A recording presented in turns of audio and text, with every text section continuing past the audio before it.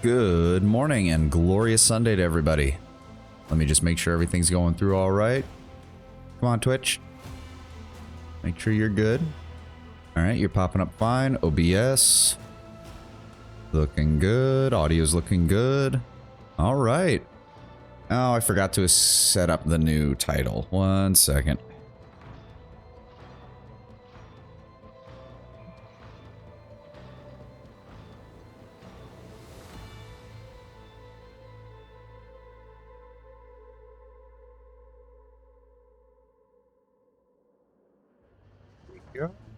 Yep, Warhammer 40k.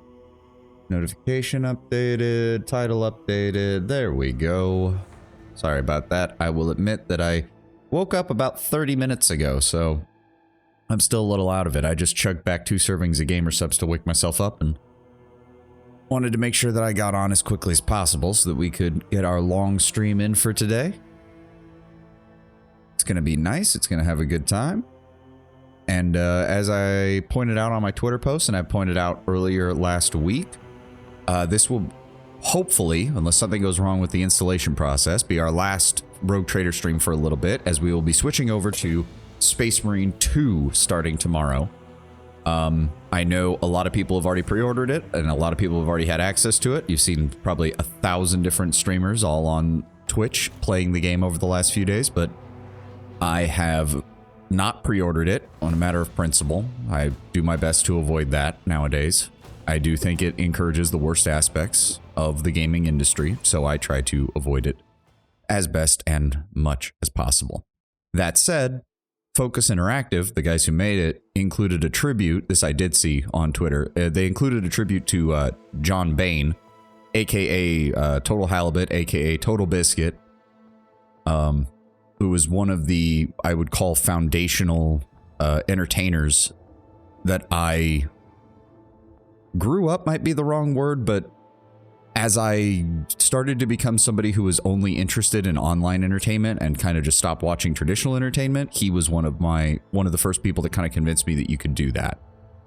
I used to watch his series back in the day, and the fact that they put a dedication to him because he was such a big 40k fan and was such an influential content creator among like PC gaming in particular, I feel like I'm in good company then. Like, it's nothing against Focus Interactive. I think they're, from the sound of it, they're doing an amazing job, and I cannot wait to see what they've made. I cannot wait to play their game tomorrow. But it's just a matter of principle that I do not pre-order the games. Now, when we left off, we had we had a bunch of this shit to still work on. Let me see here.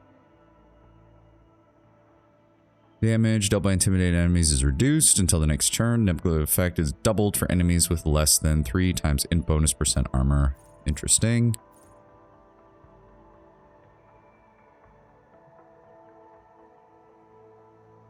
All allies gain exploits remove percentage armor until the end of combat. If 4 or more exploits are removed, the operative gains 2 times exploit remove % damage until end of combat.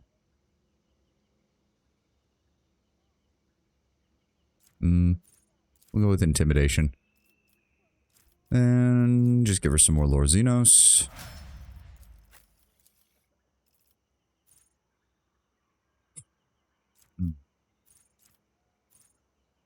There we go. Taunting Scream.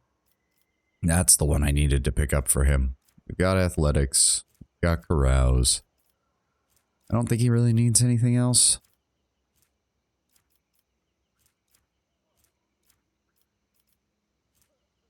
Not seeing anything else that I could really give him. Yeah, we'll just go with that. Cassio, what have we got here? Ah. Yeah, because I don't really care about any of these. Let's see. Waking Nightmare. Penalty to willpower and toughness tests. Not bad.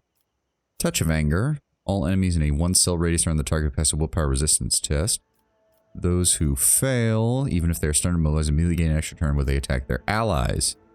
Every time an enemy becomes the target of this navigator power during the same combat, they gain a stackable plus 20 willpower bonus to resistance tests against it. Still pretty good.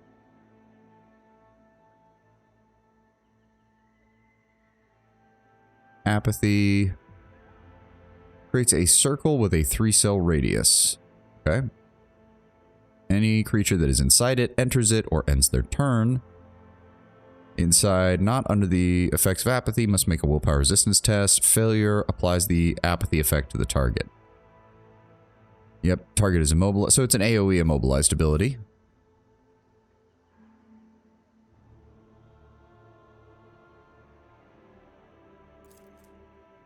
Okay, so they get a free use of charge.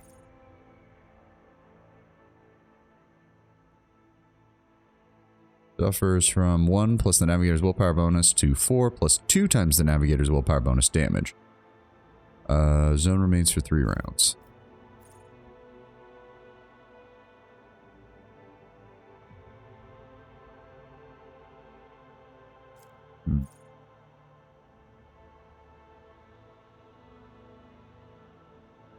That's a pretty good one.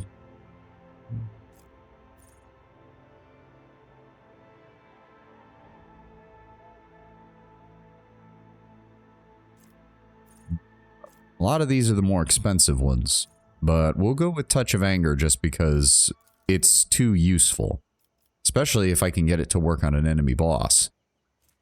That would be most useful. Coercion is 112. Commerce, 122. Persuasion's 147. So she's still good there.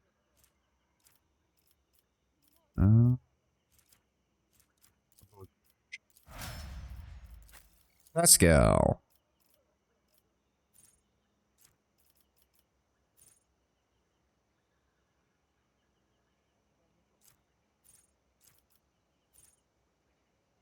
Tactical knowledge. And tech use is 185 right now for him.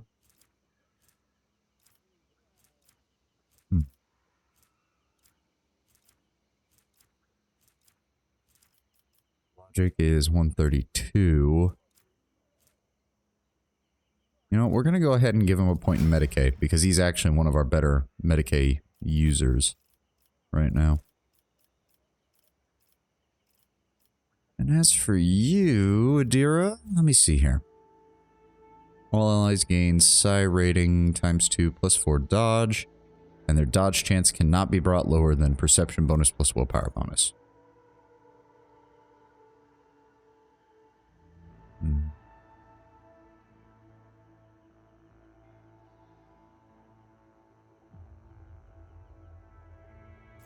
Perfect time, he's pretty good.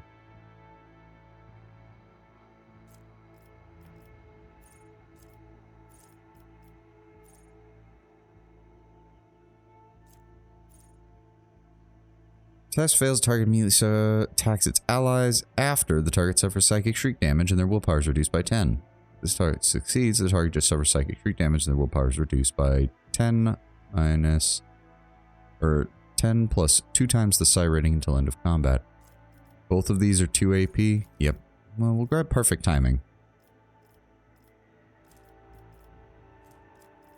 And then we'll go ahead. Yeah, Adira really just has a horrible set of fucking skills that she's really just not good at. I guess we'll just give her Lore Warp. All right, and we were also going to take a look at these. Give me type. We might have to hold out until we get back to the ship, though, so I can see everybody's. Eldari Ranger armor. Why did we pick this up? No, that can go to cargo. That I know can go to cargo.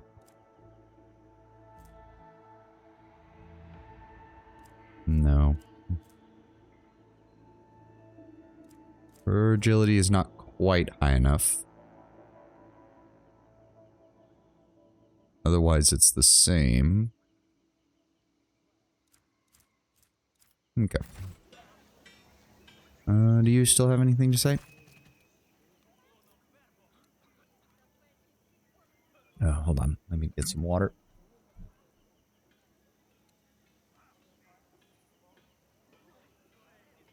You hear the elder whisper some sort of prayer as you approach. Shelter your herd under the wing of the spirits from the darkness, O Eagle God. Dispel the darkness, show us the way on our arduous path, and bless your starborn scions. I have more questions for you. Oh. We've already got most of this. This ruler has lived many of Quetza Temer's seasons for this moment. Please ask Starborn. What can you tell me about your priest who speaks with God? He is priest of this tribe. Ooh, bird. Sorry. I like it when games include stuff like they actually remember we're on a jungle world. There should be shit like that. And this ruler's half-brother. He listens to the forest and calls of the earth, wards off the punishing lashes of the sky, and speaks to Eagle God on behalf of tribe. Before disappearing in the wandering forest, he told this ruler to prepare for your arrival. Alright, let's take a look around.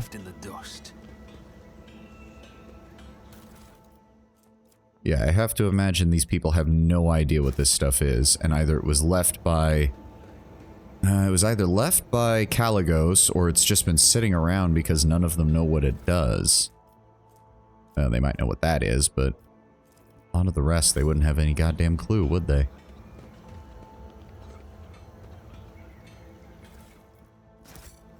So, nothing there?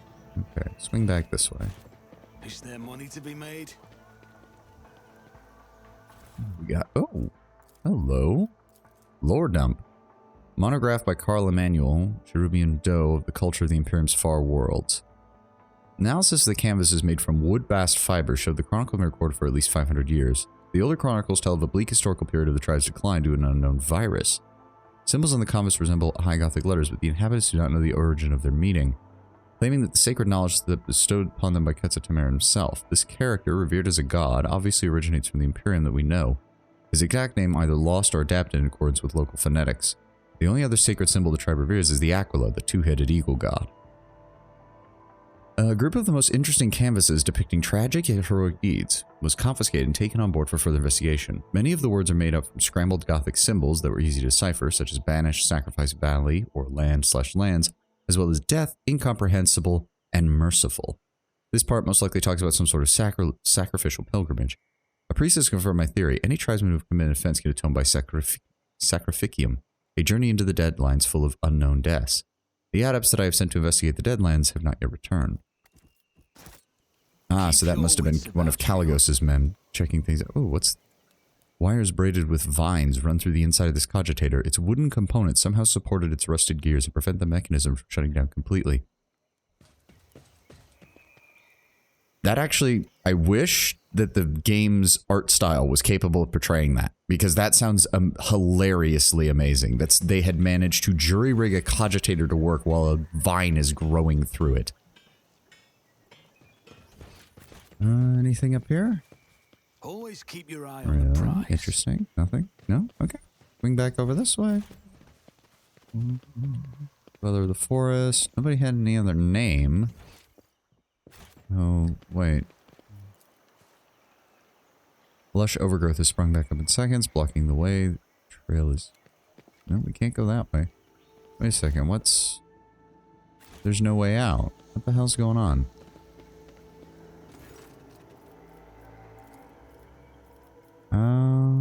No. There's nothing else there. I'm confused. Dweller in the forest, dweller in the forest. There's nothing over here.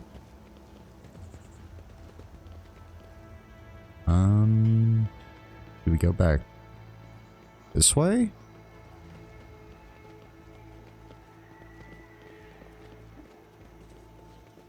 Be back in here? No? What is... I'm confused. What is going on here? Ah, okay, there we go. Alright, let's get back out there.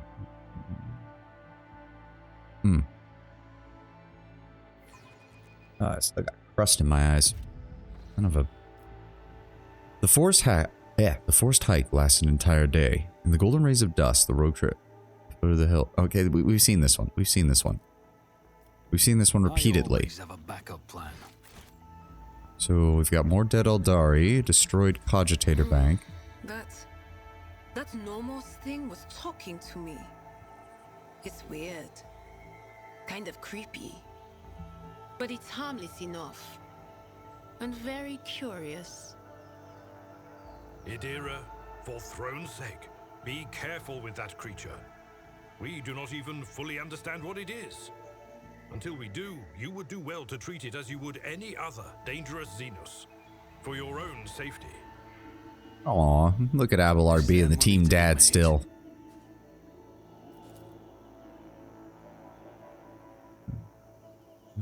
Yeah, we've already seen this one. We're back again. Alright, I guess we keep moving. We've been through this area multiple times. On the one hand, I am feeling exactly the level of infuriation I'm sure they wanted me to feel. Because my character is going in circles. Oh. This is new. Sound of rushing water comes from somewhere close by. After a few more steps, the forest parts, revealing a steep waterfall. The clear currents flow gracefully from one step to the next, carrying peculiar colorful ribbons, which turn out to be living creatures that latch onto the porous surface of rocks with their long, flexible bodies, snapping at small fish with their eyeless, toothy heads. I always keep my options open. Ooh. Okay, that was a success. That didn't look like a success, but that was a success, apparently. My warp sight reveals something. What is that? Is that just opening a path for us? Decayed Drukhari remains rest him in the forest of Quetza Temer, along with this world's sorrowful past. Interesting. So that leaves there. Huh? Blue. Oh, there it is. Yeah, Cabalite armor. Send it to cargo. Rise Keep to a the sharp top, eye. or get left in the dust. Nice. We got that loaded up. The vicinity of the carefully erected place of worship is quiet and peaceful. I am registering the presence of dormant mechanisms, anomaly, unknown rites that put the machine spirits to sleep in contravention of established protocols. Well, to be fair, Pascal, these people don't look like they have access to much in the way of power, if any at all. So I have to imagine that they don't really have a choice but to turn all of this shit off because they can't run it properly. Keep your eye on the prize. If it's ever activated, it's probably for religious rites of some kind. Let's head this way. Oh, hold on. Actually, again, this cleared this. Did that actually do anything? Because it doesn't look like it did. Alright, whatever. Boom. The trek along the monotonous forest landscapes is becoming dull. The rogue trader's weary eyes are ready to close of their own accord when the unusual sounds of the forest are interrupted by a blood-curdling scream. The cries are drawing closer and closer. Finally, their source appears. A small creature with slick black fur and a long tail. As if mocking the rogue trader, it lets out another piercing cry before scurrying away. Its yellow hindpaws winking between the tree branches. Oh, great. Freaking mimic. Have a backup plan. Okay, that leads that way. See, it's also interesting because if these areas are here, it means that somebody established outposts in the middle of this forest before it started being able to just change on a whim. Judging by the traces of blood, the Xenos attacked the camp from the high ground and were reluctant to get too close. Markings on the container date back 500 Terran years. Inside are decayed remains and unusable equipment. Can we get up there? Yes, we can.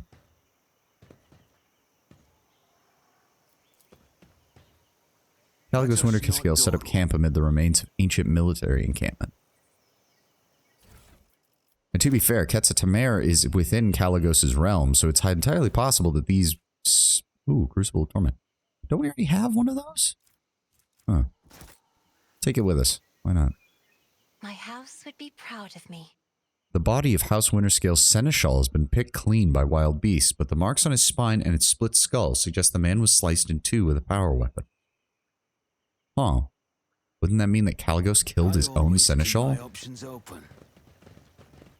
Oh, the camp was routed. Was it the fury of my kin? They fought monsters from among the Munkai, only to become no different than monsters themselves. Yep. I do, again, one thing I do like about Irileth's quest lines and her contribution is she really does stress the point that, yeah, the Imperium is the most bloody and cruel regime imaginable and all that jazz that you see from the intro. But for all of their high vaunted wisdom, for all of their farseers, for all of their other shit, the Eldar really aren't that different. They are the descendants of a galaxy-spanning empire that did not give a shit for the lesser races, that did not do anything to help them, and was more than willing to lord their position over everybody.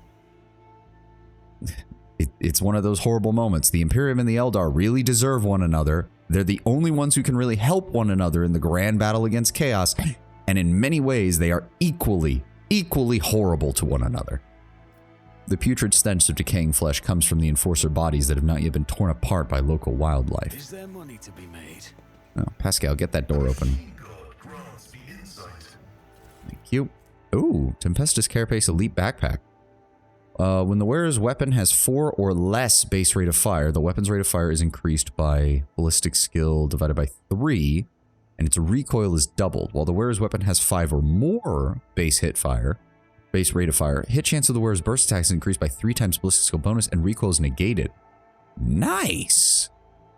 That is actually really good. Rise to the top or get left in the dust. See, that makes me want to do like a guardsman style build at some point in a future run. Maybe one that I don't do on stream, obviously. Just literally make a guardsman who becomes a rogue trader and just uses a las gun. I just want to have the ability to just be in cover, using the smart, they just throwing grenades, blowing things up. I think that would be kind of hilarious. All right, let's keep... Oh, there goes an Eldari. Oh, shit. Oh, for fuck's sake, Caligos. He has a Scythe? Why don't I get a Scythe? Okay, so that's the priest. He's got a navigator with him. He's got his Master Militant, whatever. Yeah, Wharton the Grey. Don't remember. He's got a tech priest with a goddamn heavy multi-melta attached to the end of his thing, and a Scythe. I swear to God, if that's Malice, I'm going to laugh my ass off. And of course, Caligos himself, who's wielding a large power axe and a plasma pistol from the looks of it. Also, I like the armor, my dude. Very nice. Okay.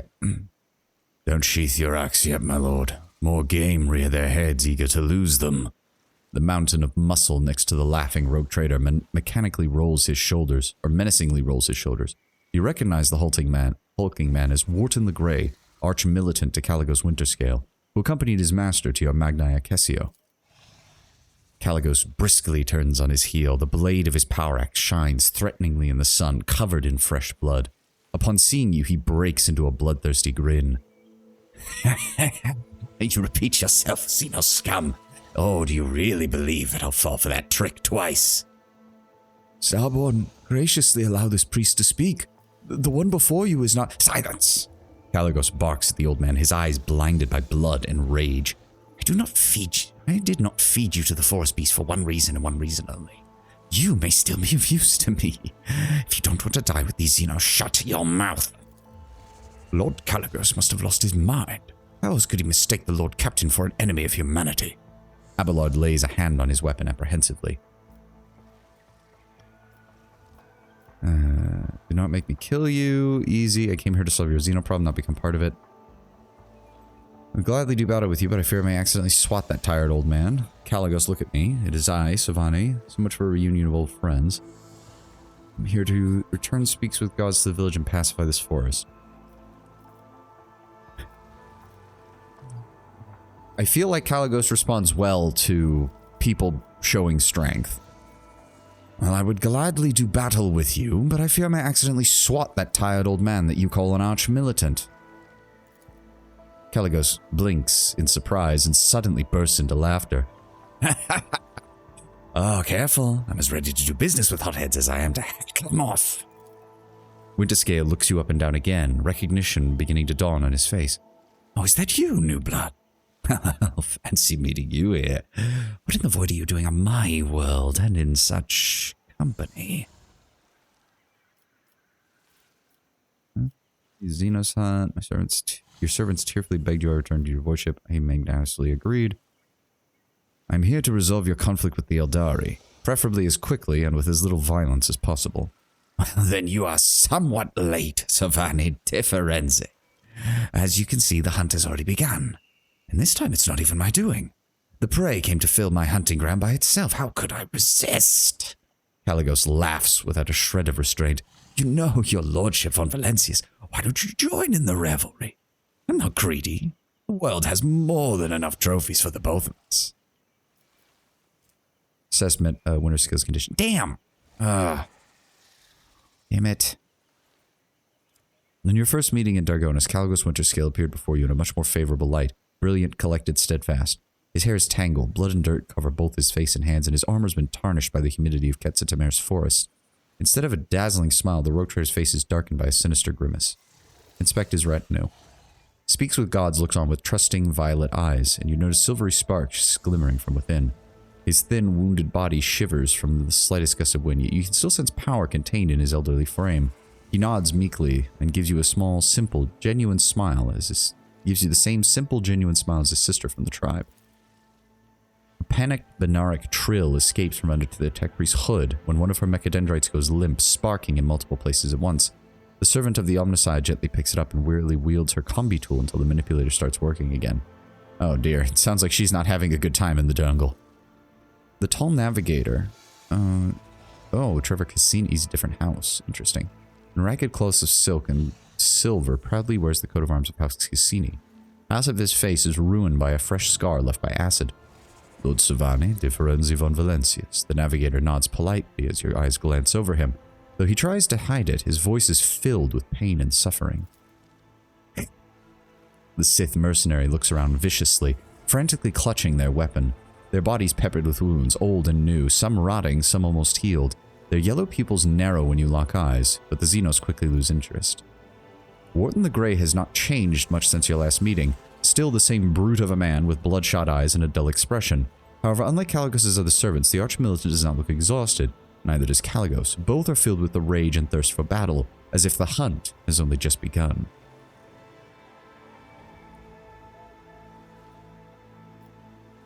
I would ask a few questions about what you've been doing down here for the better part of a month, my Lord Caligos Winterscale. Really? And I should like the tenderest sea serpent steak and a bottle of Calaxian Amasec. Oh, what misery. 10 moons already have been forced to subsist on grass roots and insect larvae. Save your questions for later, my dear rogue trader. I'm not talkative when hungry. Oh, let's find a way to the old man's village. Oh, yes. Then I'll give you your proper audience. The old man guiltily lowers his head. The forest home of this priest and his people has always been full of wisdom and life. But the fire rain called by the outsiders from the dark, one great moon and one small moon ago, angered the forest spirits. This priest must find his way home to the heart of Quetza Temer and perform the soothing ritual with the tribe. Until he does, the spirits will suffer and twist the trails. Until he does, the Starborn will not be able to return to the stars.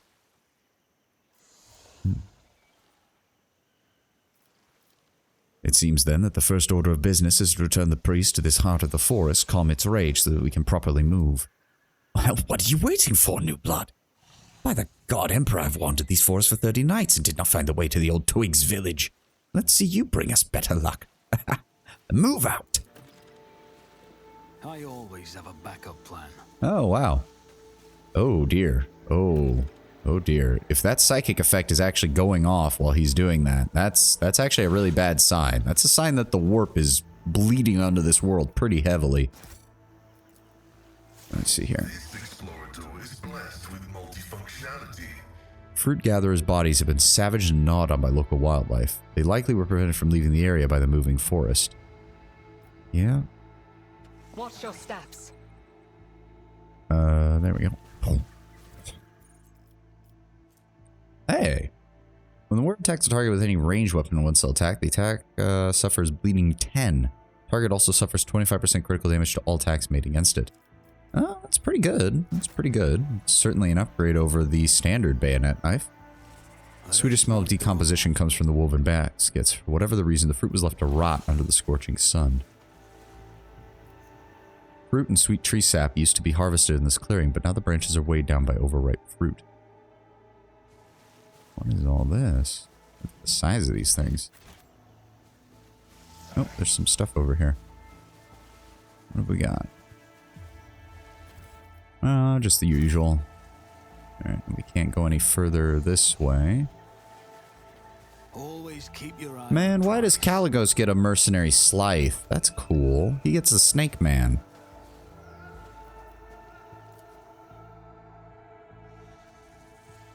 Let me take a sip. skies break open, a heavy rain penetrating even the dense canopy of the forests. Luckily, the elements relent before overlong. As the sun emerges once more, the forest comes alive with the singing of birds, accompanied by the quiet sound of falling droplets. Oh, okay, this is going back the way we came. Okay. Is Caligos gonna say anything? We go this way.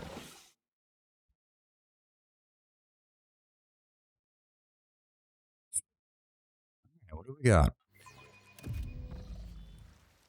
Oh. Several hours of traversing the forest. I don't know what she just said. A small mountain blocks the way. Something about the pattern on the stone seems wrong. A few minutes later, it becomes clear that there are cogitator parts glinting at the base of the mountain. The machines appear to have grown into the stone itself, along with the dirt and grass, with the only proof of their artificial origin being the occasional flashes of lumens powered by some random unknown impulse. A carcass is lying on a flat stone nearby, cut open and sacrificed to an unknown god. And what did Irlet say there? Gracious Aisha, only a true monster is capable of such an atrocity. Is there money to be made? I mean, I wouldn't say that, but... The Imperium has practiced human sacrifice pretty much from the beginning. I sense something nearby. If you would please, Irlet. Too hard for a simple monkey. Oh. Each of the wearer's critical hits made with a ranged weapon increase their melee weapon critical damage by plus strength bonus until end of combat. Nice. Not bad, not bad. Keep a sharp eye. A trivial Rise task. to the top or get left in the dust. What's the... Time-worn Imperium breastplates and chainswords gleam amid the mummified remains. So yeah, there must have... Something must have happened to the original Imperial colony here that left just the feral worlders, essentially. Experience. Nothing matters more. Oh. The stupor. Oh. It's a Lucius pattern lasgun, at least from the look of that. Deadeye shot, single shot. Whenever the deadeye shot from this weapon deals critical damage, the target becomes stunned for one turn. Critical hit build would be real good with that, that's for damn sure. Alright. The tattooed mummy lying in a ceremonial pose, dressed in a bizarre fur attire and with an aquila burned into its forehead. Error. Making adjustments. Damn. Yeah, we saw that. I'm registering a non-standard use of a field structure. The ritual burial of these remains does not conform to Astra Militarum protocols. Hypothesis, the rite was performed by local inhabitants. It's possible. But the fact that you failed it tells me that there's got to be something more to that story. And yeah, I really should have given him more Medicae skill, shouldn't I? What is this exactly? Someone repurposed the old containers to build a ceremonial tomb. The remains of Imperial soldiers were placed inside a long time after their death. And they obviously didn't have enough if the other remains that are left around here are any indication. Alright, let's keep moving.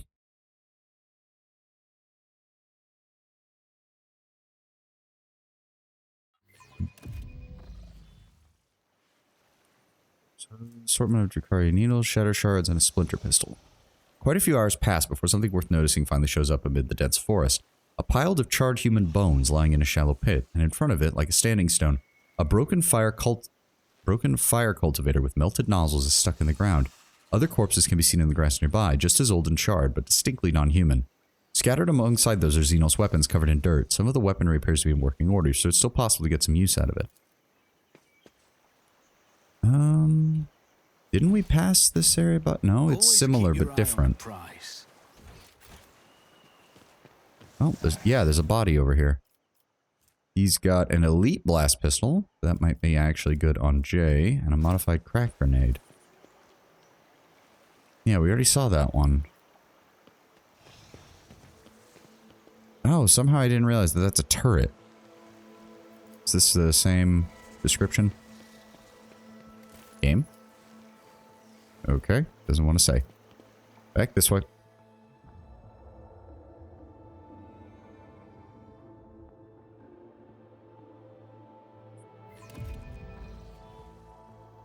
Hours of wandering bring the rogue trader to a tall, sprawling tree. Something shiny is stuck in the foliage. Moving closer, the Lord Captain recognizes an obsolete heavy void suit model that has been subsumed among the growing branches.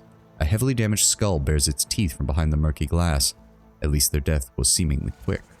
Keep your wits about you. Okay, yes, this is the same Eldari place that we... Yeah, I don't suppose Caligos has anything to say about this. Nope, he doesn't care. I mean, I didn't expect it, but you never know. You never know. We can get him to talk more. We might be able to figure out what the hell's been going on with him. Because from the sound of it, he started out as a decent ruler, and now he's just gone off the deep end. And we're back here. Okay. Back this way then, I guess. I don't actually know if there's any order to this, or if it just does it enough times until you get to where you're supposed to be going. Oh, here we go. Among the trees covered in ivy and moss, the work trader noticed a spiraling pattern of small white lumps on one of the tree trunks. Someone has cut the bark, causing the milky sap to flow down the damaged parts of the tree, harden from the heat, and turn into uneven, rubbery cocoons. Is there money to be made? Yes, and we've seen this before. I am so confused. What is going on? Hold on. Oh, there's a second. Okay, there's a different one. Maybe there is some weird logic to this, and I'm just not seeing it.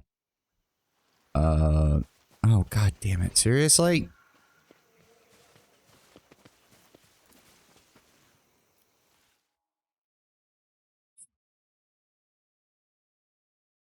I don't know whether this is just, again, meant to just make you feel annoyed or actually be a puzzle that you can fuck up.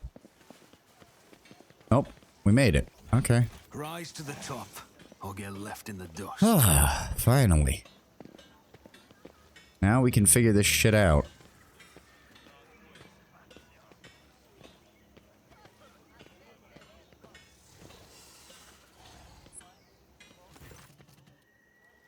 Everything happened just as Speaks with God foresaw. Starborn return, and with them enough of your bleating, old hag. Already told you your speech offends me. Makes me want to cut out your tongue. Caligos waves the woman away and turns his flinty gaze upon Speaks with Gods. I am sick and tired of aimlessly trudging through your woods, old man. I am a hunter. Without a quarry, I turn into quite the beast myself. Humbly covering his eyes, the priest nods. Speaks with Gods is ready to conduct the ritual, O great Starborn. The heart of the forest calls to me. Let this priest serve his gods not in word, but in deed. Ah. Oh. Okay. Of course. If living vines and mechanicals, that would actually allow the vines to function as a conduit of warp energy into the cogitator. Oh, that's actually an interesting way to do things. But it makes sense. It makes a twisted kind of sense in a 40k way, at least. It's hard for warp powers to directly affect machinery other than just breaking it. So by intertwining a living creature, the vines, into the machinery and the cogitator bank, it actually allows the psychic ability to be channeled into the machine. At least that would be my assumption on what he's doing. Ah, it's done. This good for nothing psycho has finally proven himself useful. Winterscale looks around the settlement with a bored expression. I intended to have a good night's sleep and enjoy the local delicacies. One good thing about Quetza Temer is that the fruit here is sweeter than Calaxian honey, and more tender than the meat of a young ox. You should get some rest as well, my fellow trader. Remember, it's better to go hunting when you're full of vigor, but slightly hungry. The hunger adds acuity, makes the kill all the more intoxicating, you know. Can I just mention again how much I love this guy's portrait? I honestly wish we had a portrait that looked this deranged for the character, because I don't really think there is one.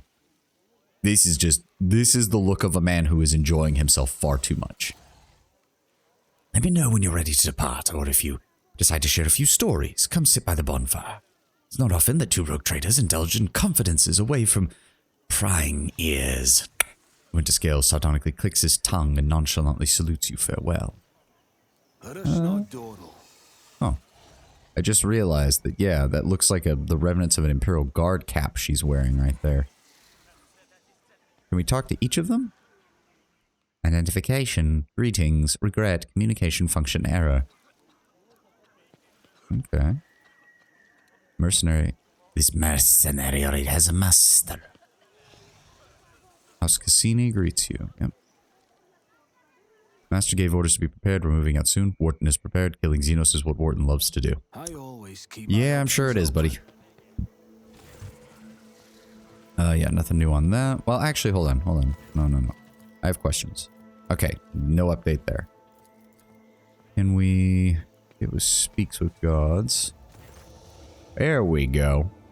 Speaks with Gods welcomes you, Starborn. His violet eyes are reverently trained on you.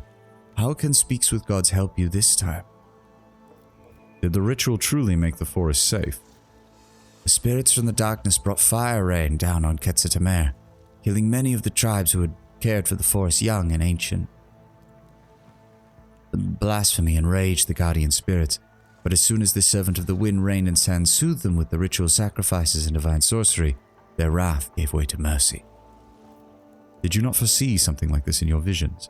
The dreams come and go, sky herald of faraway stars. Sometimes this servant of the gods can understand the mystical visions in days of old or the future, but when this servant cannot fully comprehend the divine design of the two-headed eagle god, sometimes I am blind even when I can see. I mean, that's worthless. This person can't even get off this planet, and it's obvious that the black ships have never shown up here. I suppose you're a good man, even if you are an unsanctioned psyker. The old man smacks his lips, pleased with the praise. Blessed is the life that serves the two-headed eagle god and the sky heralds. How did you and Winterscale survive all this time? The Starborn who carries the seal of Quetza Temer's descendant is strong in both body and will as befits a god. This servant, like the rest of his entourage, has grown weak on just the 7th night of our journey, but the Starborn continues to lead us fearlessly, pressing forward to seek out the spirits from the darkness even among the twisted paths and deliver the sky's judgment. This servant of the grass, flowers, and trees regrets only the immediate death of the Starborn's companion, the one that you would call a seneschal. He quarreled with the ironclad guardian, and his words enraged the Starborn, and he slashed the unfortunate man's body up with his axe and threw the remains to the wild animals of Quetza Temer for them to feast upon. Winterscale killed his own seneschal. This servant saw everything with his own 2 eyes. The old man pauses in hesitation before continuing. It is not proper, perhaps, for a mere speck of dirt under the heels of a sky herald, the two-headed eagle god, to muse upon it, but the servant did sense, with his entire being, the rage that possessed the Starborn at that moment. And the ironclad guardian reveled in his god's wrath. Ironclad guardian? Suppose you mean Caligos Winterscale's arch-militant. Wharton the Grey seemed dangerous to me even upon our first meeting, but our time spent together wandering through the forest cemented this notion. Tell me of yourself, old man. Speaks with Gods is the name of this humble servant of the forests, rivers, and mountains. When the two-headed eagle god speaks, this servant listens and recounts words to his tribe, and the tribe carries out his will. The old man closes his eyes. His body sways to the rustling of the leaves and the babbling of the stream. This servant of dreams, nightmares, and reveries can see things others cannot. What has transpired and what is yet to be. Your appearance in the heart of the forest and... The priest falters for a moment. The consequences it bears for Quetza Temer. What consequences of my coming to this world did you see in your visions? Sky Herald stands at the crossroads. I see all of the choices and none of them. But this servant knows one thing clearly. The Starborn must go to the Deadlands to destroy the one who should be long dead. Suddenly, the old man throws his head back. His body shudders. Droplets of blood burst from between clenched teeth. Sunset rays paint the heart of the forest crimson if the darkness leaves it. 2 stars will part then meet again, crimson upon crimson. Fading light can still be saved. The priest covers his face with his hands and breathes slowly, finally coming to his senses. Forgive this servant, Sky Herald. The waking dreams are often the most painful. Sunset rays will paint the heart of the forest crimson if the darkness leaves it. That's strange, because the darkness is referring to the Eldar. Painting the heart of the forest crimson seems to indicate that if the Eldar are defeated or leave, that something's going to happen to this place. The 2 stars will part, then meet again. So we're going to be separated from Caligos and then meet up further in. The fading light can still be saved. Interesting. That's strange. I can't see or hear anything from the other side. but I'll go ahead and say it since nobody else wants to. I don't like this one bit. So if the darkness leaves the forest, something bad will happen? I thought it was usually the other way around. What can you tell me about your tribe? We are the children of Fiery Mother and Pale Father, who look after us by day and guard by night. Faithful servants of the two-headed eagle god, who shields our land from misfortune with his wings. We are the ungone forest-dwelling children of the earth, guardians of the temple of Quetza Temer, the first starborn to have ever set foot on the virgin soil of this land. So in other words, this was the initial landing and colony site, and the other tribes are all technically descended from these people. Tell me about Leads Ahead. Leads Ahead is half-sister of the servant of Smoke, Fire, Ash. She was the first to emerge from Mother's womb, and thus named next ruler of the tribe, and this servant was the shield to fend off disasters from his ruler. Many years later, when the gift of the Eagle God awakened inside this servant, Leads Ahead named her brother priest of their tribe. Your speaking is quite strange, just like your sister's. Strange amalgamation of low and high Gothic. The old man looks down, embarrassed. Forgive the servants of Quetza Temer their speech, O Starborn. No matter how much the ancestors tried to pass the language of the gods onto their descendants, the tribes seldom use it, for the gods only descend upon their heavenly palace not more often than once in 3 life dwells. Lingocultural analysis of the target's speech suggests that the expression 3 life dwells equals 150 standard Terran years. I have no more questions. I will take my leave. I always have a I backup don't plan. remember there being anything else we needed to look at here. No.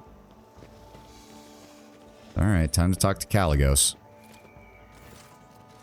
A nice walk, wasn't it, Savani? Oh, you may have helped us navigate the living forest clutches, but don't let it go to your head, my friend. I would have managed myself sooner or later. Sooner or later. Winterscale chuckles before repeating himself. I have some questions for you, my dear comrade in arms. Oh, one day you two will grow sick of all the talking. And then you'll choose to just shoot Xenos on a wild planet over the endless intrigue of court. A cheerful note rings in his voice. But fine, we have plenty of time. So be it. I shall give you a private audience. If dear Corda knew how close-knit we'd become, oh, she would have us branded as conspirators. Let us discuss the Eldari problem first. Oh, you care about them that much, new blood? Caligos bellows in disdain. Go ahead. Try to convince me that the vile Xenos scum deserve the mercy of the great Caligos Winterscale. Remember, You only get one chance.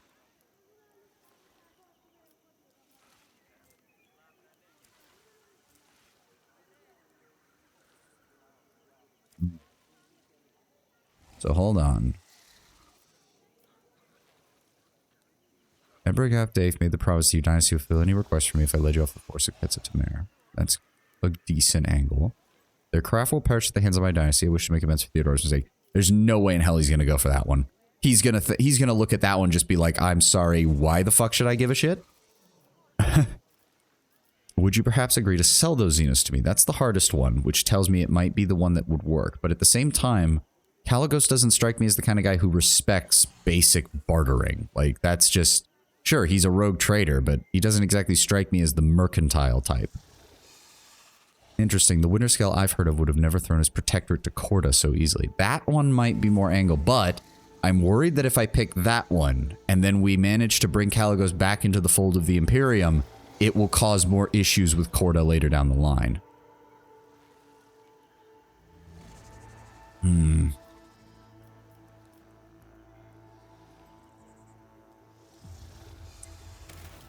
Where did it auto-save me? I am not even sure. It looks like... Okay, so... This might be one that I do save scum depending on how things go. But quite frankly... see, this one... Hey, Phoenix. Good to have you. Yes, this is a tough one because I've got a feeling this is actually a big deal for Caligos. That's what bothers me, is that the one that makes the most sense, the one talking about losing his protectorate to Corda, is also the one with the easiest skill check. Because he doesn't give a shit about this. He might be willing to go for this if out of only pure profit factor. This one he might do, but that one has the same problem as this one, where I feel like if we use this to bring him back into the fold, he's going to immediately use that favor to push us against Corda and the rest and the Lord Inquisitor, which would make sense for him, I think. This one is interesting because we did manage to secure that guarantee from his shipmaster. But Caligos strikes me as the kind of guy who'd be like, well, yeah, my shipmaster made that deal. Hold on one second. Goes back up to his ship, brutally murders said shipmaster, and then is just like, so yeah, that deal doesn't matter anymore because he's fucking dead. For right now, though, we're going to go with this one. Well, that's very interesting, Lord Caligos. But the winter scale that I'd heard of would never have thrown his protectorate to Corda so easily. Winterscale flinches as if from a blow, and a doubt darkens his gaze. Oh, testing the boundaries, are we, my dear Savani? I do like your boldness, but you shouldn't stick your head so far into a beast's throat. I shall consider your words. That is all I shall promise.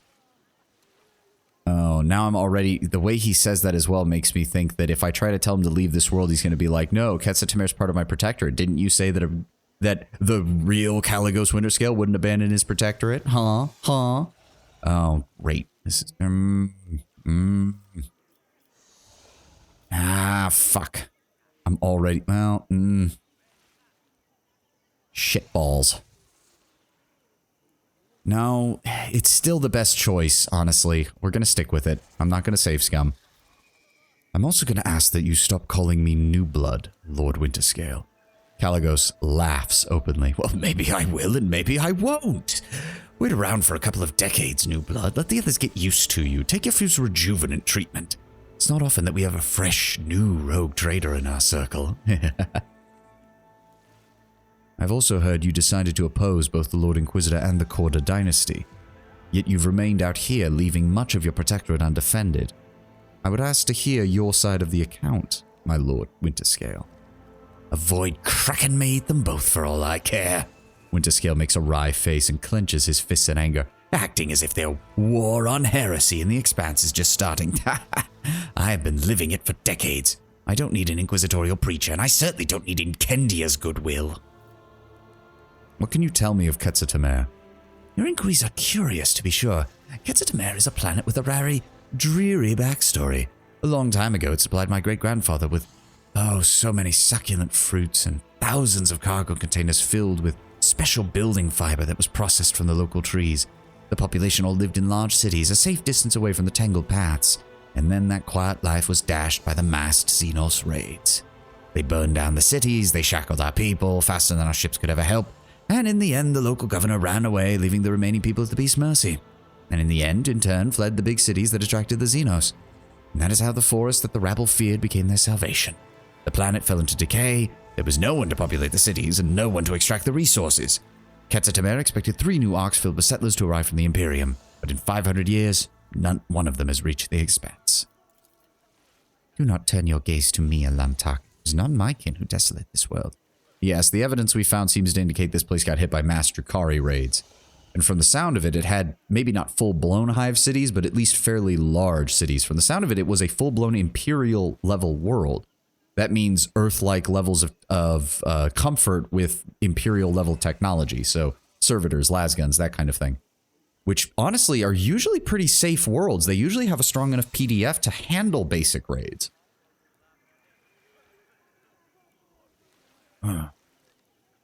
So it's interesting that this world fell into such decay so quickly. How exactly did you survive in the forest all this time? Forests of Quetza Temer are not like the jungles of Katakan, New Blood. The only things that could kill you are your own stupidity, or an unfortunate coincidence in the form of a stray Xenos and a rare predator. Rainwater for breakfast, lava for lunch, fermented fruit in place of wine for supper. Oh, one could not wish for better hunting grounds. Caligos laughs, but then falls silent, evidently unwilling to share the details. I have noticed that your people look utterly woebegone, yet you still do not have a single scratch on you. That means my people are weaklings, and I'll change that. As for me, I have been a stout of constitution since the day I was born. At first, Caligos shrugs his shoulders indifferently, but after looking closer at his companions, he raises his eyebrows in surprise. It seems that the rogue trader has only just realized the validity of your words. See, something is affecting him. A lot of the descriptions we've gotten of Caligos is that he was always brash, he was always headstrong, but he was never uncaring or psychopathic the way he is now. There's something underneath all of this. There's a man who once cared for his people and cared for his retinue, and that man is being actively suppressed by something. Or by trauma, or by something that he ran into that affected his brain. There is something that is blocking what he used to be and creating what he is now. We ran across the corpse of your seneschal at one of the forest camps. The old man was a weakling, and that's why he's dead. That's what happens when you can no longer fulfill your duty to your master. Wharton grins in contempt. His entire being expressed his disdain for the seneschal. Caligos carries himself with an air of indifference, but the sudden furrows on his forehead betray his regret. Many fine warriors perished upon this hunt. We'll raise a toast to their names when you can. Yeah. Is Wharton maybe a Cornite cultist and has been fucking with Caligos' head? That could be possible. But the Slythe don't like chaos other than Slaanesh, so you think he'd be able to point it out. You have a navigator who definitely should be able to point it out. And the fucking priest as an unsanctioned psyker should be able to feel that. So I don't know if that's the case. But it would be interesting because we've mainly been running into Slaanesh and Tzeentch over the course of this adventure. So I'd be kind of funny if we just started suddenly running into a bunch of Cornites. But also not unheard of. The sector is gearing up for war. That's usually when the cultists from Khorne start popping up everywhere. I suppose it's time to go seeking Eldari. It's about time indeed, new blood. Caligos gives you a friendly pat on the shoulder and summons his retinue with a gesture. It may take some time to find their trail. But dear Wharton here has a keen eye, and his sense of smell can rival a dog. Oh, we'll do fine. Especially with the forest being on our side now. Come, just try not to fall behind. Oh, it's going to be so aggravating trying to convince this to not turn into utter bloodshed. I mean, I know part of it is going to happen anyways, because I double-checked the Irolet romance thing, and there's something on Quetza Temer that we have to deal with. But we will see. We will see. And... oh, for a second I thought we'd already gotten separated because I didn't see their models. Oh no, this is new. This is new. Let's see what we can find here. Pop it open. Won't let it define me. Oh man, seriously? Oh, God damn it. Alright, alright, alright. Pull that up. Who has... you do. Speaking of which, where's my... we could use the basic ones. Where are the basic ones? Shuriken medkit. Effectively removes traumas.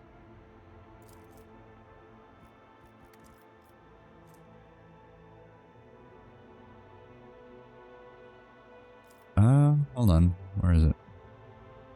It's that one, right? We also have the skin patches, which are useful. Yeah, regular medkits. Yeah, we've got plenty of those. Okay, that's what I was trying to figure out.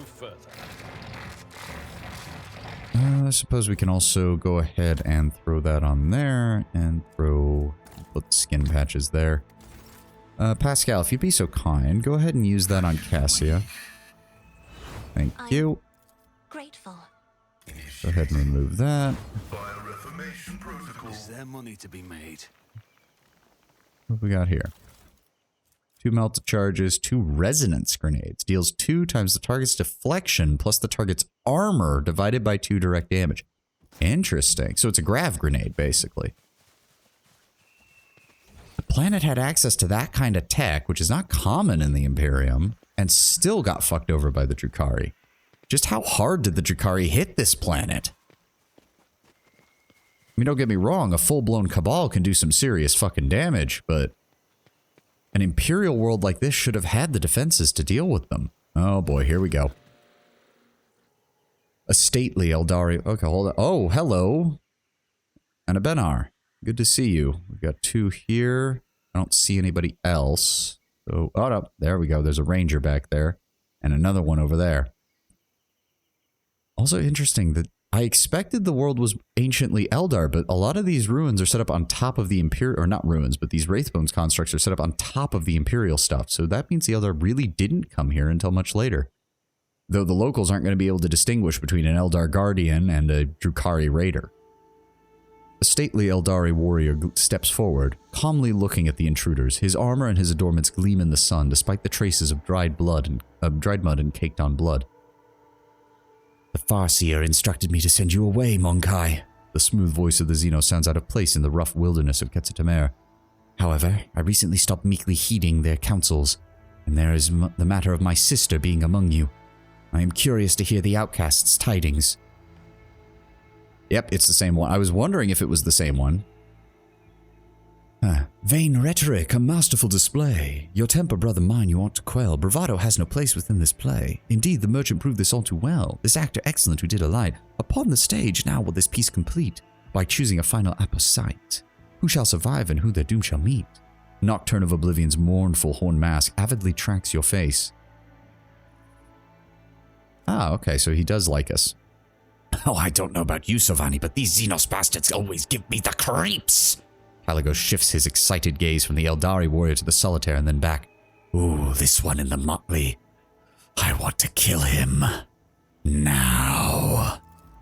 Wharton the Grey bares his teeth in anticipation and clutches the hilt of his sword. Look around the Eldari camp. The Xenos have made their camp among the ruins of an ancient city of the Imperium. Only the alien growths of the Xenotech and the wreckage of the Eldari ship disturb the picture of centuries-old devastation and natural rebirth. Despite their affected ease, most of the Xenos are pushing themselves to their limit. You can tell that they're exhausted, nervous, and frightened, even if they hide it well. This may have eluded others in your group, but not you. Nocturne of Oblivion. It has been a while. I haven't seen you since we escaped the webway. I suppose I should ask what you're doing here.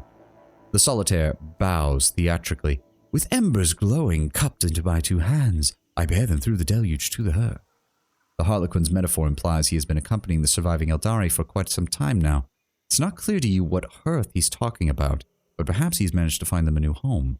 Well, given that he's one of the few people who can actually traverse the webway, he might be trying to get them off this planet into Janus, which is pretty much the only safe place that the Eldari have right now in this sector. Nope. Nope. And nope. We're not doing any of that. I am here to resolve this conflict, preferably peacefully. My nose is still bothering me. Hold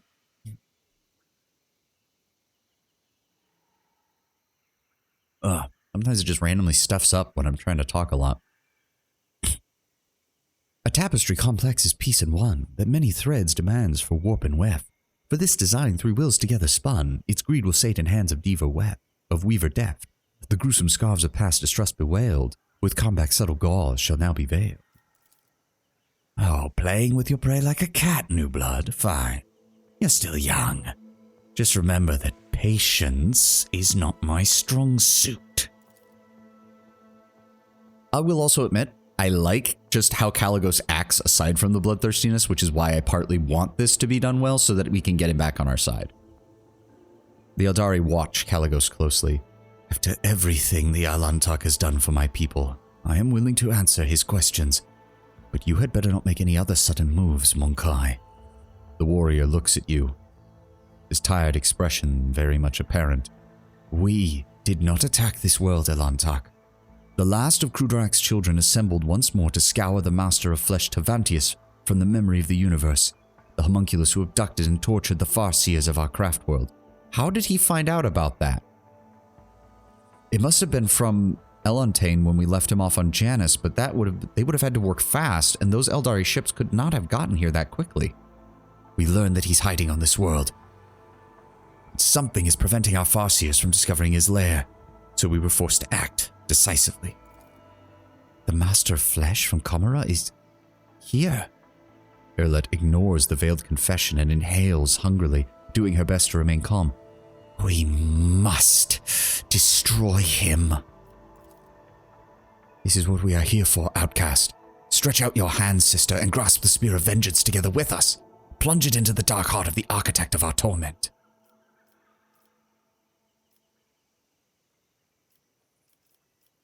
You call purging an entire world a decisive action. Our Farseers, the ones we managed to save, could not extract the exact location of the Master of Flesh. Even after our ship circled the world for a third time, something prevented them from seeing the truth. Something powerful. We knew the patrols of your Imperium would soon discover our presence, and so we decided to do something else. To exterminate the homunculus along with the world he had chosen as his refuge. The Eldari shrugs vaguely. The Monkai are flooding the galaxy at the speed of a meteor shower. This world will repopulate eventually. Is a single world not worth eliminating a powerful enemy who threatens hundreds of such worlds? Both yours and those of my kin.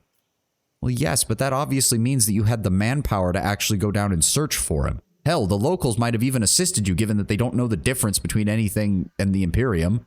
You probably could have easily tricked them with a few psychic manipulations. I mean, you guys do that all the fucking time. But you're seriously telling me that your first thought was, well, our sensors can't pick him up. Time to start firebombing the entire planet. Again, the Eldar and the Imperium deserve one another. Winterscale meaningfully raises an eyebrow. And you still deem him worthy of conversation?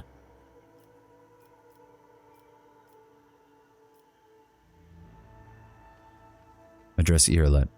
Irlet's gaze wanders from Kalagos to the Solitaire, from the Solitaire to the Eldari warriors and back again. An outcast among her kin and strangers alike, a sorrowful burden not all can bear. Do you still think these people are worth saving? I have never doubted you, Alantok. I have never doubted it, Alantok. To you, the deeds of my kin may appear cruel or even criminal, but spending enough time among the Monkai granted me clarity of vision. Sometimes you treat your own kind even worse in pursuit of baser goals or personal gain. Irlet proudly squares her shoulders. The homunculi is a threat to both our species, Alantok. You know well that his dark heart and perverted mind are capable of. Tavantius must be destroyed, and my kin have taken the role of vengeful blade. And in general, I agree, Irlet, but in case you haven't noticed, I've been trying not to do that. Address Kalagos. There is no trace of the bored Kalagos from a few moments ago. The rogue trader's eyes are now closely studying the potential battlefield before him, his enemies, and the heads he intends to claim as trophies.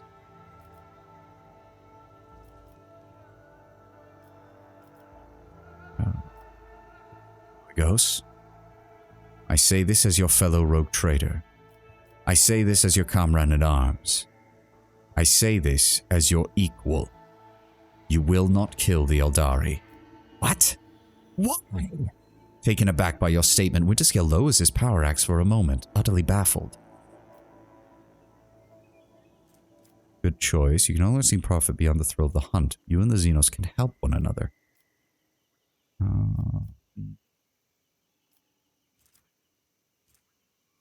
See, I think he likes that, though. Well, or at least part of him does.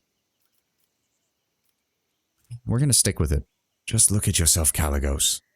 You're not becoming a rogue traitor of greater power. You're becoming a monster whose only desire is to kill and slaughter. Stop tugging at my conscience, Savani. You sound vile, like that Incendia from my nightmares come to life to ruin a good mood. Kalagos grimaces in frustration. Your words seem not to have angered him, but upset him. You can no longer see profit beyond the thrill of the hunt. You and the Xenos can help one another, and this threat is great, believe me. I know about this homunculi. There has been less good hunting to be had in the Expanse since your arrival, New Blood. If the Xenos hold useful information about the distant stars, then that is at least a reason to consider your offer. I'll throne take you and all the misfortunes in the galaxy along with you. Winterscale surprisingly gives you a clap on the shoulder. The expression on his face is mysterious, almost sad. I must confess that all this dismal talk has given me a migraine and made many of my old wounds ache.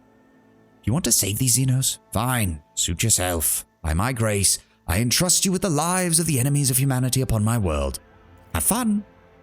Can we head back now? What kind of hunting in it when the prey does not even struggle in your grasp? I'm disappointed. Caligos flashes a provoking grin. And don't you think I'm going to forget about your words and promises, Savannah? We'll revisit that later. Okay. We have managed to disarm the situation. Irilette brushes a strand of fiery hair from her forehead and nods appreciatively. I know how difficult it is to go against the will of your kin, but I cannot hide my joy that we have both lived through this moment and emerged with a tale to tell. After all the suffering that the Monkai have inflicted upon the children of Kudarak, after all the punishment that we inflicted upon this world, my heart remains troubled, knowing that we have only tempered our grudges for a time and parted without bloodshed today. But I dare not complain. For the sake of my kin, the hour of triumph has arrived at last. As we hunt down the Master of Flesh and ensure he is no more, we can go to the edge of this stellar expanse away from the gates of Monkai and peacefully await the arrival of our kin from more distant stars. What are you talking about, Sharon Kai? Irilette stares intently into the eyes of the warrior, but his gaze remains steady and calm. Kin from distant stars, what do you speak of? Outcast Irilette, I have good news from you. Our Farseers have managed to contact the children of the Craftworld Alaitok. Soon, your fellow outcasts will visit this part of the galaxy that the Monkai call the Expanse. They will take us away, provide for us a new home, and... Shirankai pauses, gazes on you, wondering if he should continue.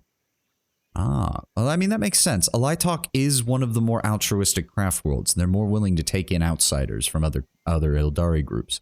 They've even rehabilitated a few Drukhari, if I remember the lore properly, although that is a very, very difficult proposition. They also have a very large number of Path of the Outcast because Alaitok tends to be very socially restrictive, even by the standards of the Eldari.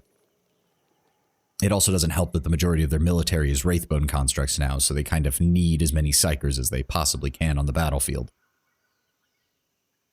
Is that what an adherent of the Path of the Warrior wishes to tell me? Were those words meant to comfort my heart? Irilette's words ring with contempt and desperation. Oh, Asurian, your children once again seek to appease their pride by sending their kin to Monkai worlds, to find nothing but blood and death. The Farseer's mistakes is what doomed Kudarak Sharankai. Their excessive cruelty, their thirst for vengeance almost doomed those of us who managed to survive, against all odds in the void between stars. You know just as well as I, yet you continue to do their bidding blindly. Sharankai, take the Webway Gate, go away from the dangers and tribulations of the Expanse, but you have chosen to stay here. Our people are dying. You feud with the Monkai. Have the children of Asurian spilt enough blood? Is it not enough that we lost our home? Why do you wish to expose even more of our kin to mortal peril? Sharankai's iron will falters under Irilette's relentless pressure. It is too late to change anything, sister. The deed is done. Their will carried out. The outcasts from Alaitok will come to the local stars, and we will leave with them. I mean, on the one hand, I get what she's saying. On the other, he is at least expressing that they're trying to get the hell out of here.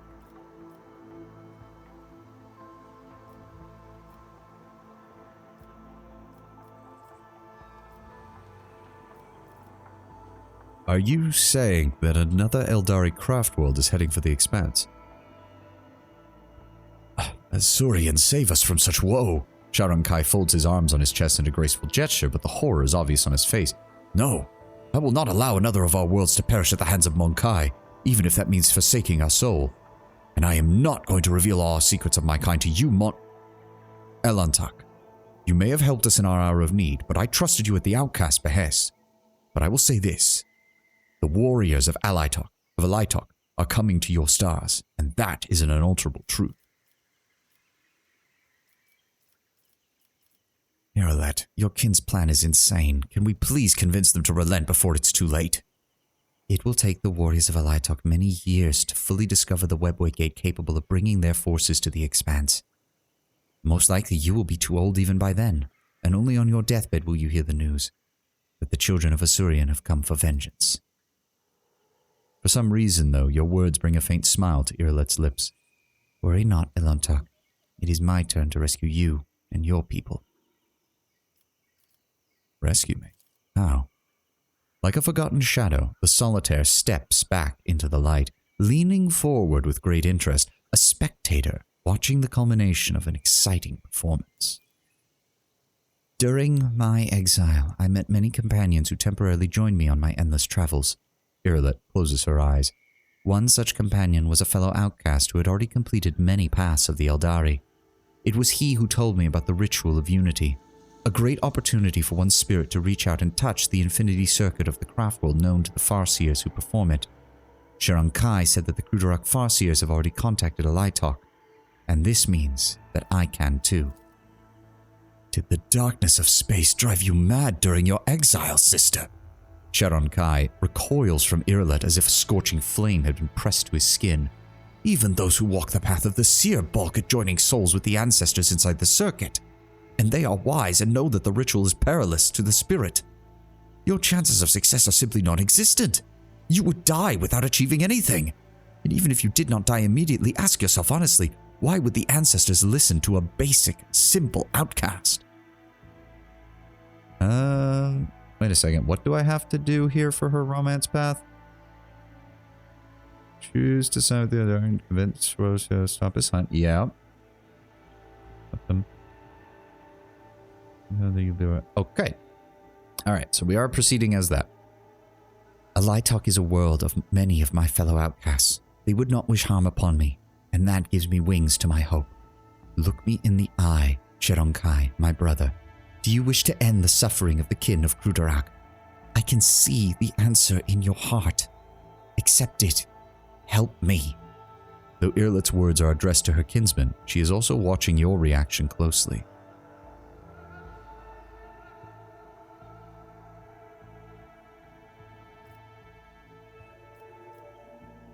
The Expanse and the Protectorate have already had enough damage dealt to them within recent years.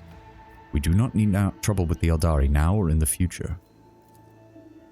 Unless the warriors of Alitok arrive in this part of the galaxy, the sons and daughters of Krudarak will perish among the worlds of your Monkai. Is that really the fate you would wish for us? We will have to find another way, brother. I understand that it is not easy for those who have lived all their lives sheltered within the bosom of the craft world to accept that sometimes life takes us down different, more difficult paths. But the path that you and the Farseers have chosen leads only to more pain. This is your life and your people, Irillet. But you know that I will be by your side no matter what you choose. And I appreciate it, Elantak. Irillet nods and underscores her words with a familiar gesture of gratitude. I have done all I can, Sharonkai, and you know what you must do. The Solitaire does not intervene, but it shifts his gaze to Sharonkai as if expecting to hear the final line of a play as the curtain falls. Asurian forgive his children. Sharonkai sighs and gestures to a few of his warriors. Fetch the Farseers. Tell them the outcast wishes to perform the ritual. We will wait for them here.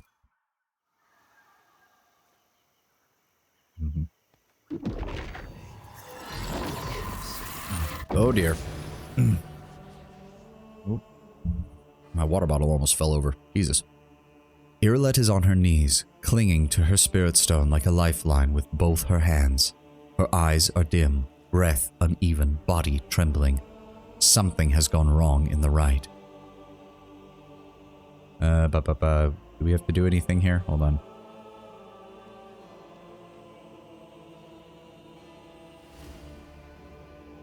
Okay. Something is wrong. Stop the rite. Something is wrong. Can't you see she's suffering? The rite of bonding is dangerous, and the outcast knew the price. I do not know what she sees, hears, or feels, but there is one truth. Her soul is impure, and the Alitok ancestors have noticed. She will go through the rite of rebirth, or perish. What is happening? The rite of bonding is dangerous, and the outcast knew the price. Again, I do not know what she is experiencing, but she is impure. Either the rite finishes, or she perishes. Don't you dare. If you will not help her, then I will do so myself.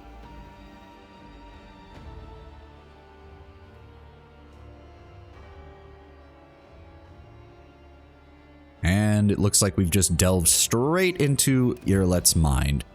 Oh yeah. Rise to the top, or get left in the dust. Poor little cousin, you were so desperate to save your spineless kin, yet all you did in the end was fail them, fail yourself, and even your curious Alantak companion. Are we gonna get little... I failed them all. Could I have acted differently? Would it have mattered? And then it disappears. Next we have multiple earlets. Relax and enjoy the process, cousin. Pain and suffering is the nectar that will save your soul, not your paltry baubles. I always keep my options open. I stumbled. I almost lost myself. I do not want to bring pain any longer to myself or others. The memory of loss is always stronger than the memory of gain, especially when you lose something as significant as a home or an entire world. I did not fear oblivion before, knowing that my soul would one day become one with the infinity circuit of Krudorak. But now I am shamefully afraid of every battle I must face. I paid the price in full, lost myself even, my meditation. My soul nor my body may never know rest.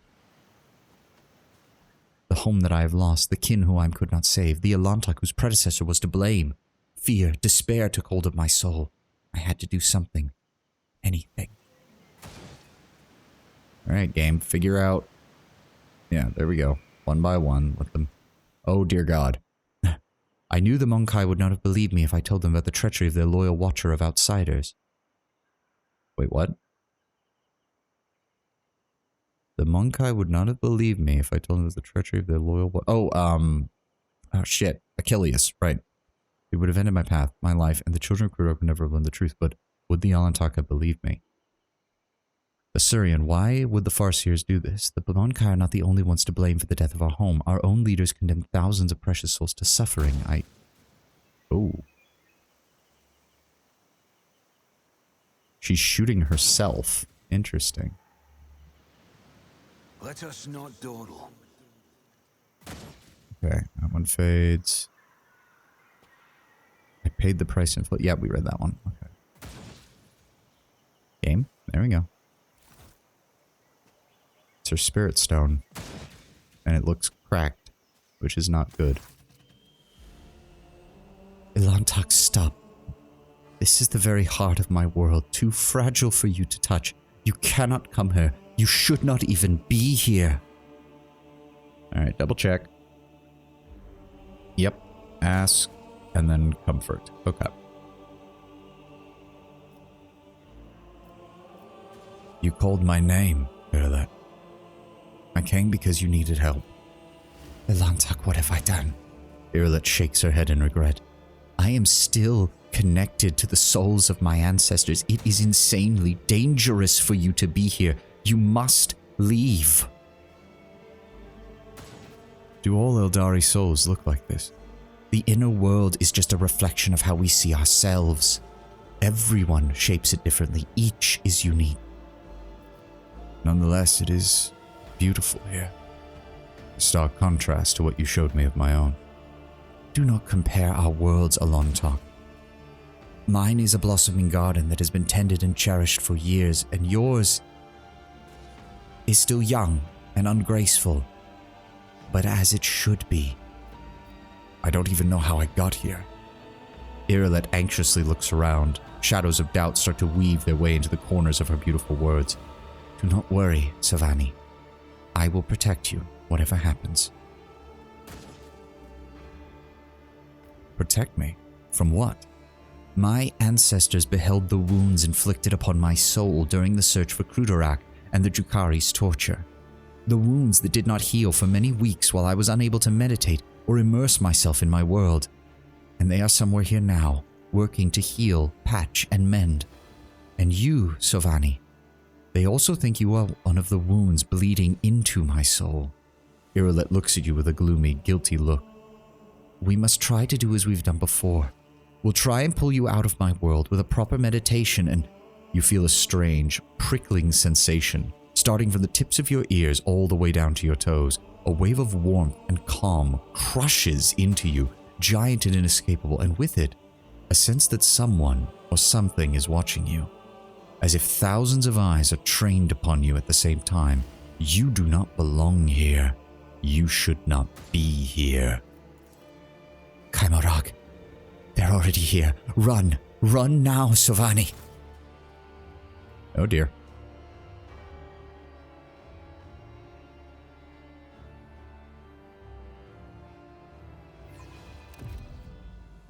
The foreign world spits you out like waste. Your head spins, your entire body aches, and every muscle burns with the strain. It feels as if the thousands of gazes that were following you in Irlet's world continue to watch you, evaluate you, judge you, even here.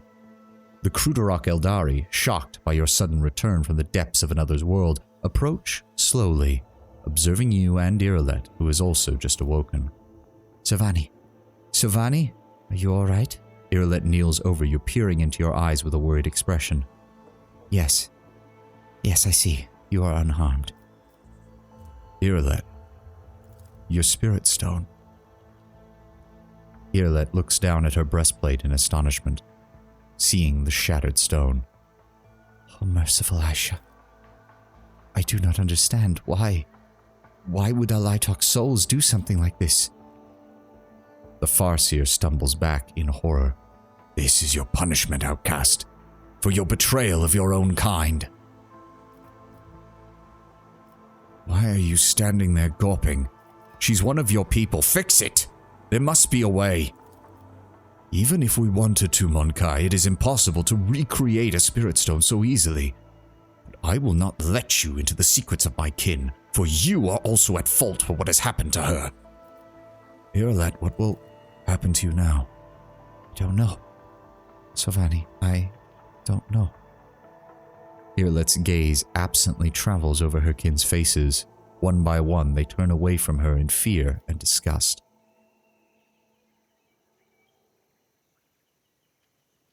I'm assuming that that's meant to be the Farseer talking, because, yeah, it doesn't make sense for her to say it. Now that Irlet's soul is left without protection, the insatiable gaze of she who thirsts will forever be trained upon her. If the outcast dies, her soul will never be able to join our ancestors within the Infinity Circuit. If she dies, Cylon Thresh will devour it in an instant. How did this happen? It seems that you became part of the rite when you drew too close. That is why I did not sense you straight away and why you could not leave. With a trembling hand, Irlet strokes the spirit stone shards, then jerks her hand away with a cry, staring at a cut on her finger. You became imprisoned in my world, Sovani. When the souls of my ancestors targeted you to rid my world of everything that did not belong there, I... You saved me. You shielded me with your soul. They would have healed my soul, but they would have made you disappear. I did not want that. And I will decide for myself when to walk side by side with you and when our ways will part. The freedom to choose, even if the choice is dangerous and wrong. That is my path, Sovani. That is what I live and fight for. I told you that everything comes with a price, outcast. Oh, it's doing it again. Yeah, this is meant to be the Eldari warrior. I told you that everything comes with a price, outcast. You shielded the Monkai from danger with your soul and ended up coming under the attack of our own ancestors. Shirankai sorrowfully shakes his head. At least you survived. Tell me, were your words heard? I am so tired of the Farseer's blindness and my own kin's hatred, Shirankai. All of the choices of our people have led only to suffering and the loss of more of our loved ones. I will no longer be an accomplice to another's hatred and pay for the mistakes of those who were supposed to guide us towards the light, but who continue to lead us into oblivion. Irlet glares at the nearby Farseers. I have convinced our kin of Alaitok to divert the river of their anger. The ranks of the outcasts will arrive in the expanse, but they will be unseen and unheard, not for the sake of war. They will still find those of Krudarok and take away all who remain, the sons and daughters of our craft world. But then they will depart these stars, without a trace, forever. The angry Farseers move to eject, but Shirankai gently interrupts them. Your brothers and sisters would not dare ask you for more, Irlet. I understand your choice, even if my spirit cannot fully accept it.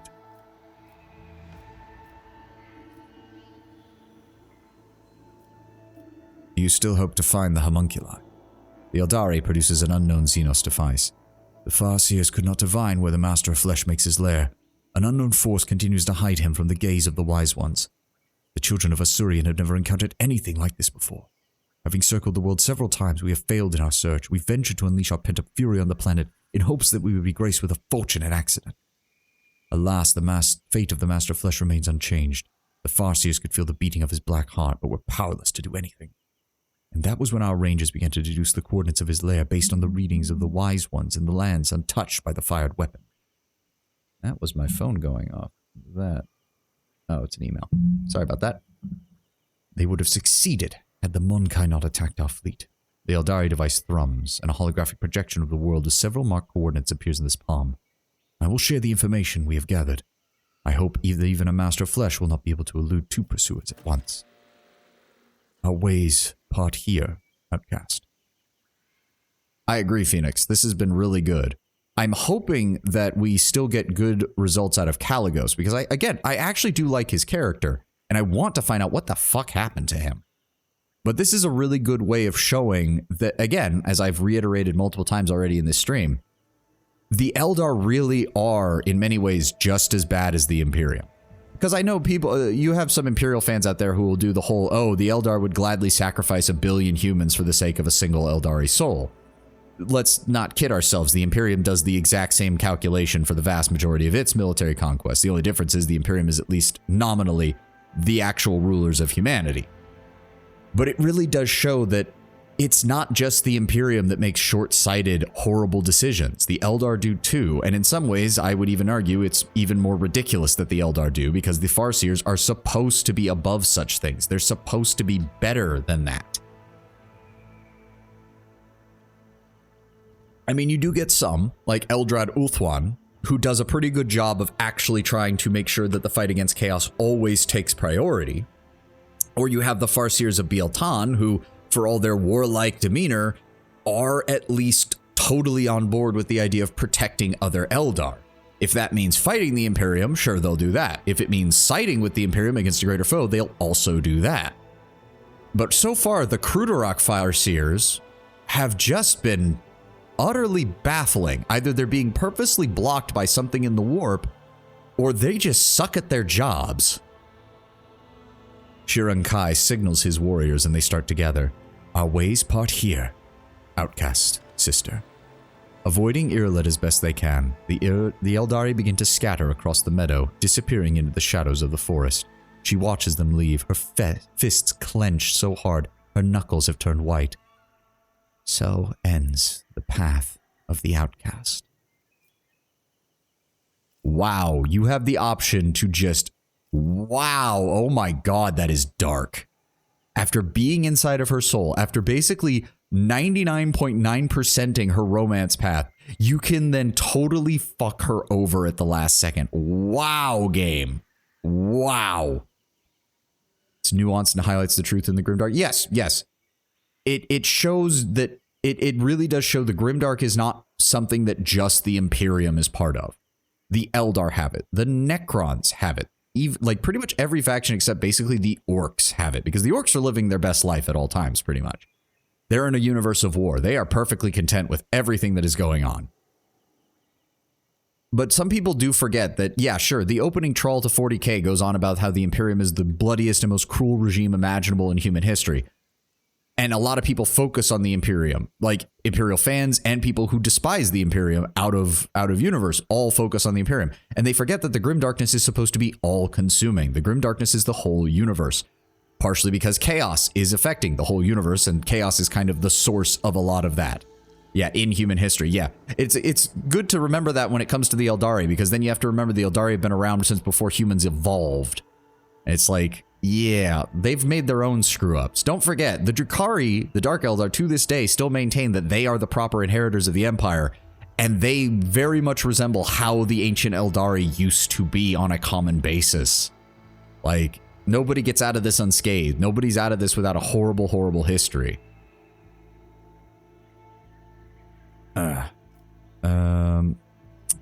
What was the last choice I needed to make for the romance?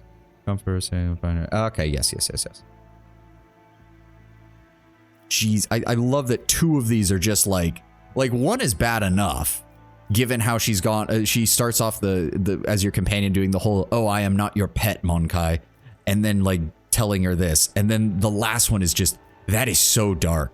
If you were playing a heretical playthrough in which you basically faked being in love with her or being close to her, that would be a brutal way to finish her storyline. Holy shit. Nothing is over yet, Irilet. I will stay by your side. We will find you a new spirit stone. I swear it. Your words cause Irilet to smile slightly. If only it were that easy, Elantak. One must know how to bond an empty spirit stone with a soul, intertwine it with one's interworld, and be able to contain it. Only the Farseer casts are capable of such a feat, but with my kin having turned their backs on me, and not for the first time. Let us go, Elantak. Let us leave this graveyard of doubts, unfulfilled hopes, and newfound tears together. Okay. Always keep your eye on the prize. This still begs the question. Didn't Idira have her little moment as well, telling about how there was a door here that she needed to find? Damn, there were a lot of these guys. Also, I'm kind of surprised that the Solitaire didn't bring up more of this. Oh, exactly. Is that a sniper rifle? It doesn't look like a sniper rifle, but it has Deadeye shot. And the Eldar Farseer mesh armor. Critical hit chance to suffer critical hit is minus 70, plus 15% armor if the bearer's willpower is more than 70%. Huh. That is pretty good armor. Damn. You need, I would need Eldari equipment in order to use that, though. Newest.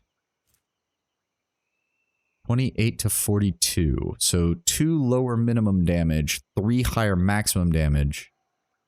Or no, the Eye of Hecaton's still better. Why am I even looking at that? Then what the hell is it? When this weapon hits, the target must pass a toughness test with a minus 35 penalty or become blinded for 1 round. Okay, that's not the worst, but it's still not a very good sniper rifle. Maybe if I was using a lasgun build, that would kind of make sense. Maybe. I don't know. Still doesn't seem like it's very good.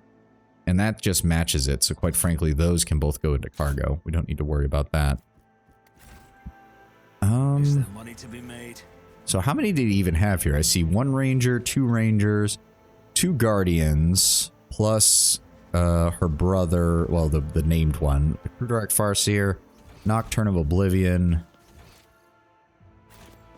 Okay, but seriously, what else is here? I feel like Idira went on and on about that door being here, so I'm wondering where the hell... Oh, hello. You know, Stanzo, I miss the times when fire cultivators were only used for working in the fields. Back then I thought, by the throne, damn that forest. Can't take your eyes off it for a tick or it'll mess with production. But nowadays, the damn forest is the only thing we can defend our people with. Who would have guessed? And we, the Silvarius, are the only ones who could pass through it. We have our fire cultivator intact. That is. I did hear, though, that one of the astropaths managed to lead a group of 50 people through the brush, but nobody's heard from them since. The enemies of humanity got them, didn't they? Come meet us halfway. I'm leading a new group, and the Promethean my cultivator is running out. Interesting. I'll bet you anything that that group is what eventually led to the foundation of the tribal people that are here. Whereas those that remained in the cities desperately utilizing what was left of their Promethean reserves to fight off the planet dwindled and were eventually either overrun or killed. Also, how the hell do we get out of here? Wait a second, is that a door? No, we can't. Hold on, why can't we go in here? Okay, I guess that's... Never mind, that's not path, I guess. No, nothing here. Nothing here. We've been there. Okay, but seriously, didn't Idira say something about... We have to... Oh, it's probably at the homunculized place. I'll bet you anything with that. Oh, wow. Do we have more of these? Weapons for provisions, chemicals for plasteel, xenotech for weapons, adamantine for mechanisms, profit factor, no. Profit factor, no. Plasteel for people. Huh. Interesting. Provisions for Promethium, people for provisions, and people for Promethium and chemicals. None of these are very good, in my opinion. We've got plenty of Rise everything. to the top or get left in the dust. So seriously, we got nothing else? Hold on. Hold on. Nothing? There's nothing back here or anything like that? What do we have? Ah, knew it. Nice try, game. Ooh, Eldari Guardian Mesh Armor. 15 armor if the wearer's agility is 80 or more, and if they are Eldari World with Crefel, which is her only, then yeah. It's calculated without considering enemy's perception value. Not bad, not bad. So is that actually better than her current one? It's not the worst. Ooh, her agility's just shy enough. So we're going to keep that on her. But we will actually start putting some points into agility for her. She'll need it in order to get full advantage of that. I will admit, though, that looks pretty bitchin' on her. The Eldar armor design is still pretty good. Does she seriously not have... Yeah, no, she's got the helmet option on, so... Huh, weird. Okay. I mean, don't get me wrong. They're both pretty cool. I love the design on the shoulder pad and on the skirt, I guess is the only way to put it. The tabard that she's got hanging down. I like that. I really do. Need more of that in Eldar designs, really. It's part of the reason I don't collect their models is because it's one of those factions where I'm just like, I can't do this justice if I try to paint it. It's the same reason I don't collect some Chaos models, because like Thousand Suns have too much goddamn trim. And I cannot focus too much on those details, or I'm going to lose my mind trying to paint even just a basic infantry. I don't know how some people do it. Also, hot take, Thousand Suns pre-heresy color scheme is 100 times better than their post-heresy color scheme. Candy apple red is so much better than bright blue. I'ma just say it. We're back. Where's Caligos? I've got a feeling he's not going to be doing well. Oh, wait. Is he gone? That seems weird. Yeah, there's not that. I mean, I suppose we could extend an olive branch. We have the homunculized location now. I'm sure Caligos wouldn't mind helping us kill that. Uh-oh. Why did that say to scene of slaughter? Caligos, what did you do? Oh, God. Are we seriously just gonna walk in on a fucking... Oh, no, it's this place. Okay. Okay. Scare the shit out of me, game. Why would you do that? Yeah, we can't go back that way. So, how the fuck? Oh, wow, it's actually... Okay, it's actually labeled. Okay, so this was Site of Slaughter. This is the Ancient Totem. Okay, it's actually giving me the names rather than just going through the forest. Okay, okay. To the Forgotten Bunker... to the abandoned camp. Always keep your eye on the price. Okay, so we're going to the Forgotten Bunker.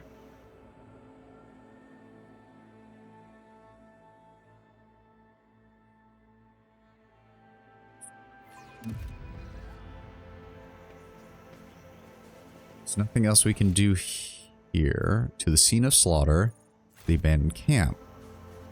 So is this just leading us in a circle?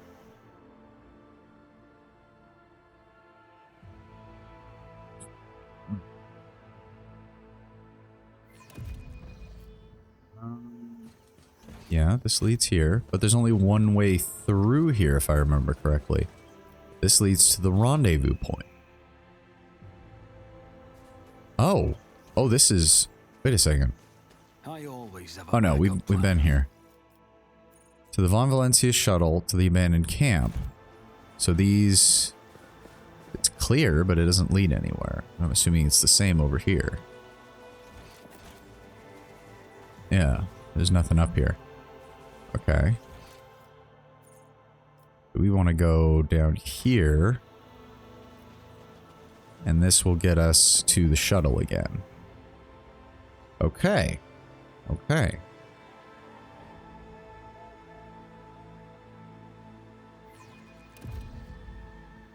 Yep. All right, here we go.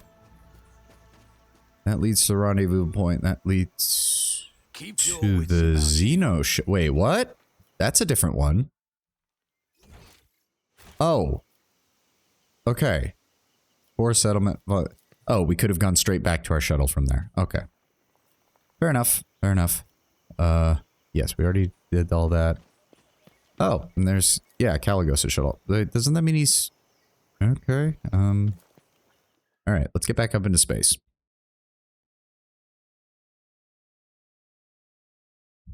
Or maybe Caligos has like a relic or something on his ship. Or on his person that's causing his mental instability. That might also be the case.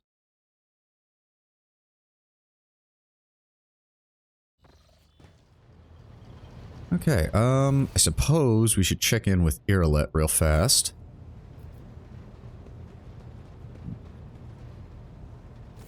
Elantak. Yep, can't do anything there. What do you wish to talk? Okay, there's nothing, words of- really, nothing new at all. Huh. That's kind of annoying. Why is everybody staring at this thing? Okay, everybody, fine. I don't think there's anything else to talk to anybody about. I guess we'll check with Nomos real fast. Nomos. You got anything for me? Nope. Alright.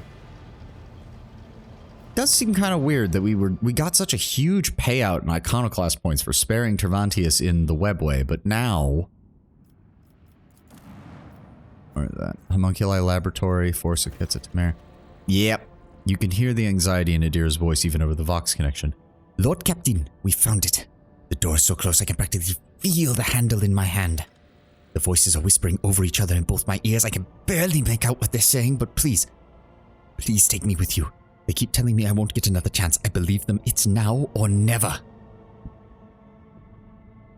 Oh. Give me a sec. Oh. Don't know why I burped that. Oh. Very well. We'll go there at once. Thank you. Thank you, Lord Captain. I will owe you this day until I die. You can hold me on that. I'll see you soon, Dor.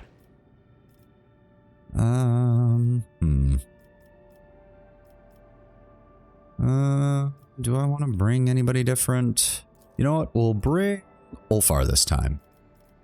I can't imagine that this could go wrong. Plus, if we actually are going to be killing Tervantius, I think he'll want in on this.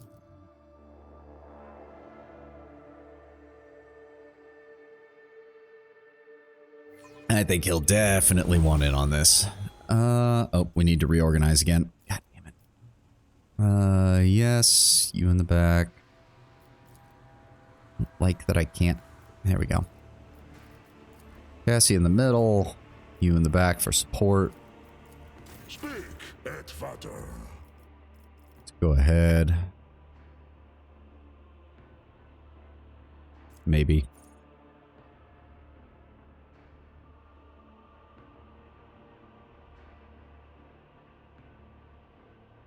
We'll go with Dash. I think that's better for him. And we'll grab Demolitions. Did I have anything that I wanted to put on him? I don't think so. Bolt Pistol's better than that one, so we can go ahead and add that to cargo. He doesn't use heavy stubbers. We'll add that to cargo. And there's nothing else he can use, but I'll keep that because that is his personal weapon. Yeah, I didn't think he'd be able to use any of these.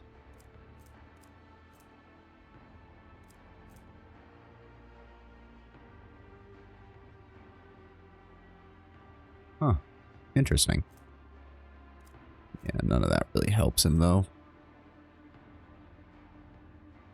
Yeah.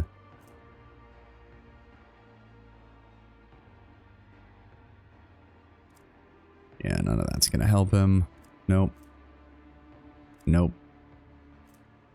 Nope. Yep, nope. None of that's gonna help him. Alright, fair enough. He's got some frag grenades. We really should use... I still have not used... And I don't think I've used a single grenade in this entire game. Interesting. This looks like an old Imperial installation. Thick layer of ancient dust covers the walls, floor, and equipment. Yep, just some usual cargo. Pop that open for me, Pascal.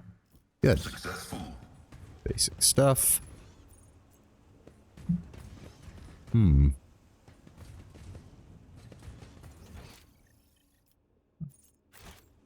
Strange. The voices are so noisy. They're calling me. The door must be around here. We need to go further, deeper. Is there money to be made? I hear 2 hearts of iron beating in your chest. One belongs to a warrior. The other to a priest. Which one were you born with? Both are granted by the young Messiah. I am an explorer too, and within my algorithms, a warrior's indomitability is meshed with a cleric's humility, like 2 perfectly interlocking cogs. Huh. I wasn't expecting Ulfar and Pascal to be getting along, but apparently they're doing just fine. Kind of funny. The furnishings are clearly fitted for human comfort, but everything is covered in a thick layer of dust. Go ahead and grab that. Basic med kit, ceramite plating. Alright, alright. Keep your eye on the price. But I suppose there is something to be said. Ulfar would have worked alongside his, I don't remember what they call their, I think it's Iron Priests or Iron Wolves that are their equivalent of Tech Marines. But it's something of that purity of purpose. Like, Pascal is an explorator to his core, and Ulfar, I think, can understand that. My success is an irrefutable certainty. There is a seal of silence on the cogitator, but it's not difficult to break it. The machine spirit has been tormented. Someone ripped every bit of useful knowledge from its memory. I always have a backup. Let us see what Oh. I found. Oh, thank you, Cassia. Secret door. What is in here? Thank Ras for my sharp senses. You would please? Centuries of service and practice. Interesting. Where's this leading? Hold on. Galvanic hazard. Keep out. Okay, those are Drakari things. Those are more Drakari things. But we're gonna go this way. Oh. Take heed. Oh, shit. Yes. I'm on Slowly. Slowly. And I think he just... Did he just trigger one? the A space wolf never fails in their duty. Ow, what the fuck? What trap? What trap? What the fuck?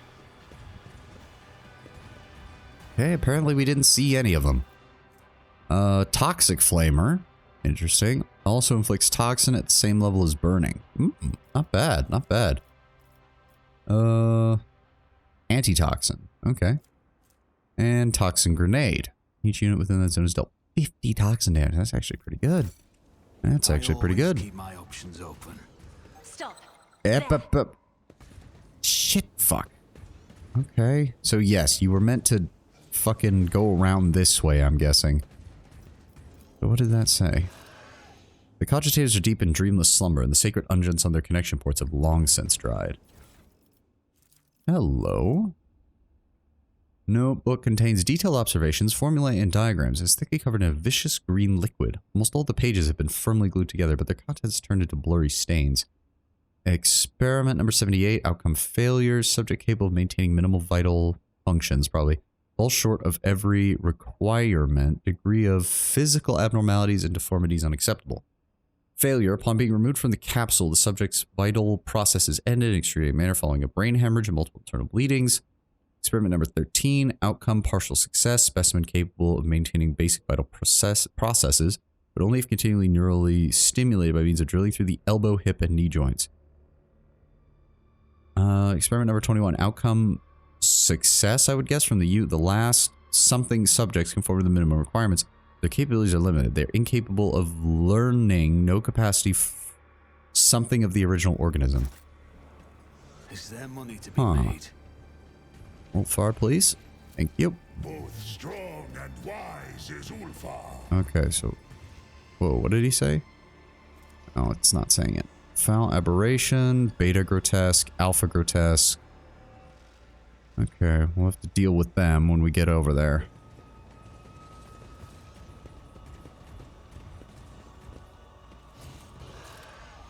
Speak, Elantak.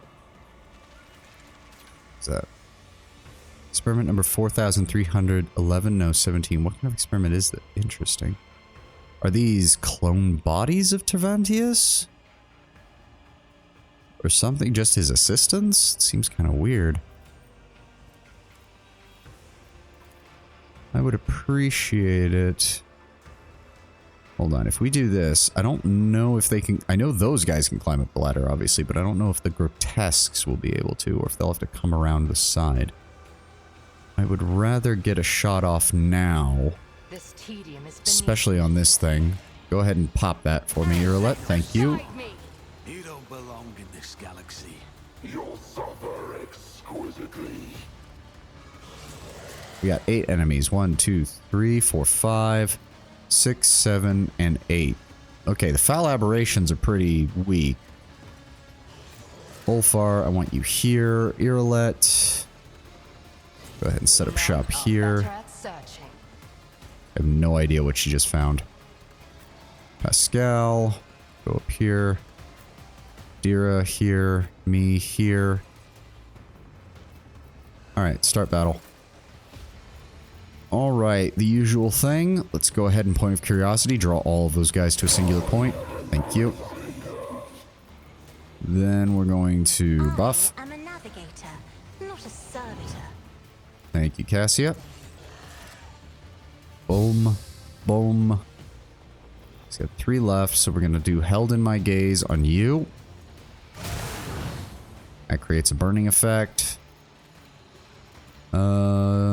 No, we don't want to use that. We don't want to use that. So she's only got 1, so we're going to bring it down on him.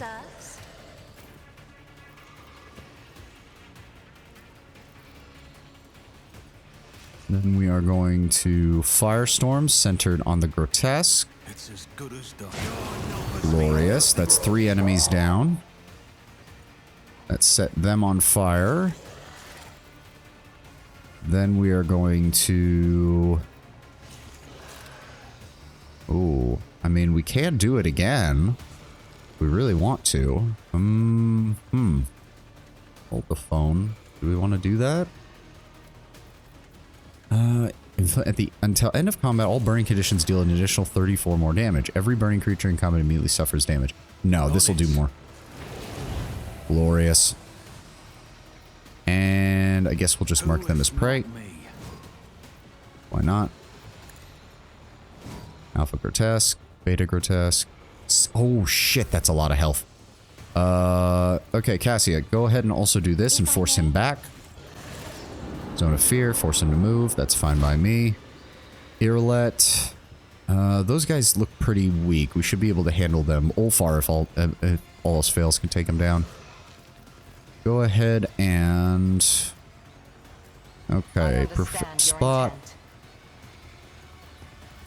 Precise shot. He's got 3 left. So we're going to... That gives her additional 10 lethality. It's a dodge or dodge reduction, whichever is higher. Okay. No, that's not going to help. No, that's not going to help.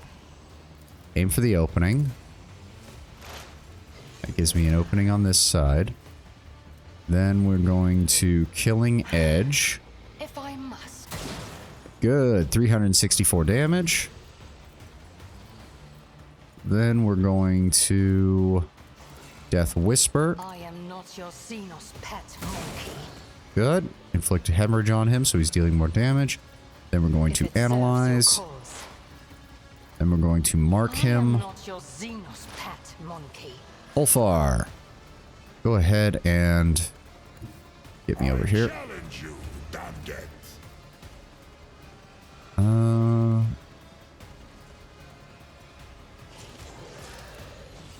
Go ahead.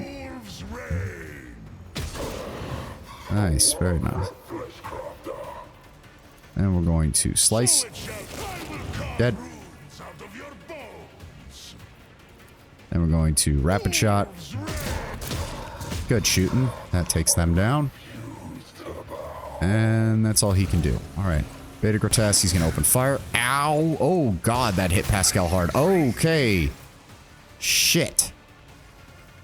Okay, fuck you guys. Well, luckily, I get a lot of turns now, so sucks to be you assholes. Firstly, we're going to revel in slaughter. Then we're going to inflame. Then we're going to firestorm? Yes, firestorm. Glorious. Oh, I guess I can keep doing that then. Sounds good to me. Firestorm again. And then firestorm again. And then firestorm again. I'll make it happen. An unending firestorm. I love it. And then we're going to set him on fire. And that ends our turn. Pascal. You would be so kind. Just shoot him. Thank you.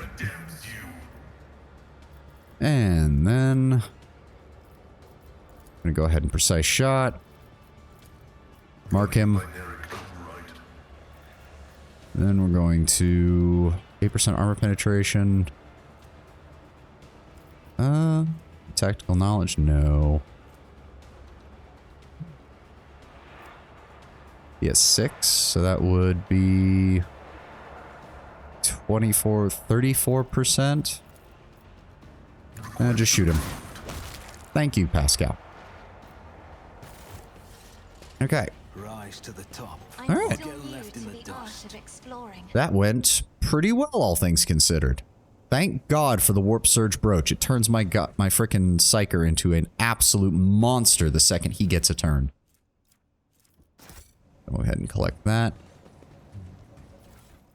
Go ahead and collect that. Oh, I cannot wait to burn Tervantius into a cinder. No, that can go there. And the shuriken pistols aren't really shuriken pistols. Interesting.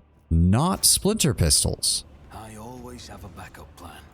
Go ahead and pop that open for me, Pascal. This Explorator is blessed with multifunctionality. Yep. Armor kit, ranged weaponry, provisions. I mean, I would have hoped for more, but... What the... Lost item machine... What the fuck? Why would you do that? Oh, well, we've barely been using those anyways. Cargo's good. What have we got here? From a distance, the creatures resemble a homunculus, but upon closer inspection, it's more like a bad caricature of one. Oh god, is this all... Was this all a fucking trick by Tervantius? He's not actually here? I have learned much in my exile. The deformed, feeble, and crazed creature is a pitiful and clearly unenviable copy of the homunculus Tervantius. Yeah, so that explains the experiment logs. He was literally trying to create versions of himself in order to probably both create copies that he'd be able to use as decoys or to assist him in his research. Pieces of flesh, skin, and bone are stuck in the dark, sticky sludge that covers the tables. And as usual, there's always people strung up dead. Let us not dawdle. Is there anything else down here? Anything in the cages, maybe? No? Alright, let's keep moving. Yep. Centuries of service and practice. I hear you, my sweet whispers. Please go. Oh boy. Alright, grab the free experience points by going back. Because you never know when some of these places will teleport you out at the end of the area, so it's always good to get those just in case. I love how there's just more and more Drukhari stuff starting to pile up. We should turn right. We're almost there. Is this the dream? No. Who cares anyways? Only one way to go. Yes, to the right. Okay, that means we're going left first. The corpse in the tech priest garb was shot in the head. More likely a cold-blooded execution than a death in I combat. always keep my options open. Interesting that he was executed. You would think Tervantius would want him alive to experiment on My him. success was inevitable. Activate the elevator. Hold on. Yep. What is that? Airlet, please. Oh, too hard for a simple monkey. Let's deal with Tervantius first, shall we? This very much looks like a boss arena. Give me 1 second. I'm gonna run to the restroom real fast. Let me just leave a note here.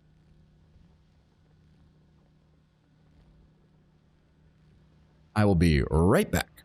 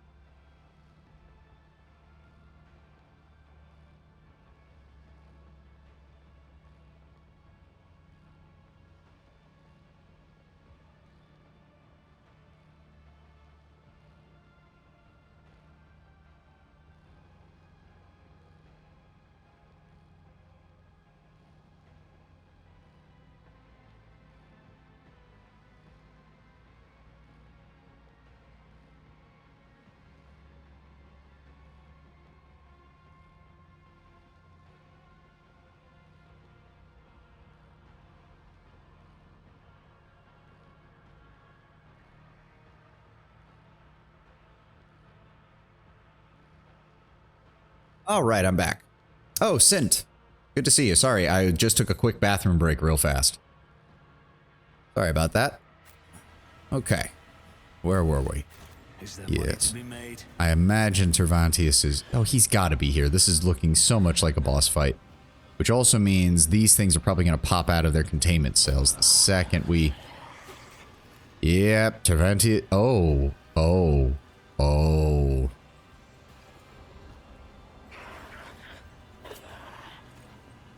What do you mean, why are you human? Are you referring to the PNG down there? And also, technically, not human, as you can kind of tell when the PNG opens its mouth to talk.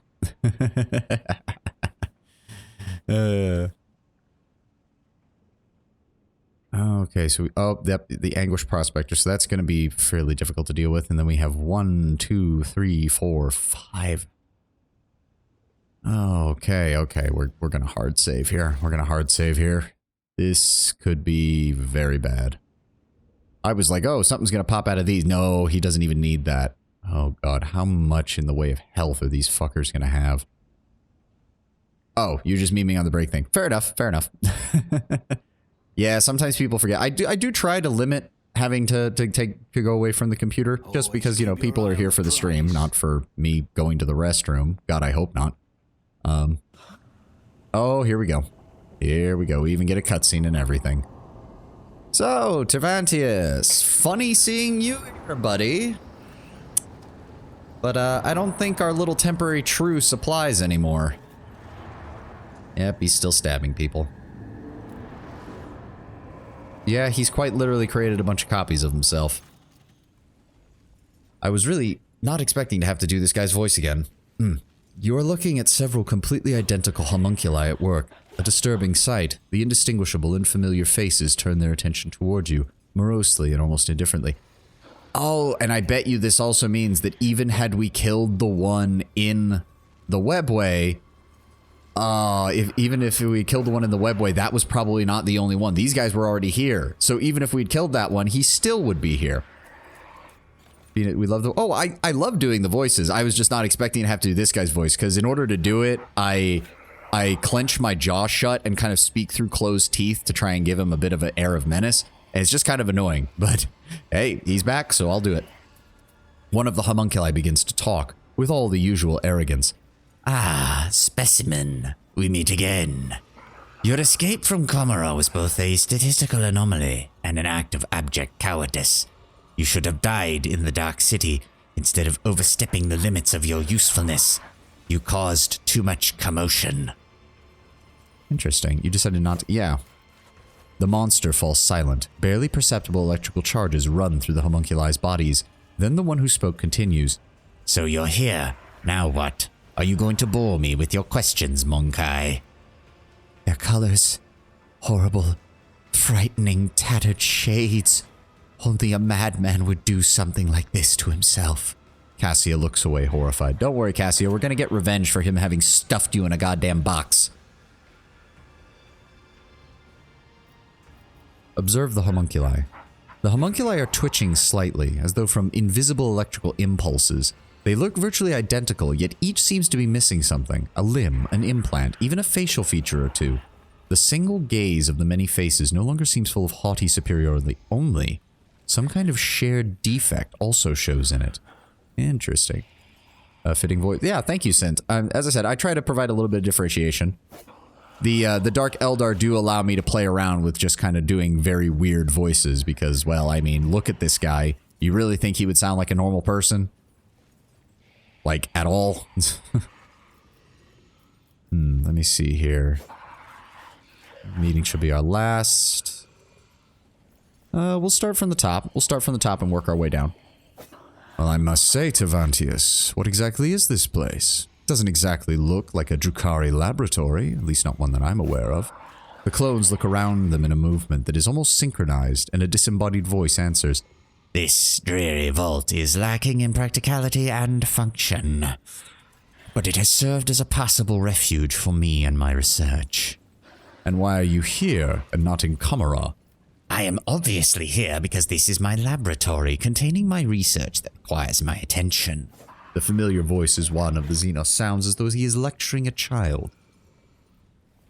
I see you have found new company, Tavantius. Tell me about your friends. You hear the Drukari's voice again, but cannot see which one is talking to you. Found? Don't you mean made? I have had a backup shell stored away for centuries. But the events at the Spire of the Reaving Tempest convinced me that one active body was not enough. Ah, so one has been here and one was in the Dark City, but now he's starting making more, but it sounds like he's getting some defects along the way, which probably does not fit well with him. Am I talking to one Tavantius or several? Is each of you a separate individual, or do you all share a mind? The homunculi you can see are silent, and you can hear Tavantius' reply. His voice seems to be coming from every direction at once. My new multiple form is intriguing, is it not? I will leave your question unanswered, specimen. Give you something to ponder. Well, the hole in the ceiling's a peculiar design choice. I don't suppose something happened.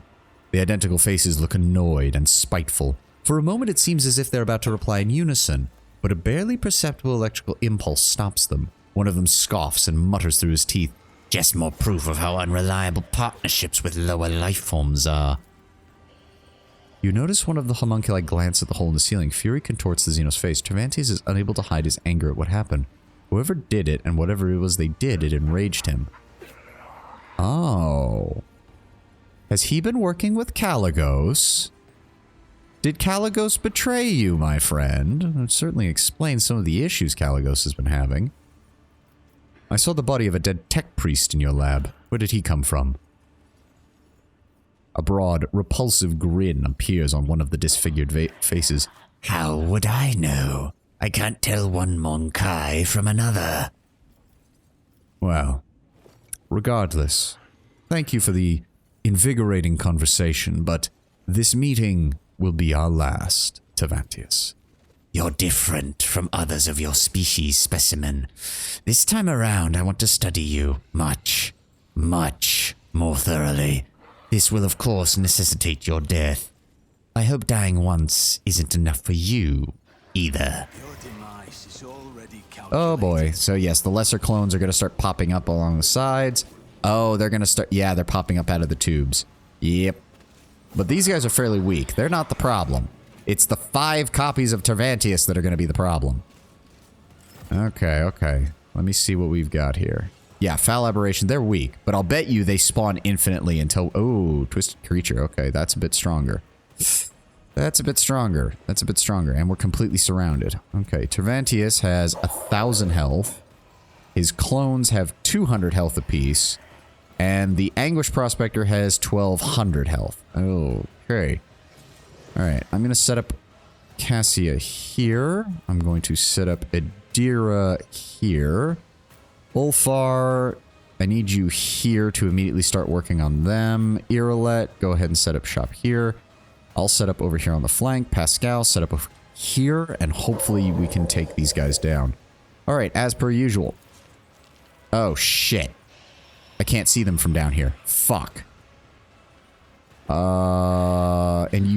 He's gonna have ranged weapons, isn't he? Yeah, the Pistol of the Arch Machinator. He's got ranged weapons on all of these guys, doesn't he? Fuck, and I have no cover.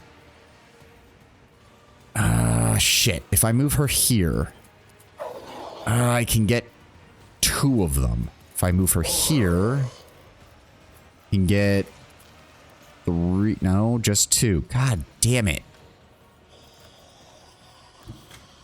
That would be dangerous as all get out. If I move her here, out of curiosity, we can... No, that still doesn't let her see.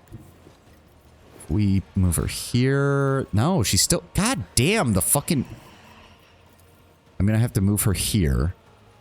And then use that. And then run her back. So... Fields are always drowned in scarlet. Alright, Cassia. Go here. Then we're going to use Point of Curiosity. Draw those 4 to that point. Alright. Not the best, but workable. Not the best, but workable. We can deal with this. Then we're going to have you dip back this way.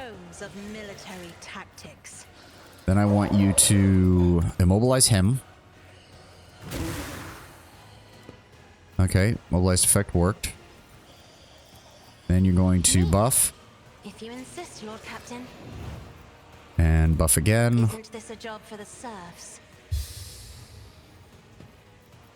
Okay, that's going to use 1. So if we want to, we can also Zone of Fear. Foul Aberration, Twisted Creature. We want the Twisted Creature. Send him further away, please. Me? If you insist. Move him away from us. Thank you. Go ahead and give me another turn. Now. Oh, shit. We don't have line of sight. Fuck. Shit. God damn it. I can set him on fire, which is good. That's about my only choice. Okay. We're going to set the Anguish Prospector on fire. Good damage on him. Then we're going to inflame. That sets him on fire some more. And turn. Cassia can't do anything else. Oh, boy. Oh, what the hell? Oh, he's giving them bonuses. Oh, holy shit. Oh. He killed his own... Oh, shit. Help me, Lord Captain. I'm working on it. Oh, God. How many attacks does he get? What the fuck? Okay. You will pay an even greater Jesus fuck. Are you serious? No, what the fuck? Why did...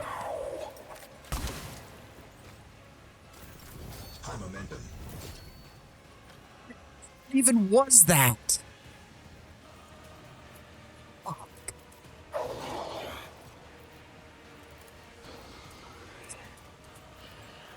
Damn it. Ulfar, just... Fuck. Just get in there. Okay, why does it keep doing that? It's supposed to be that immediately moves the target, ignoring attacks of opportunity, performing a single melee attack. If there are enemies between him and the target, then they have to pass a resistance check or fall prone. So why does he keep using his fucking pistol? He's supposed to use a melee attack. Whatever. Kick. Thank you. And go ahead and swing. Good damage. And go ahead and shoot. And you missed a 95% chance to hit. Are you kidding me? Yep. Yeah, he did. Can't use dash. It doesn't do anything. Confident approach doesn't do anything. Yeah. Ow. Yeah, he's going to move closer, and then he's going to open fire at me. Okay. Ow. Ow. All right. Are you serious? We can't even see Tervantius from here? Oh, for fuck's sake. Yeah, I know. I'll only complain if it starts doing it multiple times. Believe me, I've had bad luck in games like this before. Okay, we killed that one. He's on fire.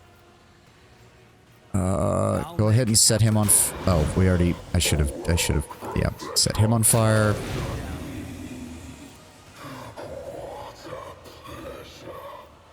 Set him on fire. We've got 2 left, so we're going to... Oh my god, I still can't even see them. Just... Bitch. Set him on fire. Good. And then go ahead and inflame. That's another one down. Fire, run, and gun. That gives me one more attack. Good. And then we're going to... We'll set up shop over here. Game? Game? Game? Why can't I move? I have my AP. Why can't I move?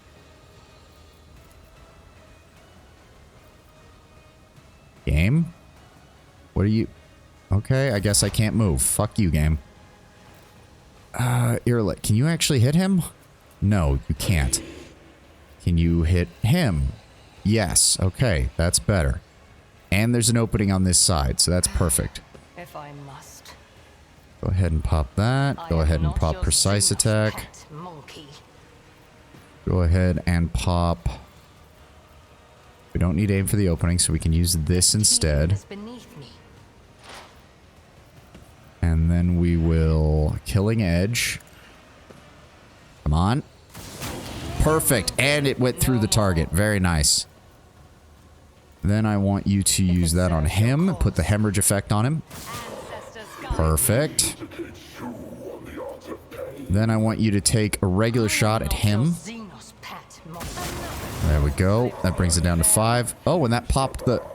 Oh, okay. And then I want you to mark him. If I must. Okay. Pascal, it's your turn. Shit. I don't even know what Pascal can do here. Oh, I know what he can do. Oh, we can't actually... Why can't we shoot that? That doesn't make any sense. Why can I not directly shoot that? That's stupid. That's bullshit.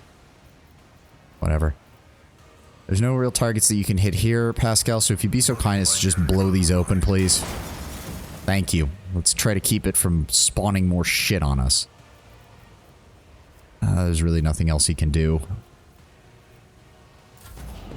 Yep, he's gonna move up. He's gonna open fire. My reckoning will be swift. Ow! Ow! Fucking perfect shots every time. Yep, here comes more of them. It's what, 3 more? Shit. They're doing so much fucking damage. With basic pistols. They should not have pistols coming out of there. Melee weapons, fine, but they should not have fucking pistols coming out of there. Okay. Son of a...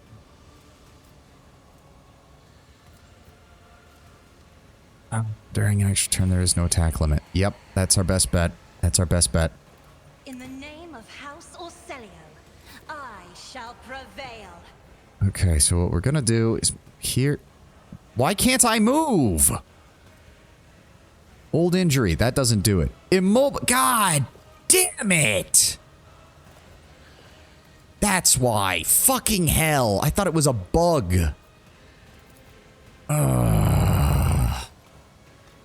Alright, fine. Fine. That's my own damn fault for not paying attention.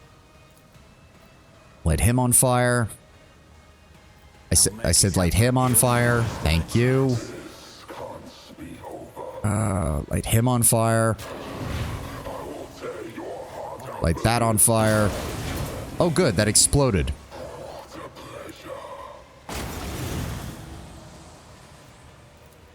Light that on fire. And then light that on fire. Good. Go ahead and inflame. Seriously, that didn't kill him? Light that on fire. Good. Run and gun.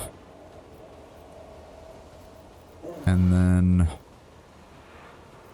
light that on fire. Then we're going to use this. And then we're going to buff everybody. May as well.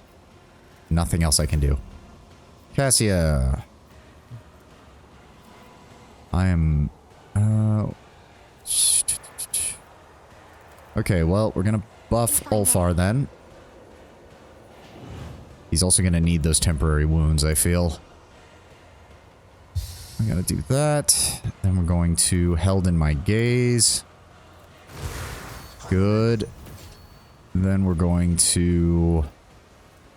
We can't do anything else, so we're going to bring it down on Ulfar. If you insist, Lord Captain. Okay, how do we want to do this?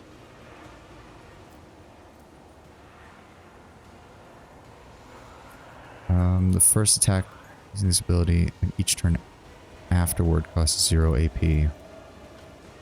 Okay, so we're going to kick him while he's down. That forces him back. Then we're going to charge forward. Allows him to shoot. And then we're going to... there's nothing else we can really do. Cassia. Zone of Fear. Can we... Yes, use that on him. Force him to move. Nothing else we can do here. Tervantius, Blood Barrier. The hell is that? He's gonna shoot me. Yep. Ugh. And he's gonna shoot him. And then he's gonna shoot me again. God damn it. Fuck.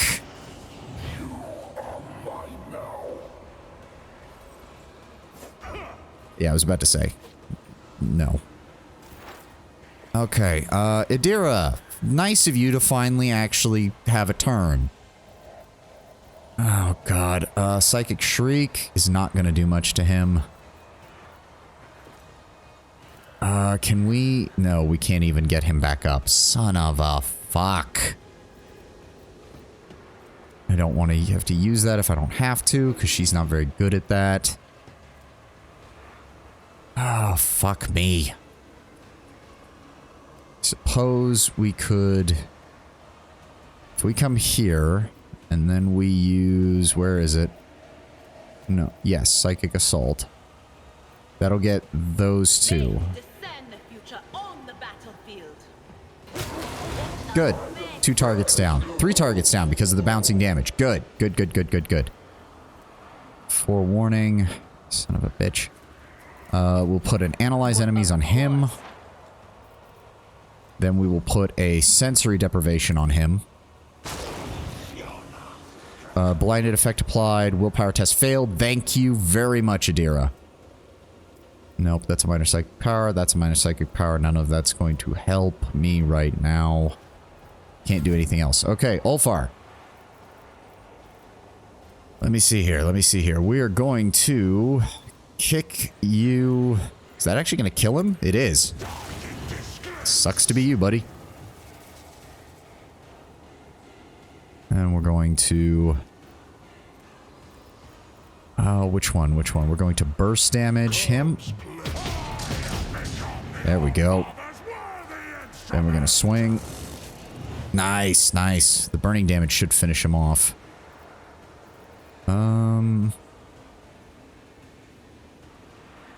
No, I don't think that's going to help. That's not going to help.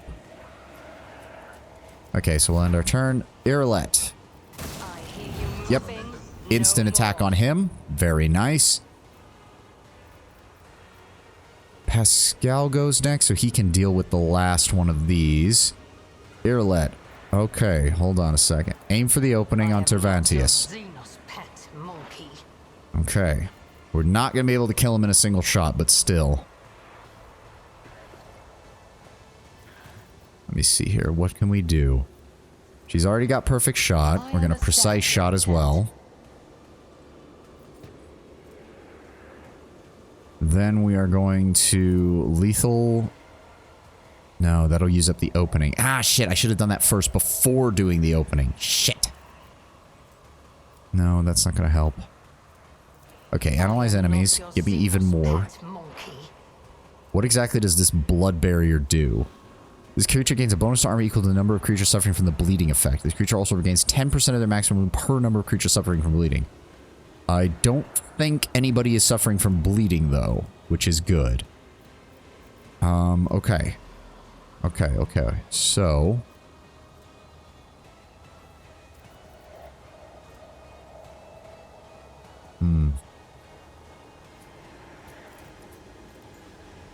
Killing Edge to deal as much damage as possible. Very nice. 389. That's what I'm talking about. Then we're going to Death Whisper to do as much damage as possible again. Which isn't going to be much. Yep, I knew his barrier was gonna fuck that up pretty hard. Then... enemy damage dealt is reduced by 9. Okay. Next, we're going to dispatch and deal as much damage as we can to him. There we go, another 300. Then we're going to intimidate. And then we're going to mark him within my sights. There we go. Pascal. Son of a bitch, 59%. Fucking hell, Pascal. And he can't move because he's fucking... Wait, crippled leg? When did he get crippled leg? When did that happen? He had no injuries before this. Oh, whatever. God damn it, Pascal. Target immediately gains 4 exploits. I do not need this thing opening fire on me, Pascal, so I really need you to actually kill him, please. We're going to do perfect spot. We're going to do precise attack. Then we are going to open fire with the area of effect damage, so there's no chance he escapes from it. And he's dead. Thank you. All of the containers have been destroyed. Tervantius is all alone. Oh, no, that one's still around. Still, we're fine. We're fine. We're fine. We're fine. Shitballs.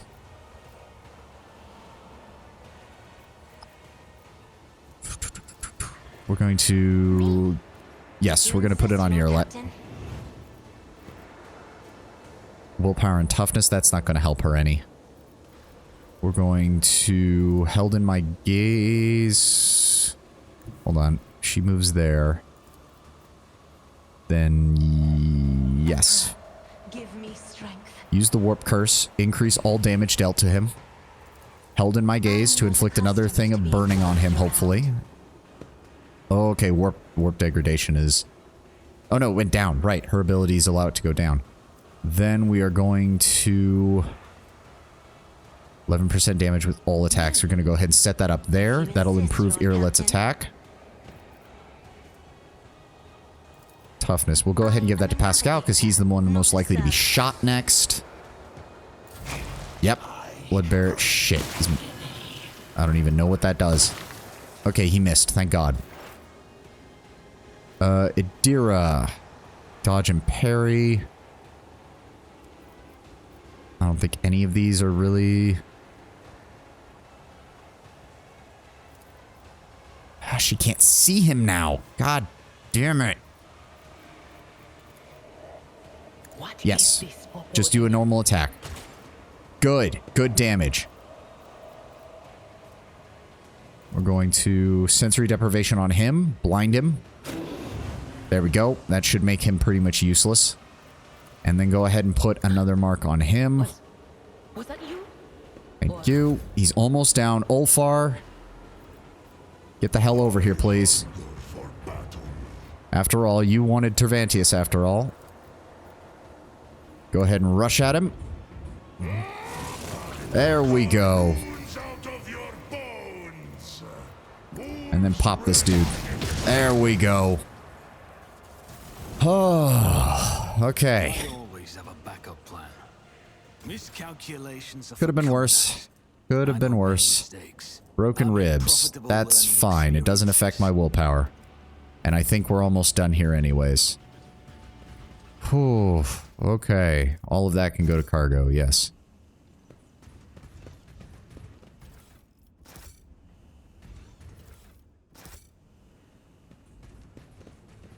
Alright, let's gather everything up. Oh boy.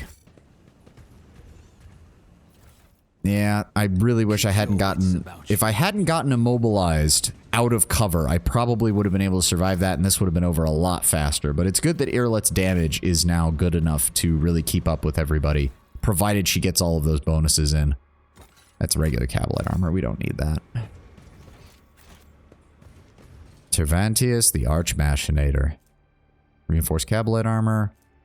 Blood Barrier Emitter. At the start of the turn, the wearer recovers wounds equal to the number of bleeding creatures. If at least one wound was recovered this way, one fresh injury is removed from the wearer as well. Nice. The Arch Machinator's Deceit. Whenever the wearer uses an attack that is of a different type than the previous attack, they gain momentum equal to their resolve. Really only useful for Marazai, since Irlet doesn't attack often enough to make good use of that. If I could get a Space Marine helmet with that effect on it, it would be amazing for Ulfar. Given that his entire build is playing into the Arch Militant's sword and board kind of style. And a Homunculus Injector. Restores wounds, heals trauma. Oh wow, that's pretty good. That's still kind of disappointing as far as gear goes for him. Like, that really wasn't that much, but... Yep, there's the other versions of him. Aha! Let me take a look at this. The data slate is dented, its screen displaying flickering colored stripes. The readable parts are twitchy and contain repetitions. Numerous prior studies pursued the goal of breaking new ground and recreating and reviving the specimen in the event of its death. The above-mentioned experiment laid the groundwork for modernizing and accelerating the recreation of living tissue from a minuscule sample of bone or muscle tissue. Every variety of living organism was observed to release a number of chemicals at the moment of death that enabled the creation of an entirely identical clone with intact memories of its life life up to and including the moment of death, most vividly detailed as to both physical sensation and emotional distress. As mentioned before, such a tiny modicum of bone and muscle tissue is sufficient for reviving or creating an organism in an adequate lab setup. Bear in mind that work on creating the new body must begin before the third stage of decomposition is set in. Interesting. That sounds like the usual homunculi process that they go about for recreating fallen members of their order and of the cabals, but the fact it's on a normal data slate and the way it's written leads me to believe it was a tech priest that was looking into it. I have a nose for profit and a taste for adventure. Well, let's go ahead and grab an exemplar talent. Let's see what else we've got here. No. Every enemy's hit by the character with a melee attack. No, that doesn't help. Whenever the enemy fails a willpower resistance test, they suffer direct damage. The problem is none of my abilities really do that. Single shots deal damage. Masterful precision doesn't help.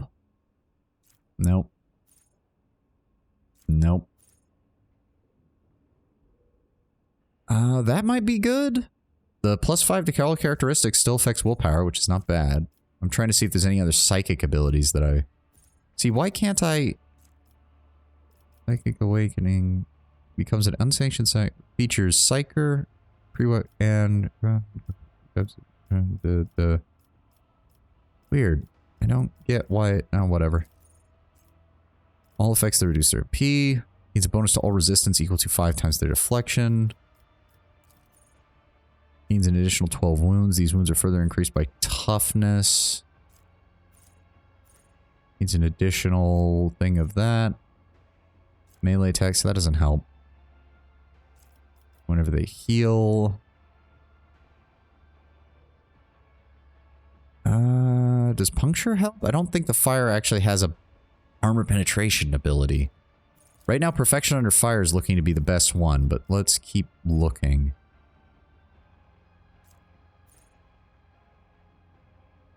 Cataclysm might be good as well. Whenever the character applies blinded, slowed, fatigued, perplexed, or disturbed, one random minute. Oh, it doesn't affect... See, if it was burning on there, that'd be great.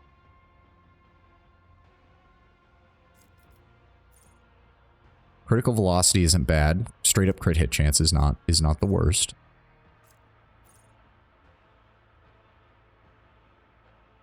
Ah. See, but I thought that also meant you could go from being a sanctioned psyker to being an unsanctioned psyker. I thought that would be something it would also allow you to do. Which I was considering. I'm not even sure if I would, because the psychic phenomena chance is probably not a good thing to court, but the additional psi rating is pretty tempting. That said, right now my character is still doing a pretty decent damage.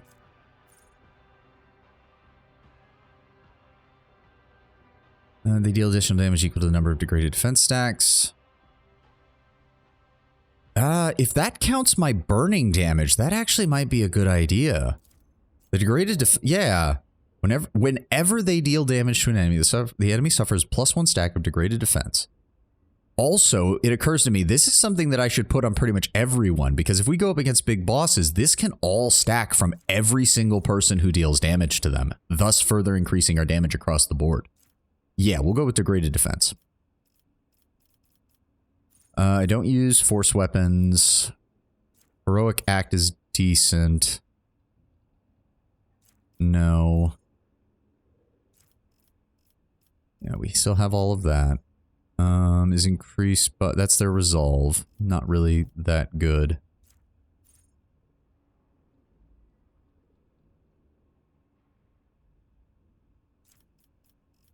None of these are really going to help me. Oh, right. I picked up the sanctioned one, which this one. Oh, okay, here we go. Psalm of Heroes might be good because I often use Cassius' Heroic Act to give him that. So that's already a +1. Eternal Glory. First time that momentum reaches 200 during the Psyker's turn, the Psyker gains +5 to all characteristics. +1 to resolve, +1 to deflection, +1 to damage.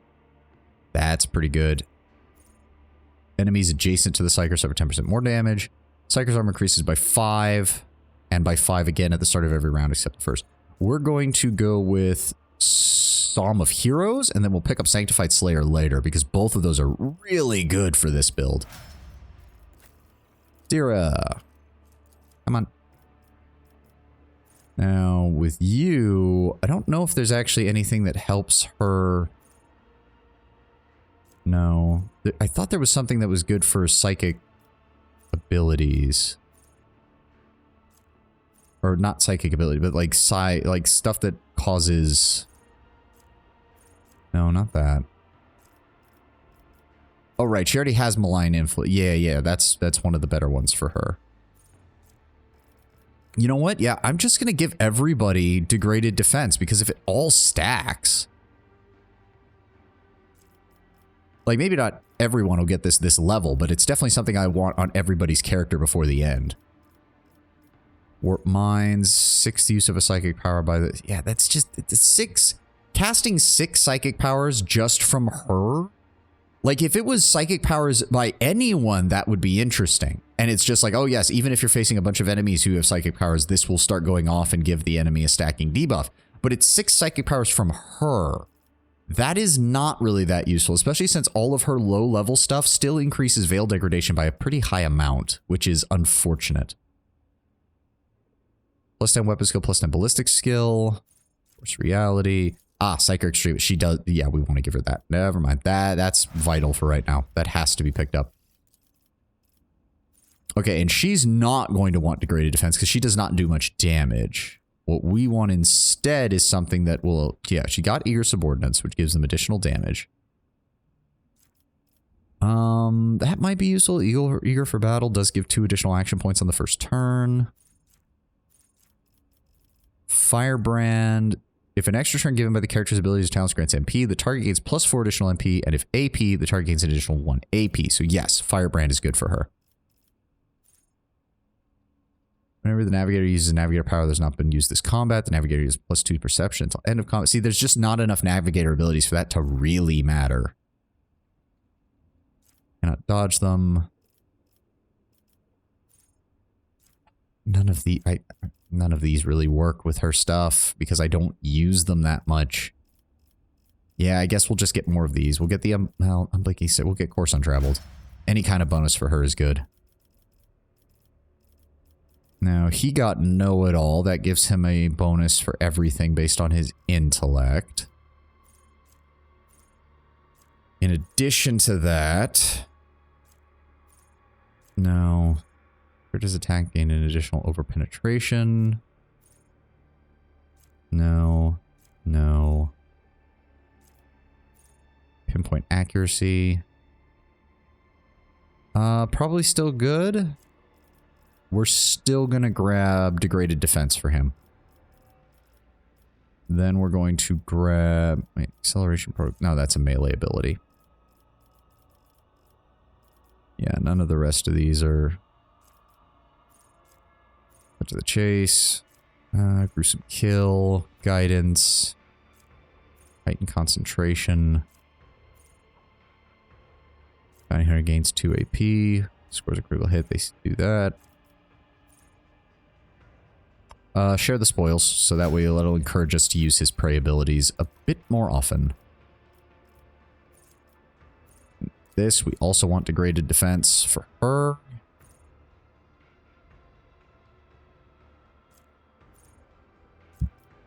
Carmine Whisper deals an additional 10 damage. That's the hemorrhage effect.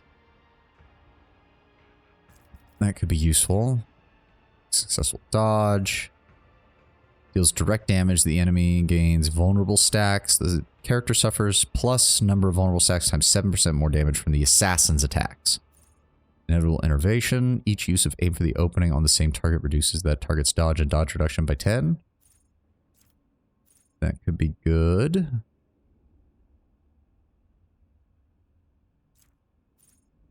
Attacks an enemy. The assassin gains lethality. This lethality bonus cannot be less than 0. So dodge reduction minus the target's dodge divided by 2. Seize the advantage. No, I don't have a reliable way of affecting enemies with those, so it doesn't do me any good. We'll go with imminent demise. Or no. We'll do aim for the opening. Anything that gives her an even higher critical hit chance is good for me. Same with him, degraded defense. 7 less damage. Wounded beast. Decent. Could be useful.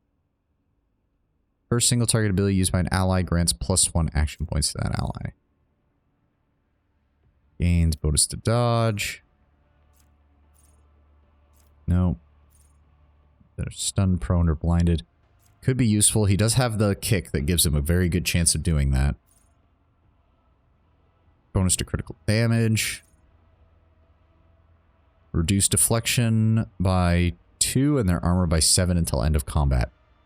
That could be useful. Reduce the dodge of all enemies hit until end of combat. Deal 15% damage to targets at a priority target, regardless of whether the target is the Archmilitant or someone else. Enemies that were forced to make a resistance test by the Archmilitant will make any resistance test from any source with a minus 10 plus 2 times agility bonus until end of combat. Okay, there's a couple of... I like dismantle. Anything that reduces the enemy's armor is going to be good. Okay. Did that actually... No, we still have broken ribs. She's got an injury. He's got a crippled leg. Okay, hold on. Meditation is terminated. I'm not sure, given that we have Adira here, I am not sure that we're not going to have more issues. So I'm going to go ahead. We're going to do that. Then we're going to use... Why do we have 2 separate ones? That's weird. And then we're going to use that on you, Pascal. Then we're going to use that on Cassia. There we go. Everybody's good to go now. I can see bright Always colors keep your again. eye on the prize. Now, what is this? The space around the hollow is littered with lumps of broken rockbreed. A feeble breeze blows through the ugly hole in the ceiling, stirring up whirlwinds of stone dust at your feet. The hole in the lab's vaunted ceiling and the hollow underneath it point you to an obvious conclusion. Something broke into this room, ripped out a piece of the lab, and dragged it outside. You are, for now, mystified as to what that something was. Take a closer look around. Through the piled up rocks, dirt, and thick dust, you're able to make out parts of fixtures that were ripped out of their sockets and thrown to the floor. Parts of these are used for fastening industrial girders into place at large manufactorums in the Imperium. Try to surmise what destroyed the lab's ceiling. You study the edges of the breach carefully, reflect for a few moments, and conclude the hole in the lab's ceiling was created by several powerful targeted explosions. After some more time, you note the characteristic marks on the debris and walls. The ceiling was breached using melta charges. Does anybody else want to comment? My kin were unable to find this place. The Dark Ones would hardly have contented with a single trophy, even one as great as this. This was done crudely, quickly, behavior typical of your more normal Monkai. This world belongs to House Winterscale, but I refuse to believe His Lordship Caligos would ever collaborate with Xenos. Dark red and brownish green would envelop his figure every time the subject of hunting the enemies of humanity was brought up. He despised them, hated them. Interesting. We've got more details there. Could it have been the Inquisitor then? And I suppose Cassia has a point. It didn't make sense for me to assume that Caligos was working with him. Yes, that takes care of the freak. We're going to the door now, Adira. We're fine. Calm down. I promised you that we'd do this. I want to know about that elevator, though. What does this do? The lift call panel's unresponsive. Well, that would have been... What's the point of having that, then? Can we pop this open? Oh. What's in here? Or get left in the dust. Just some basic cargo. The Xenos torture device has been placed out in the open. It clearly sees regular use. The cage bars and floors are covered in caked on blood. Alright, makes sense. Ah, my wrist. Had to pop that. Oh. Adira stares intently at the solid wall in front of her, shifting from foot to foot and biting her nails. The wall looks like an ordinary plasteel and rock-wreathed surface, no different from any other in here. Lord Captain, this is it. Oh, the place for my visions. And the scratches on the walls are the same except for one thing. She points at the wall. That's where the door's supposed to be. The one that I keep opening in my dreams every night. I've seen this moment so many times, it feels more real to me than I am. My visions would not have lied to me. Trust your feelings, then. Try to open it. Open the door that doesn't exist. Oh, the things you say sometimes, Lord Captain. Oh, it wouldn't be the strangest thing we've ever done. Oh, what the warp. What have I got to lose? Here goes. I've got a bad feeling about this.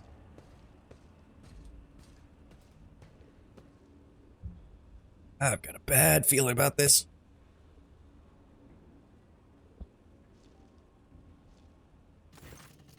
Adira steps closer to the wall, reaching out towards the non-existent door as if in a trance. She clenches her fingers as if gripping an invisible handle and slowly turns it. You hear a click. Oh.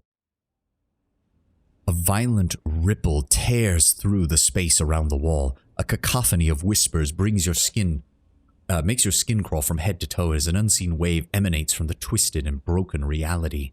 Uneven rays of the impossible, nauseating light break through the rockcrete, forming the silhouette of a doorway, and eventually the vision passes, and you see a door, clearly, where a blank wall used to be. Adira turns to you with a wide, deranged smile. Lord Captain, we found it. The door. Exactly like the one in my visions, which means my salvation is here. Except, she frowns in concern. Except it wasn't hidden by some force field contraption. It was just a warp barrier. I could never have removed something like that. Our arrival was expected. Something is inviting us in. We need to be ready. Someone who knows their witchcraft is waiting for us.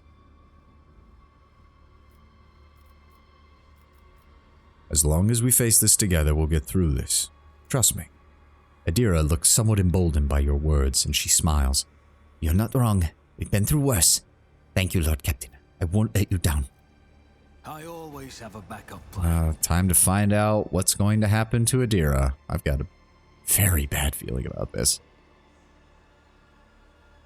Secret wing of the laboratory. See, that's the thing. It's a warp barrier, so it couldn't have been Tervantius. The Dark Eldar do everything they can to avoid having to work with the warp.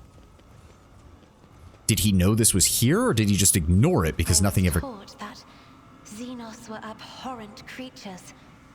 But you do not look terrifying. You look unusual. As do I. Naive child. You are a monster to your own kind. Were it not for your third eye that sees Shael, the thread of your fate would have been severed at birth. He's not wrong. Senses. Oh. Still past the frozen waters. Oh, okay. Hold on. That's a Xenos one. The Irlet. sons of my ancestors speak of stars No, long no, forgotten, no, no, no. and worlds long gone. There we go. What a shame that you lack the capacity to understand even a single note. A trivial task. There we go. Nice and clear. I thought they were regular demolition charges. That's why I was sending Ulfar. But nope. It definitely looks like the Drakari were in here, but again, it's strange that a warp barrier. Again, that doesn't make sense for them. Disfigured bodies hang all over this old maintenance bay like worthless slabs of meat for which the owner could find no better use. Corpse starch, glow sticks. Oh wait, there's something behind us. How did Keep your wits about you. How did I miss that? Alright, just more cargo. That's fine. What's a peculiar up. thing?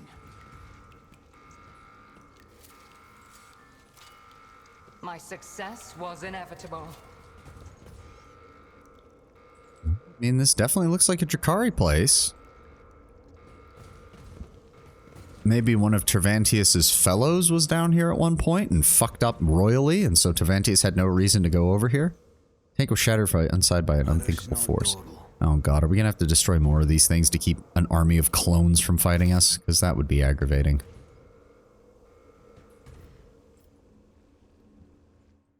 There's a lot of shit here.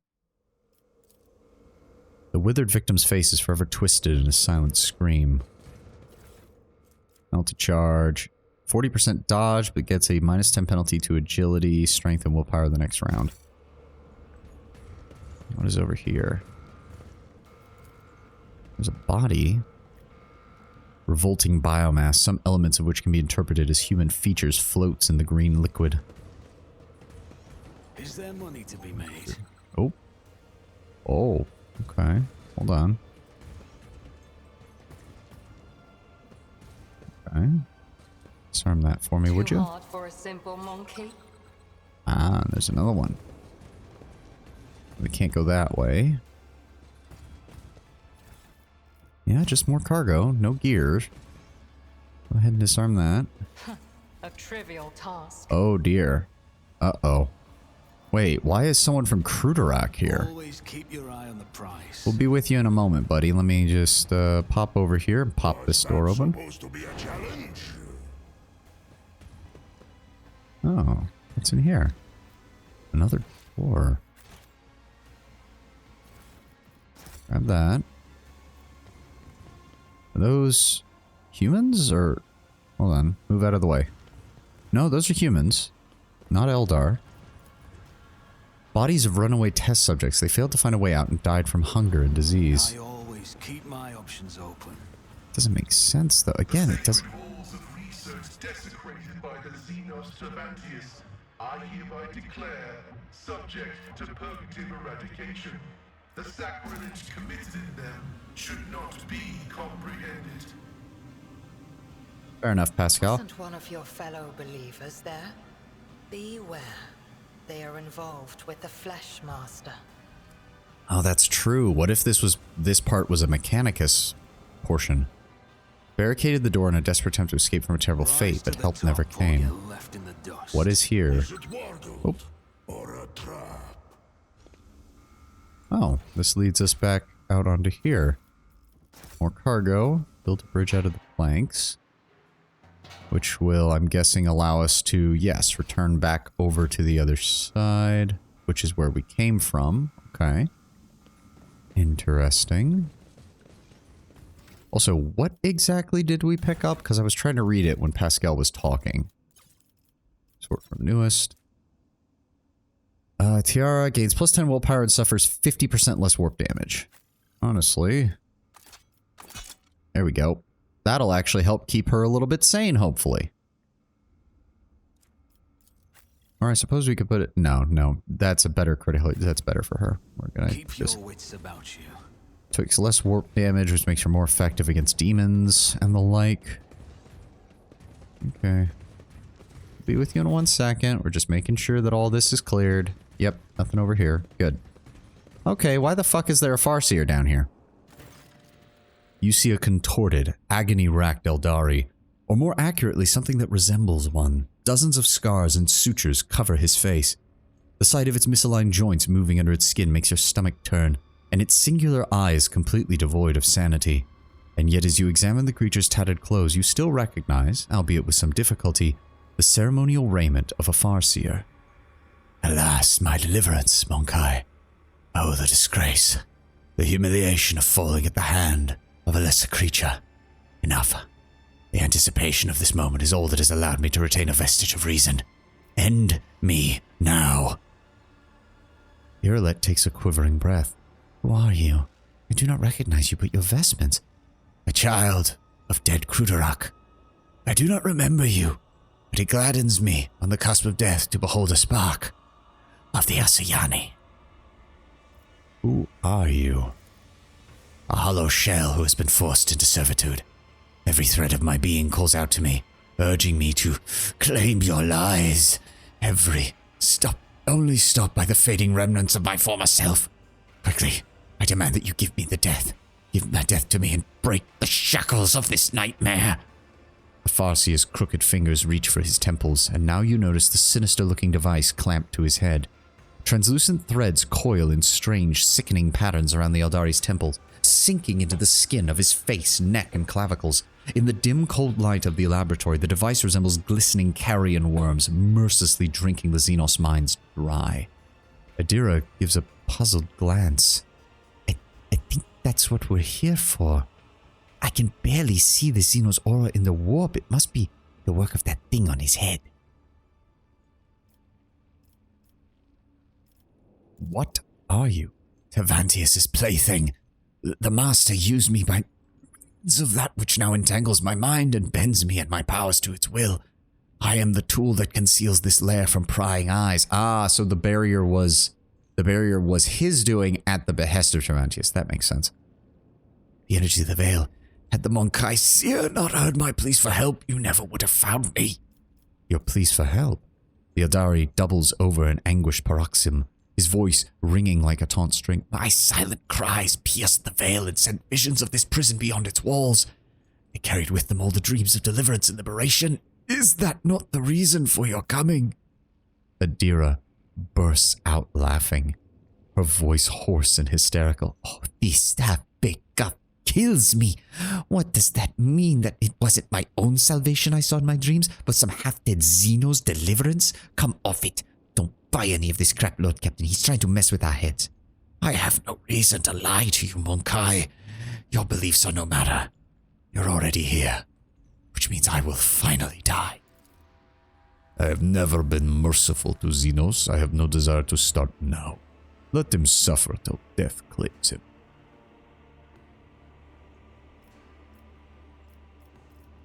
I do need that implant on your head. Give it to me. I'll set you free. Yadari hisses and howls, his crooked fingers tearing at what's left of his robes. 'Tis too late. My mind is poisoned, my soul marred.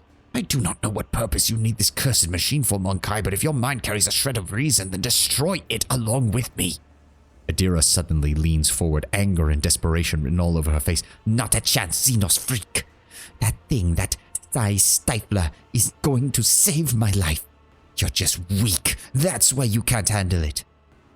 And this is Adira's main failing, is she honestly believes that it is strength of will alone that determines whether a psyker falls to the whispers of the warp, when in reality, yes, that certainly helps, but it is not the only factor in play by a mile. Naive child, you would condemn yourself to a fate of true horror. Heed me when I say there are things far worse than death. I mean, on the one hand, yes, he's correct. On the other, dude, she needs this because she's feeling the demons trying to enter her brain. She's already well aware that there is shit worse than death. You know, having a demon crawl inside of you and turn you into a warp portal to summon thousands of its friends so that it can kill you and all of your friends is definitively worse than death, especially since the demon's going to be gnawing on your soul for all of eternity at that point. Like, we get it. What makes this device so dangerous? It hides the soul within the warp from the spawn of chaos without severing its connection to real space, but its usage slowly consumes the soul. Day by day, the soul erodes and withers until nothing remains but emptiness. Is that right? You certainly talk a lot for someone who's supposed to be empty. Before all this, you must have never shut up. I spent aeons harnessing my gift. I helped to guide an entire craft world, and my gaze pierced the future, looking upon epochs that had not yet even occurred. And even I am at my limit, clinging desperately to the meager relics of what I once called my soul, just to speak to you. Who gave you the audacity to think that you, fucking Monkai, would dare fare any better? Nonetheless, I will grant you a swift death. Let it be so. The Farseer rises from his knees in a jerking motion. Like a broken marionette, he takes a step towards you with glassy eyes. His frail fingers move as if tugged by invisible strings, and the mutilated bodies of the twisted creatures in the tanks begin to convulse synchronously. In frightening unison, their unblinking eyes shift to you. Yeah, I knew it wasn't going to be that easy. Oh, here they come.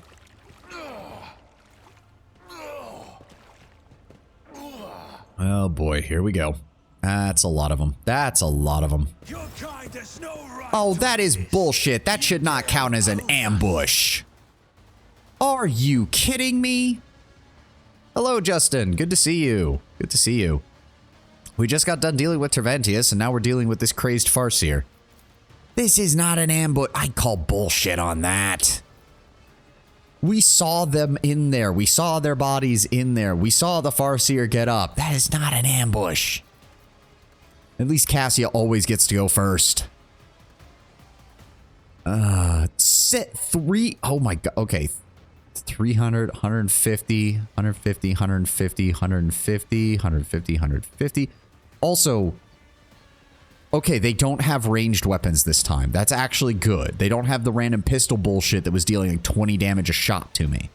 Well, some of them do, but not all of them. That's the main advantage. His toughness is high. His willpower is high. He's got mesh armor. He's got biomancy and precognition, which is going to make it very annoying. The perfect timing thing is going to be very annoying if I let him get that off. Okay. So the usual bullshit applies then. We're going to go ahead and cast Point of Curiosity. Draw them in. Very good. And we're going to... Give me that. Give me that.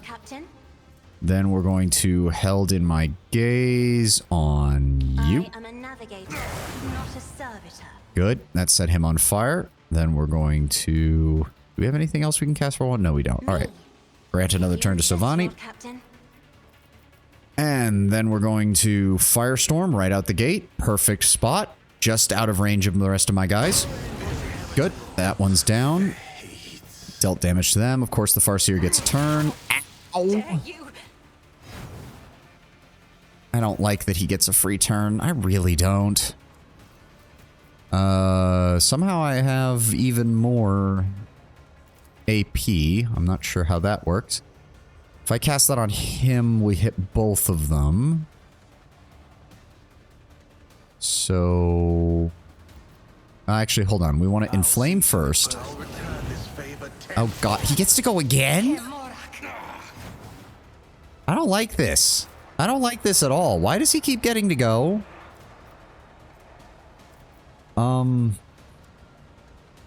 The inflame is still stacking on him, right? Yeah, it's got 34 stacks. So I'll inflame again.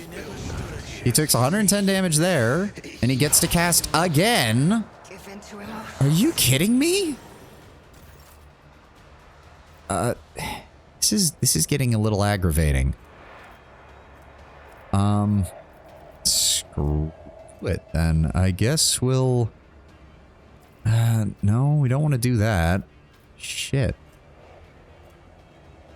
He's already at 68 stacks of that, so we're going to use the regular attack then. Okay, that didn't trigger it. Then we get another one because we... There we go. Okay, I honestly don't know why I'm getting all these turns, but I'm not going to complain. I don't know what combination has led to this, but... Then we're going to end turn. Then we're going to immediately turn around and use Finest Hour to give me a free turn with full damage. We're going to cast on you. Ow! I didn't even attack you! I didn't even attack you and you still got a turn. What the fuck?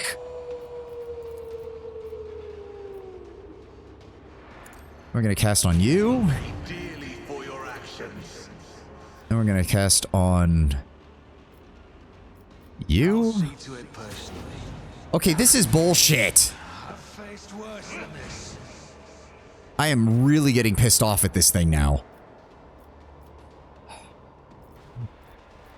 Okay, no, we need to just end him. We're going to inflame. He takes a lot of damage. Now he's going to hit me again. Jesus Christ. Then he's going to invigorate on those assholes. And then we're going to burn him. Fuck you. Fuck you. Okay, cast burning on him. Cast burning on him. Cast burning on him. 1, 2, 3, 4. Wait, hold on. 1, 2, 3, 4, 5. Where's the last one? Oh, he's over there. Then we're going to cast burning on you. Then we're going to move over here. Then we're going to cast burning on you. Burning is now on everyone. Inflame the entire group and kill them all. I love fire. You will burn. Holy shit, that was bold. Okay. If I had known he did that for every single one of his allies, I would have just focused him entirely because holy fuck, that was stupid. It's not necessarily the game, it's the way Owlbear or Owlcat games design some of their encounters. And I get it, they want them to be difficult, but sometimes it's like it's a fundamental thing in a CRPG of any kind of RPG system that has turn-based combat, which pretty much all of them do. I can't even think of one that doesn't without... You can technically have real-time combat, but it's basically just turn-based with no pauses. The fundamental problem is action economy is king. Like, people have known this since like 2nd edition D&D. Action economy is king. If you have more turns than your opponent, your group can do more things. Ergo, you will inevitably, provided you don't fuck up massively, be able to do more.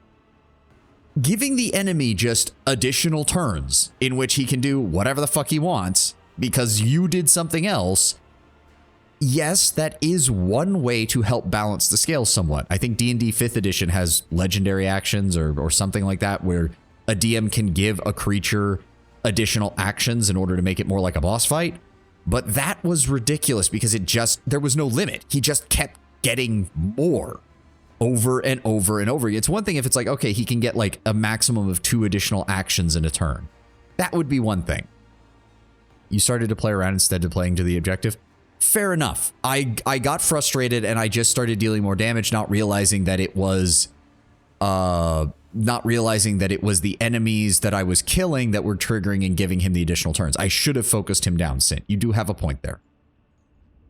But I've seen designs like this in Owlcat's other titles in Wrath of the Righteous and Pathfinder. They have a nasty habit of being like, oh yeah, so you know the fundamental rules that everyone agrees on for a CRPG? We just decide to break those sometimes just to fuck with you. And it's still not very good. I reported this encounter is broken because the enemies would lay down and not move, and then they would bury me in attacks so I couldn't move forward. Weird. Like, they would lay down like they were prone? Could you not attack them while they were doing that? Because that's a weird one. But no, Sint, you have a point. I got frustrated, and that certainly did not help. That certainly did not help. I'm not denying that. I'm just very glad that my Pyromancer can deal practically infinite damage thanks to the Inflame combination, which is awesome. That's one of the best parts about this build. And the worst part is, I've already got ideas in my head for how I could optimize this build further. I did not optimize this build very well by going Bounty Hunter. Like, it just does not pair well with all. I don't think the Bounty Hunter effects work with this at all. Does that actually work? Are you talking about the Inflame? Because that's how we killed everything. The Inflame increases the amount of burning damage you do to them and triggers a stack of burning to automatically attack. So if you've got, if you use... Bounty Hunter was great before 1.2. Bounty Hunter's still good. It works well with Pascal, but it doesn't work with Psychic Powers, like, at all. Because Bounty Hunter's whole thing is using its weapon. Yeah, sure. Justin, when we get out of the screen and I can read my abilities, I'll go over it with you in a real second here. Adira, let's get through the scene and I'll bring it up. Adira carefully pulls the threads of the Psi Stifler out of the Farseer's breathless body. The strange device glimmers ominously in her hands. It is difficult to tell in the dim light if its threads are moving on their own or if it's because her whole body is trembling. Terrified and confused, Adira looks at the device and then at you, then at the dead Eldari. That's Xenos, Sovani Differenzi. Did you see in his eyes right before he attacked us? There was no light left in them. It's all because of this thing. I know what I said. I don't want to die, but there's no way I could live like that. If it means I'll stop being myself, then what's the point? Iralet is warily observing Adira from under her lowered lids. You do not have to resort to a solution like this. There are other ways. My kind have other technology. Devices not designed purely to scourge the soul. Oh yeah, Red, I'm sure they do. And as soon as I visit your nearest and dearest, I'm sure they will welcome us with open arms and spoil me with gifts. Look, Iralet, if you're not on great terms with them, then what chance does a lowly Monkai witch have? She's got a point. Iralet, she's got a point.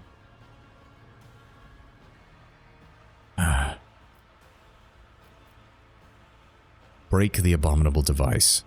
Robbing yourself of your soul is never the way. We'll find another solution. We'll figure something out. You're right. This crap isn't worth it. I suppose I'll accept the inevitable.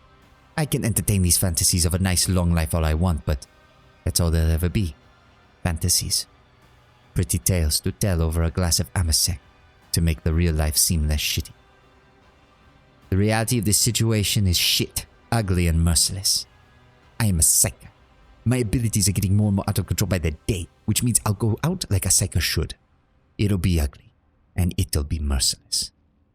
But I can hope that I'll be so fragging awesome and heroic that you and others will be telling stories of it to your grandchildren for the rest of their lives. I'll take it. Thank you, Lord Captain. Thank you for helping me realize this. Sovan. Adira sniffles and casually drops the Psi Stifler to the floor as it shatters into a million pieces. We're done here, Captain. Mind letting me know when you have some time once we're back on ship? I want to talk to you about plans for the future in private. Can we go now? I still got a whole life to get on with. I mean, as an unsanctioned psyker, that's kind of her only option. Just embrace what she can, do what she can, and when the end comes, laugh in the face of the assholes who are going to take you out. Ooh, witch staff. Ooh. This staff gains 10% armor penetration for every level of the wielder's psi rating. Ooh. Damn, okay, that's kind of nice. Farseer mesh armor. You know what, we're going to hold on to those. But, okay, yes, sorry. So, Justin, yeah. So, you know Ignite, which is already a pretty solid... They've actually made Ignite pretty decent with the 20% armor damage and the willpower-based attack. But the entire thing with them now is that Inflame deals the... ups the burning condition. It stacks up to 100, for one thing. Yeah, Ignite is your basic skill. You can do a whole build around it now. So my whole strategy revolves around just igniting people, using Firestorm to spread the fire, or using the Inferno from the Staff of Endless Flame to spread it, and then just inflaming. But here's the thing with Inflame. It goes off on everyone in the arena, even those who don't have the burning effect. So they won't take damage, but they do take the plus 24 stacks. So the next time I cast Ignite or Firestorm on somebody who doesn't have it, they still get that bonus damage later on. It also means that you can use this, I think, 4 times. It stacks up to 100, which, I mean, 100 damage on every single burning effect is insane.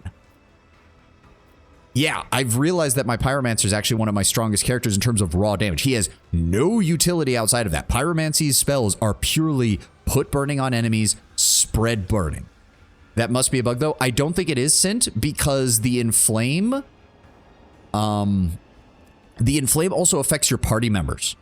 It also stacks on all of your party members. So during combat, it will actually show up on here, which means that if you fight against someone who has fire weapons, it's a double-edged sword. I nearly lost Pascal, or not Pascal, I nearly lost, shit, what's his name? Abelard. I nearly lost Abelard to a one-shot because we ran up against a guy who had a flaming weapon. It was either in Kamara or right before we went into Kamara. And he took something like 80% of Abelard's health through the deflection, through the armor off in a single swipe because I had already used Inflame like 3 times in the round. How am I going to run Pyro Bio now? Well, the big thing if you're doing that is you want to run a melee build, because then you set yourself on fire first with Ignite and Orchestrate Flames before you use Ignite. And then you... Well, to be fair, from what I know of the melee Pyromancer, you don't use Inflame nearly as much because you're not trying to hit everything in the arena. The melee Pyromancer is much more of a single target, pick a specific enemy, run in, and hit him. If you're hitting multiple opponents with the melee Pyromancer, what you want to do is light yourself on fire. You want to stack your fire resistance as high as possible so that you take as little damage from your own burning as possible. But you get the bonus, because there's a skill for Pyromancers that gives you an additional psi rating when you're on fire. You run into a group of enemies, and then you Firestorm on top of yourself. And once you do that, you can then start using Incinerate and your melee attacks to hit everything around you. I'm tempted to try an Officer Pyro. I think that could work because with psychic abilities, it pairs well with the officer using their other action points to like grant bonuses and things to people. The main thing that I think I fucked up on is I should have gone Master Tactician, because a lot of the Master Tactician's abilities just stack additional damage on the Master Tactician. If I had done that with this build, I'd probably be doing more. My dude is literally a two-handed fighter who gets close and lights guys on fire. I've missed out. Yep. The officer has some synergy with full power. That too. Yeah, two-weapon fighter gets close, lights guys on fire. Yes, because the other thing as well is that if you ignite on yourself and then use Orchestrate Flames, all of your melee attacks get burning damage. That's also how you spread it. So I could see a warrior assassin build that uses things like dash and the various mobility skills that the assassin gets to put fire on multiple targets and then get additional damage. The other thing, Justin, and this was the big game changer when we picked it up when we got back from Kamara. Where is it? Warp Surge Brooch. In the first round of combat, the wearer gains a number of additional attacks equal to their psi rating. I get 5 attacks on my first turn. So even if Cassia is unable to pull all the enemies to a singular point using her point of curiosity, on my first turn, I can guarantee 5 different people will have Ignite on them. And I can then use Inflame to hit the whole room. Yeah. You get this from the Casbolica mission. I can't remember what level you have to be reputation-wise, but you get this from the Casbolica mission. And I combine that with... Oh, I don't even remember where I got this, but this, the Dark Visionary Hood gives a straight plus 15% damage bonus to all psychic powers. So I'm getting 25 to 64 bare minimum. So let's go with the very bare minimum. That's 25 damage. Gets a 15% bonus on top of that. So that's another, we'll say 2 to 3 damage. We'll go with 2. 27. That's a minimum 27 damage that I do with Ignite. I then deal 27 damage to them base every turn when they have Warp Burn on them. And then Inflame adds 24 additional damage for each burning condition they have. And that continues to stack up to 100, which means I can get my Warp Burn damage up to plus 127 base. And then, whenever the wearer deals warp damage, the damaged character also suffers burning 3. The burning effect inflicted by the wearer have their powers increased by degradation. Burning 3 stacks off of the burning effect from Inflame, which also deals damage over time.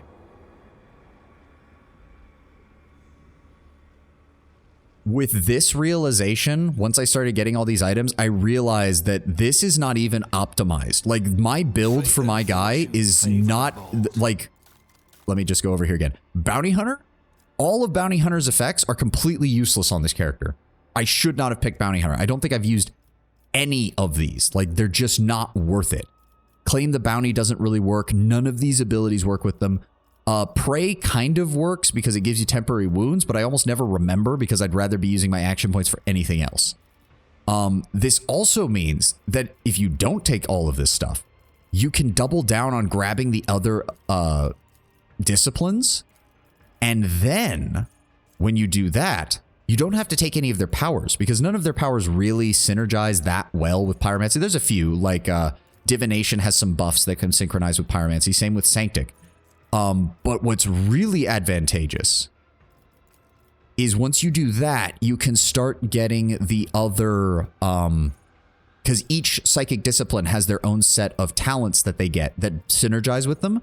And some of them, like the Sanctic discipline, has stuff like just straight up additional armor, straight up additional crit chance. What would you pick instead? I would pick Tactician, because Tactician gets the tactical advantage stat or whatever, which basically just gives them additional damage. I would double down on damage and turn this into a complete just weapon damage kind of attack. Or it would just be purely a damage build. Bad Reki is now aboard. Oh, Bad Reki, welcome, welcome. Good to have you. That gets us up to 31 followers on our way up to, I think I need 50 to hit affiliate status, which would be great.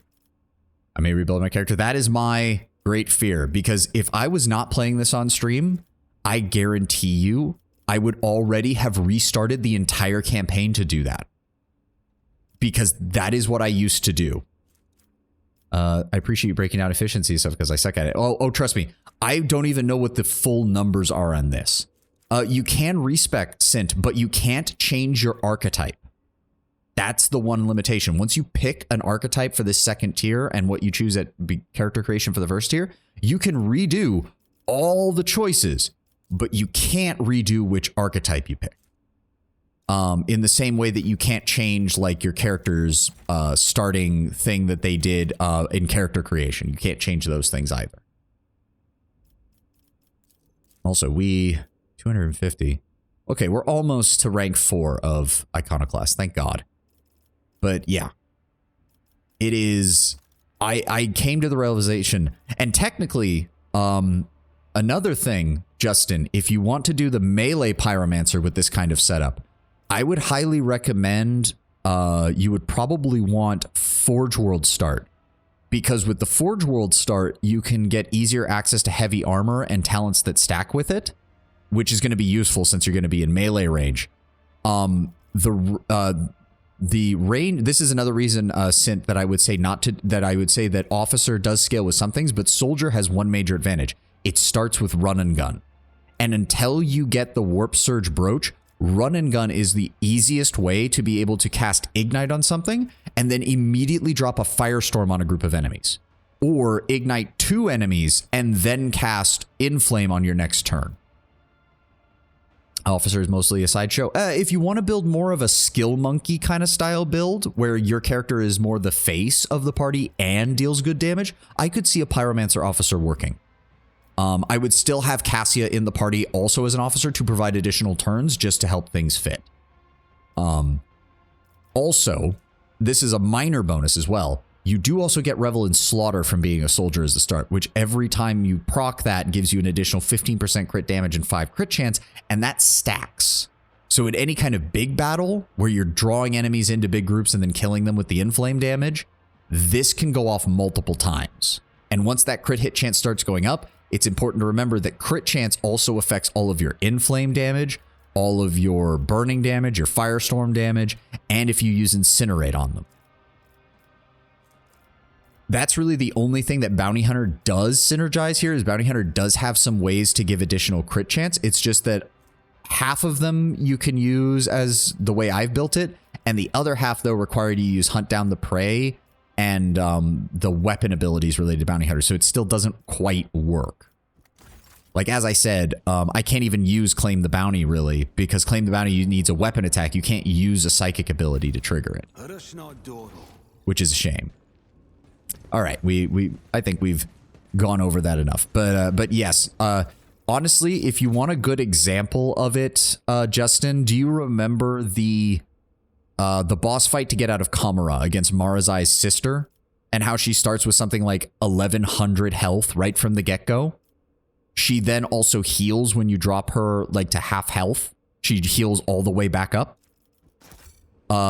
It's in my VODs if you want to check out my YouTube channel. I can't remember which one it is, but it was sometime last week, one of the long streams we did. I know how to take risks. I managed to kill her in a single turn through her full heal by doing the combination I did first. That knocked her to half. She healed, immediately got a free turn, walked forward, knocked off like 90% of my guy's wounds. It was then his turn again, or rather I should say it was Cassia's turn, because that had been my extra turn given to him by Cassia. I used Cassia's heroic action to give my character a full turn. I then proceeded to one-shot Ymiris, the Marzai's sister, by using... because Warp Surge Brooch basically does what I can do through Cassia's heroic, which is to give somebody all of their AP back, but they can attack however many times they have AP. So I literally just dropped Ignite on all the other enemies. I used Incinerate so that she took double damage from an Ignite and half the fire damage from all burning targets. And then I popped Inflame. Yes, the Brooch is first round, and it has to be their actual turn, Sint. If it's an extra turn granted by Cassia or by anything else, it doesn't count. But once it's their first actual turn, first round of combat, the wearer gains additional attacks equal to their psi rating. Yep. This also means, and this is something else that I might actually do with a respec, because I could probably do it, I need to increase his agility, because agility is determining your initiative, which determines how soon you go. And really the one limiting factor of this build is that the further back I am in the combat order, the worse off we are, because so much of our damage right now is tied up in my character. Always keep your eye But on overall, the it's prize. fun as hell, and it feels very pyromancer. It feels very high risk, high reward. If my abilities go off, I can quite literally destroy just about anything. But if I get ambushed, like that was what I was worried about in this fight, as you can see, my character has almost no defense.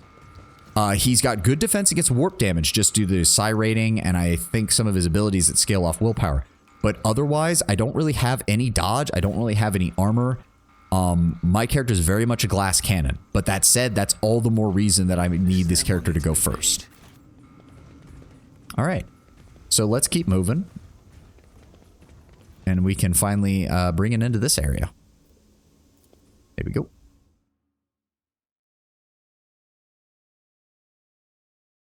We need to go check on Caligos, who should be back up at his ship by now, I would think. All right, let's get the hell out of here. Oh, that was good. Centuries of service and practice. I came from Wrath of the Righteous, having a hard time with character builds and when you utilize abilities. Yep, I had the exact same problem when I started out. The important thing to remember, Reki, is, and this kind of helped with me, is you really want to try and use all of your AP before you attack. So any kind of buffs, any kind of... Oh, hold on. Character dialogue. Of relief and peace, the truth of their fate filled my heart with bitterness. What a sly and devious soul you possess, Inhuman. You pretend to be capable of feeling so that we might lower our guard. But all I see is a scrawny abomination with a cold heart. Thank you for that, Ulfar. But please stop insulting my red-haired waifu. Always keep my But yes, Reki, to get back to your point. Yes, you especially want... So, like, early game, if you're playing a Psyker, for example, Ignite uses up your attack for the turn, but it only uses 1 AP. So you should be using things like Run and Gun if you're a soldier, or Charge if you're a warrior. If you have any buffs, you should be using those. A good example, actually, is Cassia. She gets a lot of decent buffs, she gets a lot of decent AoE control abilities, and she starts as an officer, so she has Bring It Down, which gives somebody else an extra turn to attack. You should be using everything else you think you need to use before you use Bring It Down, because this is essentially the officer's attack. The officer should usually not be attacking themselves. They should be using Bring It Down to order somebody to make a better attack for them. Or if you've got Irolet or Pascal, who are operatives, you should be using Analyze Enemies. You should be using their other buffs. Now, at the very beginning of the game, you won't have enough to fully take advantage of your AP most of the time, but it's something you need to get used to and keep in mind. Disagree on officer should not... Oh, there are viable builds for it. It's just... Well, first of all, Cassia is most definitely not one of those builds, since almost all of her most effective abilities basically never require her to use her weapon at all.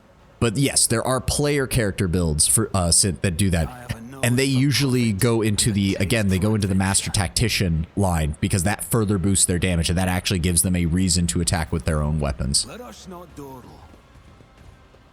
And as you said, I could also imagine an Officer Psyker having a better degree of ability doing that because they can also drop their buffs on themselves. At least some of them, not all of them.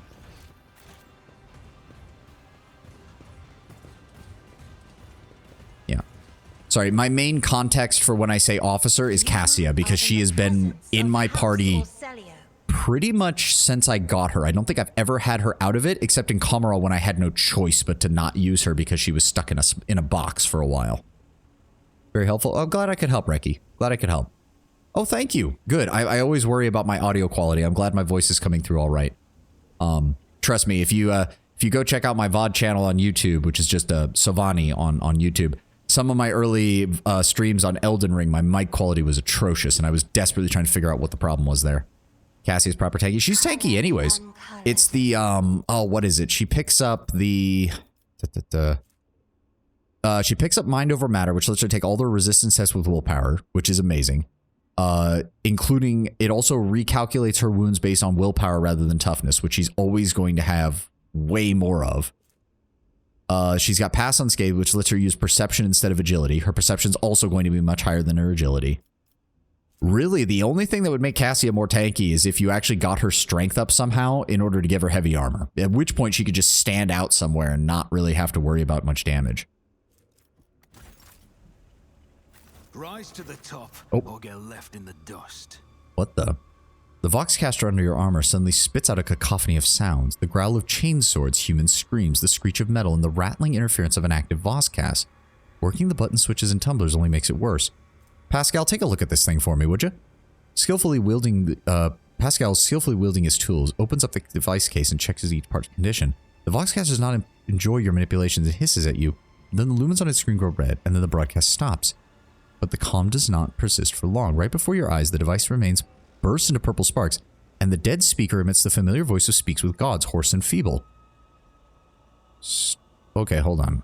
Starborn, Sky Herald of the Eagle God. So we're missing some letters here. Hear the prayers of your servant, sent to you through the myriad forests of Quetza Temer. The nightmare has become real. The darkness has something the forest, but the light of the dying star can still be saved. The heart of the forest calls for you.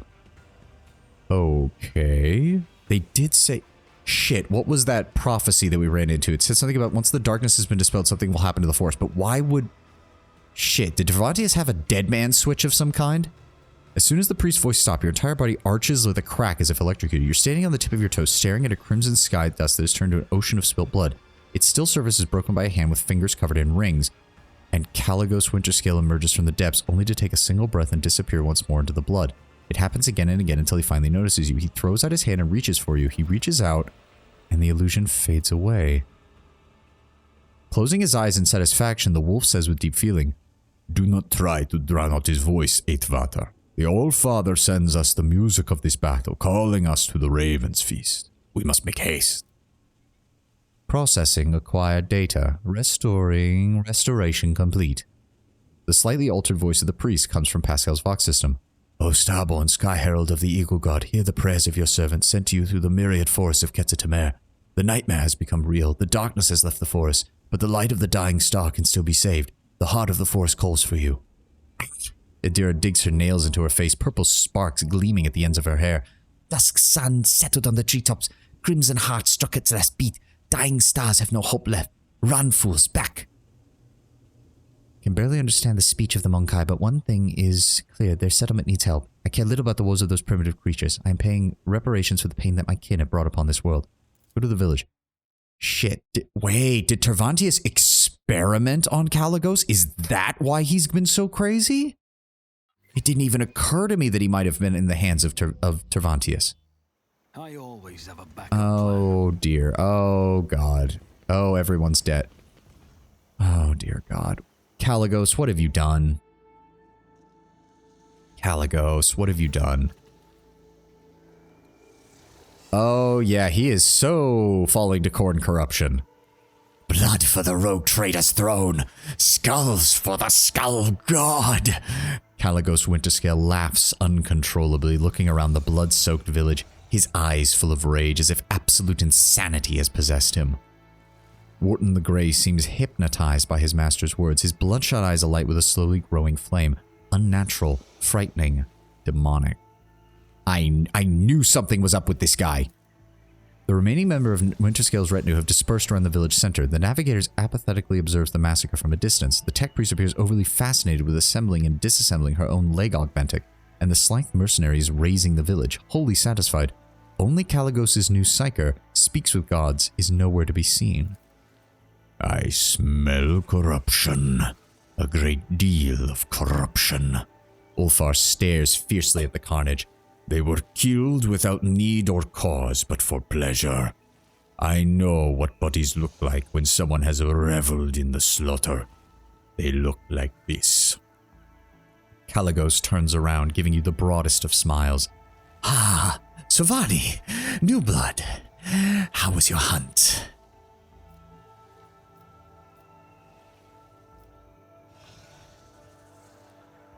See, I don't think he's actually turned to it. There's been too many moments where he's seemingly questioned his own actions. I think something is affecting him more greatly than we'd imagine.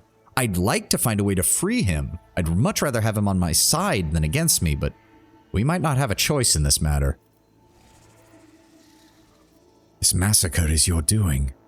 Caligos, what have you done?" Caligos' smile grows faint and condescending. You convinced me to stop hunting the Xenos, new blood. But thirst and melancholy got the better of me sooner than I anticipated. I grew bored. More worthless peasants squealed so miserably I just wanted to strangle them more and more and more. His eyes briefly glaze over. This Monkai has killed his own kin just because he could not kill mine? Irilet's face is shadowed by a shroud of guilt. I did not wish for it to end this way, Alantak. What has happened to you, Kalagos? What have you become? What are you saying, no blood? Oh, have the Xenos addled your mind in so short of time? Kalagos looks at you with a mix of surprise and confusion. Didn't Theodora have to explain to you in the Expanse that baseless accusations went out of style 100 years ago? His palette is mixed strangely. The red completely covers his eyes, but everything around him glows gold and silver. I think that his lordship, Kalagos Winterscale, simply does not see the true colors of his deeds. Look around you, man. Your own retinue is terrified of you. Your subjects feared you, and now you've killed them. I am the rogue trader. I am a warrior of the God Emperor, of the greatest ruler of the Winterscale dynasty. My people should tremble in the face of their master's power, but not out of fear, out of reverence. Winterscale grins at his retinue, but it's not enough to dispel the oppressive silence. The tech priest bows her head until her face is completely obscured by her hood. The navigator just nods curtly but quickly averts his eyes, and the Slythe is licking at a fresh wound. A wound that may have been inflicted by a power axe. What is the matter? Am I truly so terrifying to you that you can't even look at me? Kalagos begins to growl in exasperation. Where is that ridiculous psyker? He knows how to honor his masters with his words. Where is the old man? Magos Galenia Zeta. This unit that identified itself as Speaks with Gods has been annihilated, Lord Captain. You personally conducted the execution. Your reasoning was, and I quote, Kalagos' voice emerges from the tech priest's intricate system of cables and speakers. You think I need saving, old man? You claim you can see the future? Did you foresee this? The buzzing of a power axe is then blunted by the sound of human flesh splitting, followed by a cry, a gargle, and the dull sound of a body hitting the ground. Bloody pile of scrap. I'll tear off your mechadendrites and stuff them down your throat. I'm registering a category aborted. Confrontation estimated as imminent. Blasphemy registration unnecessary. Pascal adjusts the grip on his plasma rifle. His visor turns scarlet, and the dot of his aiming laser lights up on Wharton's chest.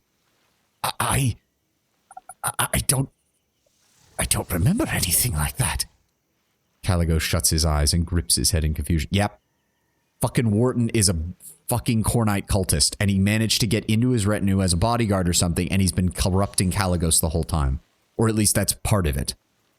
Flinching as if struck by a whip, Winterscale stares at the village with the look of someone who is seeing it for the first time. Confusion and unease creep into his gaze. What happened here? What happened to my subjects? Who dared? The realization begins to form lines on his face.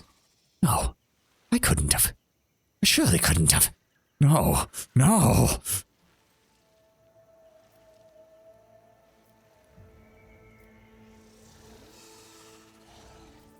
It seems, Lord Winterscale, that your arch-militant is a heretic and a servant of chaos.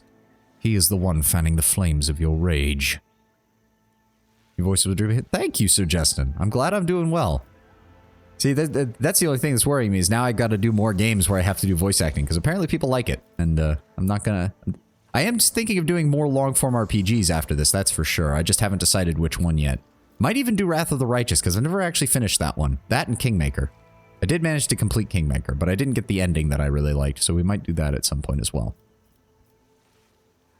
Lord Kalagos, your arch-militant is obviously a heretic, a servant of chaos. He's fanning the flames of your rage, and he's turning away or killing anyone who might be able to help you.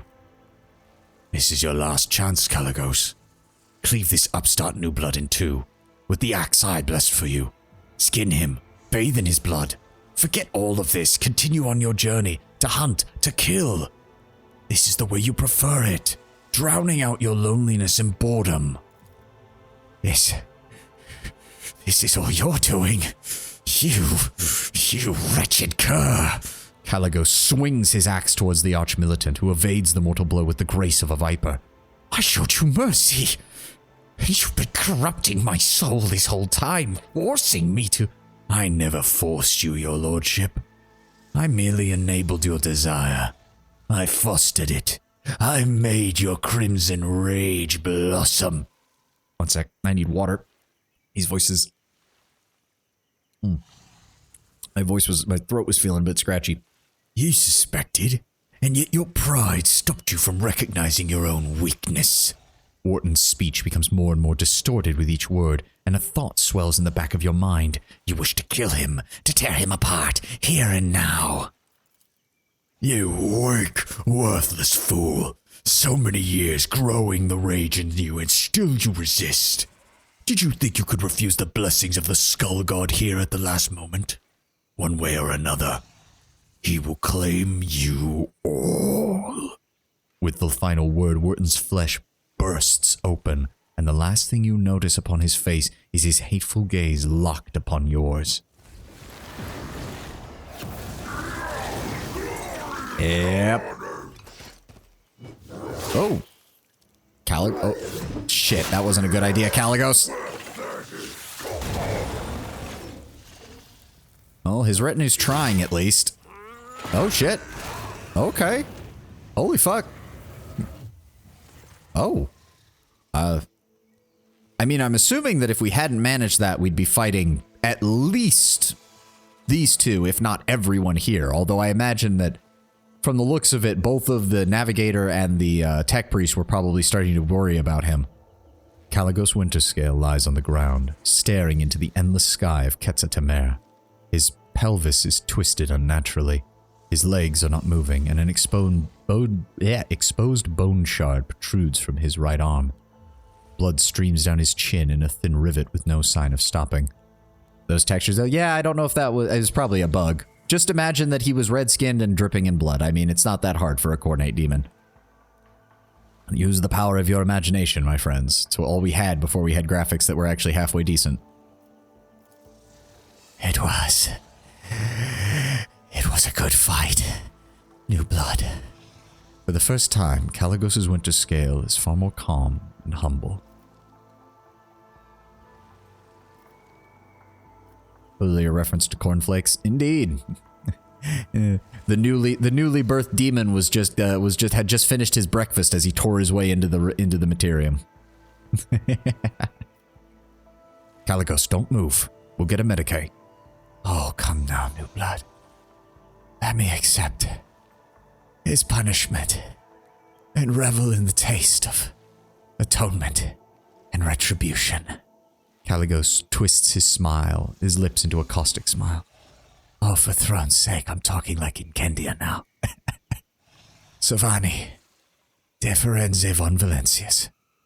Promise me that you'll kill me if I ever start praying too much. I've had enough of worshippers, of every stripe. I'll take you back to your ship. It'll be fine. There is no need. But if you're so concerned about an old man's health, I shan't stop you. Oh, I honestly expected him to just die there. That was kind of the vibe I was getting, was him saying like that. But no, if we can save him, we're going to do it. Let me make sure that I'm not... No, those are all companion quests. It's not going to be there. Yeah, I mean, it's... Okay, shit. We'll level everybody up in a second. Let's, we need to get to the... Yeah, there we go. Return to the void ship. Let's go. Get Caligos to his medical team. Like, I was honestly expecting him to just be like, no, I'm gonna die right here. There's no... You don't even have time to get me up there. But, okay, let's... No. Talk to the... Why can't I talk to the ship? Why can't I talk to the ship?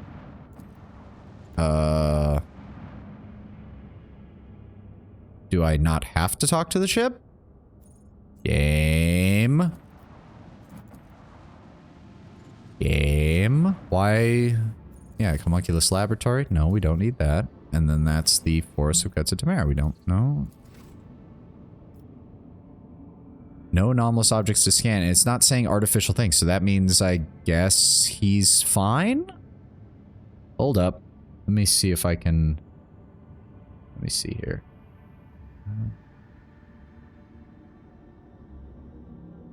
Was there hunting grounds? Let me see if there's anything on the website that I double check every now and then to make sure I'm not breaking anything. Lair of the homunculus. So hold on. So I have to... No, not that.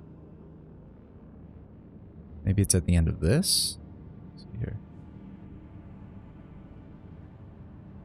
No, that's...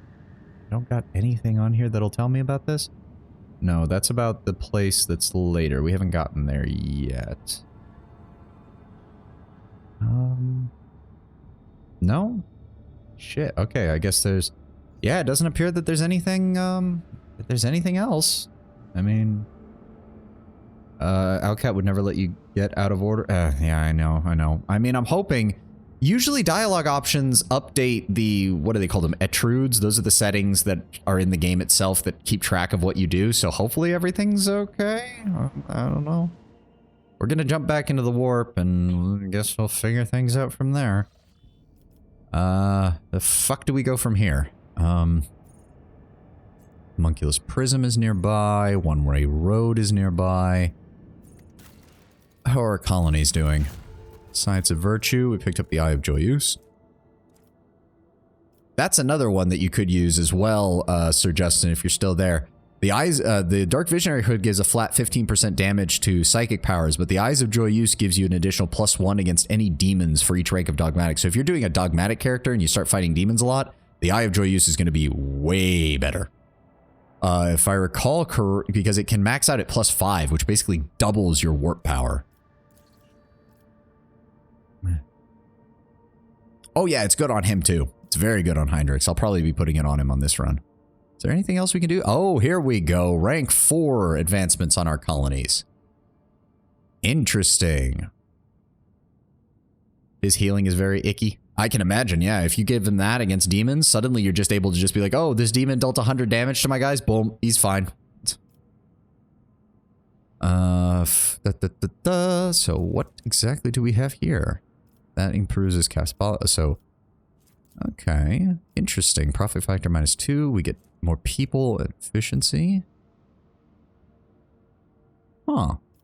Oh, cool. We can actually teach them.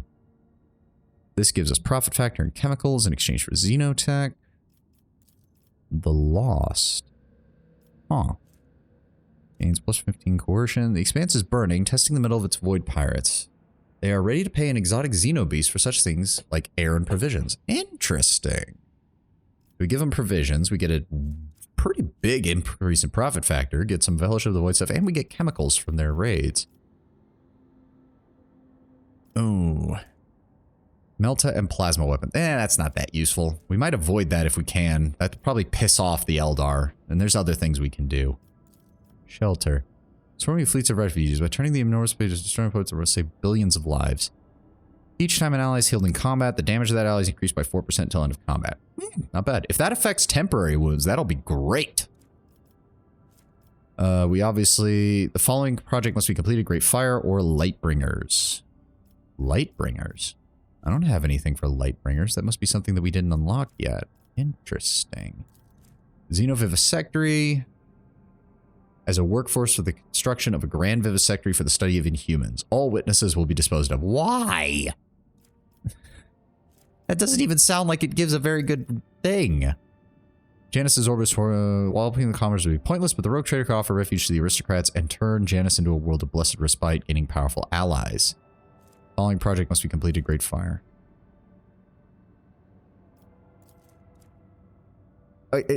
Reki, I'm not necessarily going against the vivisection of the Inhumans. That's something I come to expect from the Imperium. It's the all witnesses will be disposed of after we just used an entire fleet of refugees to build the damn thing. Who cares that they saw that? Like, wouldn't that be a good thing for the Imperium? Is, oh yes, we built this grand thing and look at all the people building it so they can watch us torture aliens. Like, you'd think the Imperium would be on top of that, but no, because they witnessed the building of it, they have to go. That's dumb even by the Imperium standards. I mean, yes, I'm sure you're joking, Bedrick, but still, it's like, again, my focus wasn't on the alien thing. My character might be romancing Irlet, but I mean, we mainly deal with the Drakari, and there's no really saving them. We all know that. It's the, oh yes, this potentially millions of refugees who we just used as a workforce, kill them all. For no reason. Literally none. Like, not even a, we can't let the spread of chaos or something like that go. Not even the usual Inquisition bullshit. It's just, we killed them all. With no explanation whatsoever. Ugh. What else have we got? I'm not even sure what I want to build on Janus, but I want to see what we've got over here for Kiavagama. Covering its surface in a huge electu, the whole world will be wrapped in a grandiose potentia coil. Interesting. That's honestly not even that expensive, but giving us +4 efficiency and +4 security is really good. Orbital shipyard. Tools of killing, that gives straight profit factor. Retrofitted mining equipment is of interest to the Pirates of the Expanse, as it doesn't take a brilliant mind to turn a mining laser into a weapon. Interesting. We need more reputation with the Casbalica mission in order to get a short-range plasma cannon, 5% critical chance against Xenos enemies. Blocks Project Mechanical Trade. This is with the Imperial Navy. Interesting. They're willing to provide valuable machinery in exchange for trained tech priests. Okay. It's not even that bad. Ooh, efficiency +3 across the board, +4 profit factor. Will become the main data repository of the Expanse. Thousands of scribes register cargo in the lens of watchful cogitators process myriads of documents. Ooh, that's good. It doesn't even block me from doing anything else, too. Well, that's kind of spoilery game. I guess something bad is going to happen on Euphrates too. The Adeptus Mechanicus now seek new citadels for their hallowed production lines. Kiavagama can house workshops that will forge void ship weapons. All allies gain 20% minimum damage to their ranged attacks. Oh, that's nice. This blocks... Okay, must complete Archive of the Expanse and must complete Holy Ammunition, which we don't have that unlocked yet. That gives us a massive bonus with the Explorators, a huge increase in weapons. And it's really good. The Power of Plasma. Again, requires Archive and the Extractium Ignifera. Can now seek citadels. Kiavagama can become a sacred assembly site for plasma drives endowed with the Emperor's Grace. This gives us a 15 speed with average acceleration and braking, which is pretty good, and a whole lot of mechanisms. And a warp revelation. A research complex for warp technologies, dangerous, closely guarded secret of the Adeptus Mechanicus. This requires Archive of the Expanse again. Security gets lowered, profit factor goes up massively, and ethereal visor. Ooh, psi rating is increased +1. As long as the wearer has 100% wounds, they deal 5 times willpower bonus, additional damage with psychic. Oh. Oh, I'm pretty sure that's better than the Dark Visionary Hurt that I've got on right now. Ooh. Okay. Well, obviously, we need Archive of the Expanse because all of these require that. And then it requires either something else. So one requires extracting a fair... Oh, the other requires just that. And the last one requires Holy Ammunition. So we're going to start with this. This is going to use 9 of our excess people because we're going to be offloading them onto the archival stacks. Mechanisms, which we have some of, but we're definitely going to need more. But the efficiency increases the amount of resources produced. And then profit factor goes up by a raw amount of 4. So we're going to execute that one right now. Dargonus has some extra stuff here. Decree on diligence. No, we don't want to do, we didn't want to use that. Oh, did I want to do this one? I think I did, but let's also see what else we've got here. Guilds, Adeptus Astartes, the Season of Wars, which we completed at some point. The date of the payment of the tithes approaches, however, by making use of corrupted practices, the Administration will find a way to keep the Psychers and the Thrones. Oh. I mean, that's not the worst idea. Especially since right now the Expanse is cut off from the rest of the Imperium, so most likely these tithes would never make it back to Terra in the first place, because we're on the opposite side of the Chaotic Maledictum. So, yeah. Praising the Muses. Plasteel and Adamantine in exchange for raw profit factor. Definitely useful. Pleasing the Tired. Floating palace filled with helpful service and exquisite pleasures, mollified by the bribe. The scribes will especially attend to the rogue trader's wishes. Promethium, provisions, adamantine, and flux in exchange for complacency and efficiency. Call to arms gives security +3 across all of the protectorate and a shit ton of people. That's not the worst. Militia Navy. All the inhabitants of the Expanse place their trust in the rogue trader during their hour of need. The flagship restores 33% to the cooldown of ultimate abilities at the end of space combat. Red warp routes always become orange. Nice. We get security across the board, a shit ton of Imperial naval intelligence. This requires missionaries. Oh, damn. I hope there's a way to find that, because this is pretty much... We don't lose anything. We just have to have more than this amount. And as long as we complete that, we get 7 provisions, 12 people, 7 mechanisms, 7 weapons, and we get +2%, +2 plating to all sectors of our ship. Oh, that's good. Oh my god, we can build a Schola Progenium. +20 dodge against ranged attacks. If the wearer has not moved during their turn, their cover efficiency is increased by 20% for 1 round. If the wearer moves at least 3 cells, they gain 20% dodge for 1 round. We lose some profit factor. We gain a shit ton of people that we can use for other programs. The following project must be completed in the Protectorate Pure Blood. Oh. I don't even know what that does. I don't even know which one that is. Echo of Victory. Whenever the wearer attacks any target in a 5-cell radius around them with a ranged weapon, the attack deals 10 plus armor penetration divided by 3% more damage. Okay, so that would go on Argenta immediately. That or Pascal, because he's got the high armor penetration as well. The bravest cabins, I'm being offered invaluable charts. Oh my god, all of this stuff is so good. Ooh, -3 profit factor, but that's a lot of resources we could be using for that. What does Vabos have?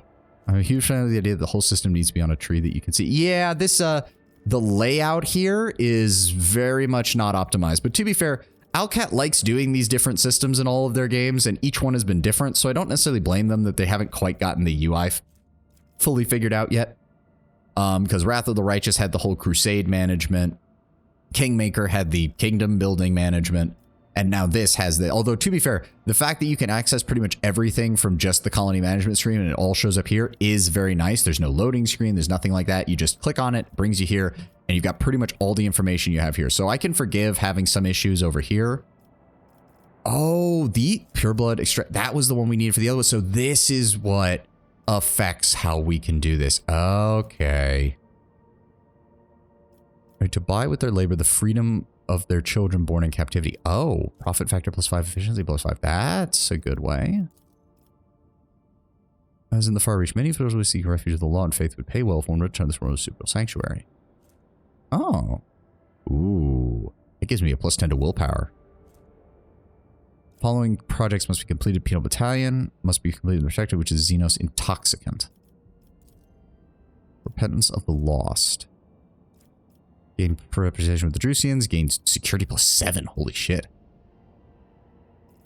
What does the Penal Battalion do? We need Promethium, provisions, people, and weapons in exchange for 3 security across the board. And we gain a +10% critical hit chance with macro cannons. An entire planetary regiment of Martyr Guardsmen. A gift from the Rogue Trader of the Coronis Expanse in its darkest hour. Nice. Mechanisms and Phlogiston in exchange for Plasteel and Adamantium. We're going to need more mechanisms. A lot of these require mechanisms. I didn't even check Foulstone, did I? Oh, here's the Holy Ammunition. Requires more reputation with the Drusians. Makes sense. And that just gives us a straight additional weapons, which we should probably get. Lightbringers gives us takes Promethium and Plasteel and gives security and bonus with the Imperial Navy. That's pretty good. Crucible. Grants plus 10% damage for 2 turns and plus 20 temporary wounds when a character uses their origin ability. Oh, okay. Okay. That's pretty good. Profit factor plus 2, provisions time 9, and complacency plus 4. They then get Holy Defenders, which is heavy armor. Oh, wow. Where hits a criminal enemy, that enemy gains plus 1 stack of the plus effects for 2 rounds. Coercion, 5 by 10 deflection. Damn, now I wish I'd put more points of Abelard's skills into coercion, because that would be amazing for him. You can easily get most skills up to about 100, which means that's plus 10 deflection. Holy shit, that's good. Profit factor plus 5, complacency plus 4 across the entire protectorate. Sacred Comet, Warhammer Fantasy reference much. Security plus 4 across the protectorate, blessings of the saint. All non-Xenos allies gain plus 5 bonus to characters and skills. Not bad. And a reliquary. Ooh, a Thunderhammer. Collisions caused by the Thunderhammer's pushing attack deal 300% more. Okay, there has to be a build for Abelard, that does nothing but use like shove attacks. Because there's so many things that stack damage on these shove attacks. Profit factor plus 5 in exchange for adamantium. Very nice. Missionaries. So provisions, people, and weapons in exchange for complacency and security. False Wonders. By showing illusions to the masses is possible to gain and attract. That gives just raw profit factor and people. Unfortunately, I'm going to need more people. I thought we had a lot with like 20 something, but a lot of these projects require quite a bit. Okay, we need to figure out what we're going to do for these. So that one loses us people. We gain profit factor and efficiency. We're going to avoid that one. That one loses us provisions, which we have 18 of, which is good. We lose 2 profit factor, but we gain a lot of people and a lot of efficiency. That one's Xenotech in exchange for profit factor and chemicals. We're going to start with this one because I know it unlocks another one on Vabos 6. We're going to start with this one. That's Xenotech in exchange for chemicals and profit factor. Kevin Gamma is working on Archive of the Expanse. Right. Dargonus. We will want the Caspalican auction so we can get the raw profit factor. We can get the backup Melta weapon that I want to give to Irlet in case she needs to fight anything at close range. And a bunch of Caspalica mission stuff. And it only costs us a few Xenotech. Vabos 6. We want... Let me see here. Here we go. Pure Blood. Can grant the convicts the right to buy, with their labor, the freedom of their children born in captivity. Profit factor plus 5. Efficiency plus 5. Really good. They're working. They're working. They're working. And lastly, on Foulstone, we want missionaries. I'm thinking missionaries. Or do we want to start with this? No, we'll start with missionaries, because that one unlocks another one, I think, on Vabos or Dargonus that was really good that we were looking at. And we're still good on provisions. We're still good on people, although we will need something to increase our people number after this. That and mechanisms. Those are our 2 lowest right now. So hold on. Let me pull up contracts. We lose people to gain provisions. We don't need that. We lose provisions to gain Promethium. Don't need that. Plasteel to gain people. We have a lot of plasteel. We're going to go ahead and do that. Station is willing to pay with thousands of mercenaries in exchange for a new set of chains to bind the asteroids to the statue. Yes. We don't want to give up profit factor for that just yet. We will give up adamantine for mechanisms so that we've got more of those. Xenotechs for weapon, no. Chemicals for plasteel, no. Weapons for provisions, no. We'll hold off on those. Shit. Give me 1 second. I need to run to the restroom again. Sorry, I was drinking a lot of water over the course of this. Be right back.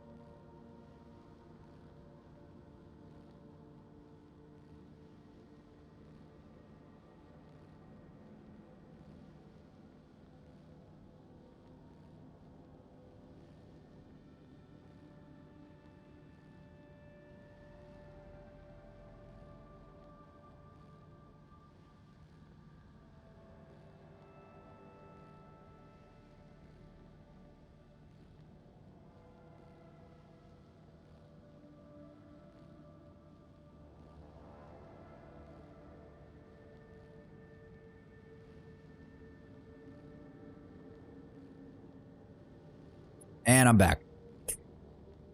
Oh, guys, please be careful with that. I don't actually have any moderators, so I'm the only one who can keep track of things on the stream chat. So let's not go too crazy when I'm having to step away from the computer. Okay. Okay, so oh boy, so we have Furibundus, which has that whole thing. We have we've got a bunch of companion missions that we need to do. All right. Let's see what we can do with this. We're gonna return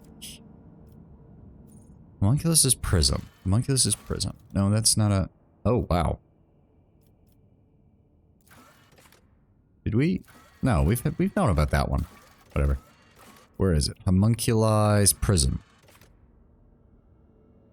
The ship's finest minds spent many watches trying to understand the purpose of the bizarre prism found in Comorot. The researchers were lucky to activate the object only once. Unfurling an array of petals, the prism produced the holographic image and coordinates of an ice planet in Langren's belt before snapping shut once more. So, travel to Langren's belt. We've seen this event. Oh wow, all of our guys are already done building shit. Holy crap, that was fast. Missionaries.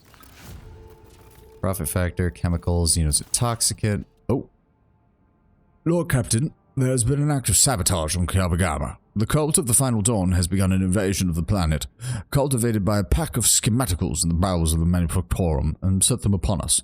The attack was so sudden that we almost lost all of the workshops, but we had some help.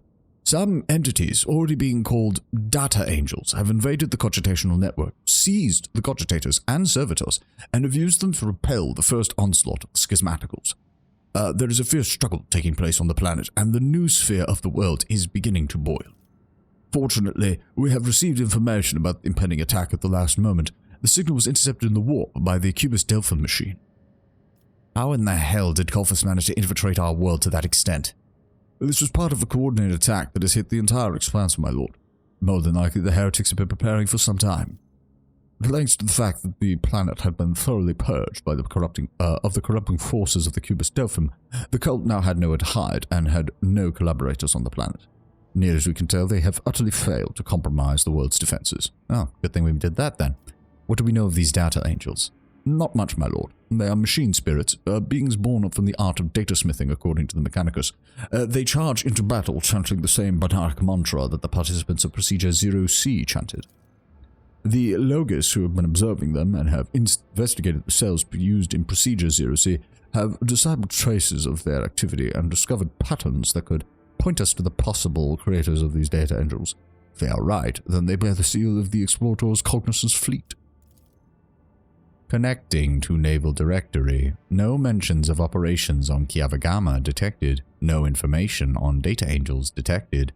Hypothesis: either this has been a calculation error, or the information is locked behind higher level security clearance required for sacrament. I wish to hear the opinions of my officers and advisors. There are backup cogitators located on Kyabagama's manufactorums to ensure the continuity of production in case of accident.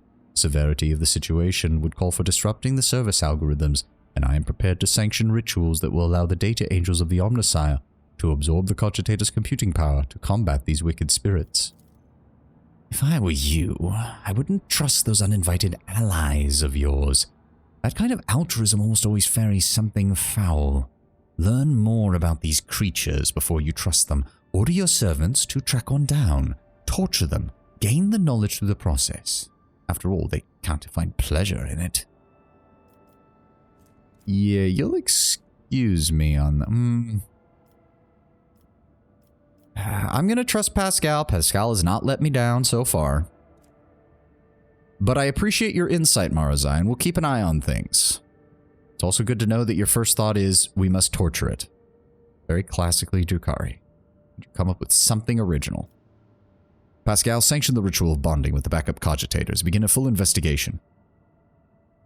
Your request to perform the sacrament is accepted and shall be fulfilled immediately. Having gained access to the cogitational reserves and after being infused with power, the data angels charged at the schismaticals. The hordes of data spirits have been tech exorcised and exterminated, and the afflicted mechanisms purged and restored. The tech priests have given praise to the Omnissiah for protecting the production algorithm from severe disruption. After exiling the schismaticals, the data angels have retreated into hiding inside the cogitational networks, leaving the servants of the Omnissiah only to guess at who or what these beings were. Profit factor +4, efficiency +3, archive of the expanse completed. What other things we have? Catholic and auction completed, more profit factor, pure blood, efficiency, profit factor. Ooh, holy delegation. Okay. Interesting. Okay. Alright, what do we want to do next? Foulstone. That gives up 1 provision in order to gain additional wounds and dogmatic. Reputation with the Drusians. We gotta turn in more shit for them. Promethium and Plasteel. Both of which we have in abundance. This will give us security across the board, plus reputation with the Imperial Navy. We'll go ahead and do that. Janus. Efficiency across the board in exchange for chemicals. There really isn't actually a cost to this, so we're going to go ahead and do it. We need more efficiency. Okay, let me see here. We don't really need that right now. So that requires holy ammunition, which was on Foulstone. This requires extractium infernia, which is on Vabos. That would solve our mechanism shortage. And then warp revelations requires neither of those, but requires more reputation with the explorators. We lose 3 security, gain 5 profit factor, and ethereal revelation. It also will block the Skybearer and the Power Plasma. But God, that is a really good item. But am I really willing to take what seems like the obvious worst choice just for an improvement on my combat skills, which I already do plenty of damage with?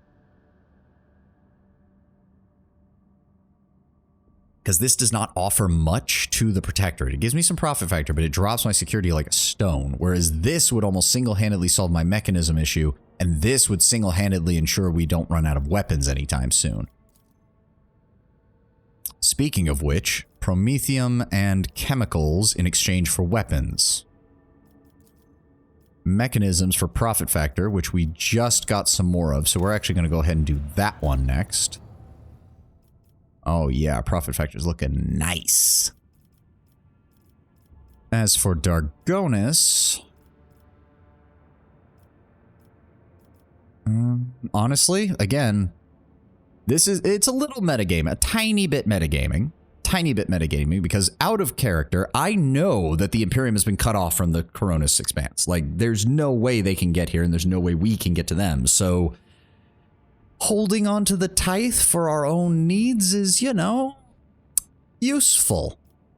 Very useful. Very profitable. We're going to go ahead and do that. And Vabos, I could do the warp guides. The +2 to security would help. What's their stat right now? 10 across the board? We'll hold off on that for right now still. We've got other projects. 5 mechanisms, which we are starting to roll low on. 5 phlogiston, also somewhat low on. To get 6 adamantium, which we have plenty of, and 12 plasteel, which we also have plenty of right now. That's people for promethium. I'd like to hold off on that if we can avoid it. Oh. Captive Xenos. Acquiring captives from the enemies of humanity for use in forced labor is a possible way to replenish the workforce. We lose 3 profit factor, we lose 5 security, but we gain 18 in people because of the labor we'll save from Vabos. Tempting, but not something that we should probably do right now. The disciplinary officers of the Imperial Navy will make for wonderful wardens. Or penal battalion. We lose 4 people, 4 provisions, 2 promethium, 3 weapons, but gain 3 security across the board. Given the fact that the Expanse is currently on fire, I'm going to go ahead and take this, because the +3 security across the board is probably going to be very useful if we start getting any events that happen on these planets. That's the thing that has me worried. Yeah, affects the ability of the colony to cope with negative events on its own. That has me concerned, because we have not seen too many of these. Oh, wait, what? Did I... Wait, what? Okay, that's weird. I could have sworn we already did that, but... Alright, moving on. Orbital shipyard next. We've got Plasteel, Prometheus. Ooh, that would use up pretty much all the people that excess people that we have left. Promethium, mechanisms, chemicals, and phlogiston in exchange for security and efficiency. I did just say that we should probably work on getting more... Yeah, we need more people before we do that. That is good, though. That is good. We do want that.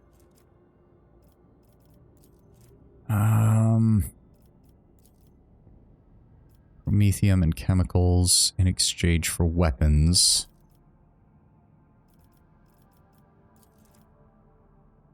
Security. We'll go with the security efficiency. I was even just mentioning how security is something I'm worried about. Wait, what? Why is stuff popping up every time I do? I'm confused. I suppose some of these are... Is it so short of a time scale for them to be finished because of the high complacency and efficiency that I have that it's just happening without me even having to do anything? That's the only thing I can think of. My lord, corruption has infiltrated Vabo 6. The cultists of the Cubs of the Final Dawn have agitated several of the convicts into a full-blown uprising, promising them a chance to escape. The planet's cargo port and guard facilities are now under siege. The cult conspirators do not personally participate in the assault. Not too long ago, they scurried off into the mines, deep into the tunnels that were still rife with Xenos corruption. The overseers report the occurrence of tremors. It seems that the heretics are trying to clear up the cave-ins that we used to ward off the subterranean monsters. Why would the cultists go to such a place? Unfortunately, we do not know the true objectives of the heretics. There is nary a doubt that they are pursuing a sinister and wicked goal, and therefore must be stopped. What is the current situation on the surface? The overseers are currently besieged inside the guard facilities, and many of the convicts are now united in their common hatred for the dynasty and an obsession with the tales of freedom. Stop the riots immediately. We will... Trampled cult banner. I wish I knew what that did. Let the rebels know that if they do not stop the riot, I'll bomb them into submission. Lose 2 complacency, gain fiend. Pardon those prisoners who would help quell the rebellion. Mercy to the repentant. Lose 1 efficiency. I'd like to hear what my advisors have to say. Heretics seek out those who are weak of spirit and entice them with promises of salvation. Such spineless lot lack the resolve to fight and will drop their weapons if given the reason to fear. The purpose of many tactics in warfare is to sow terror in the enemy ranks, and I know these tactics well. Make them quither, Eitvater, and those weaklings will forget about their heinous intentions. Lord Captain, your resources and status allow you to make use of one of the most blunt and affordable tools of all, mercenaries. These dogs of war would be more than ready and willing to go inside the warp if you paid them well enough. Provide the overseers with backup from their ranks, and the crisis will be over in moments. We gain Fiend, we gain... Huh. Interesting. So that loses 1 people and 1 efficiency in order to gain the Trampled Cult banner. That gains Fiend of Vabo 6. And that gains Tempered by the Quarries. This loses us 1 profit factor, but we've got plenty of that right now. You know what? I'm going to take Abelard's word for this. Don't get me wrong, Ulfar. I get what you're saying with this. But we want to actually try... Plus, the mercenaries can stay on the planet and help support our efforts against anything else that shows up. Abelard, send the word. Call in the mercenaries and have them reinforce our military on the ground. I'm sure that these well-armed dogs will make quick work of the rabble. As the mercenary shuttles begin to arrive en masse at the cargo port, the docks lit up with crimson flashes of lasgun fire. Eager to prove themselves and to earn a permanent contract with the Rogue Traders dynasty, these dogs of war were well motivated to put up a fierce fight. Under the onslaught of such skilled foes, the convicts quickly surrendered. The leaders of the conspiracy, the cultists of the Final Dawn, were trapped deep in the mines. They have surrounded a strange dark Xeno obelisk covered with glyphs, trying to awaken it from slumber. The glyphs on it were similar to those that the mad convicts had been drawing many months ago. The monstrous construction contained enough energy to tear the planet apart. However, by heroically disrupting the cultist plan, the guards have disrupted the machine. Instead of exploding, the obelisk emitted a blistering heat wave, melting itself and turning the cultists around it to ash. Vabo 6 has been saved. Nice! We actually managed that pretty well.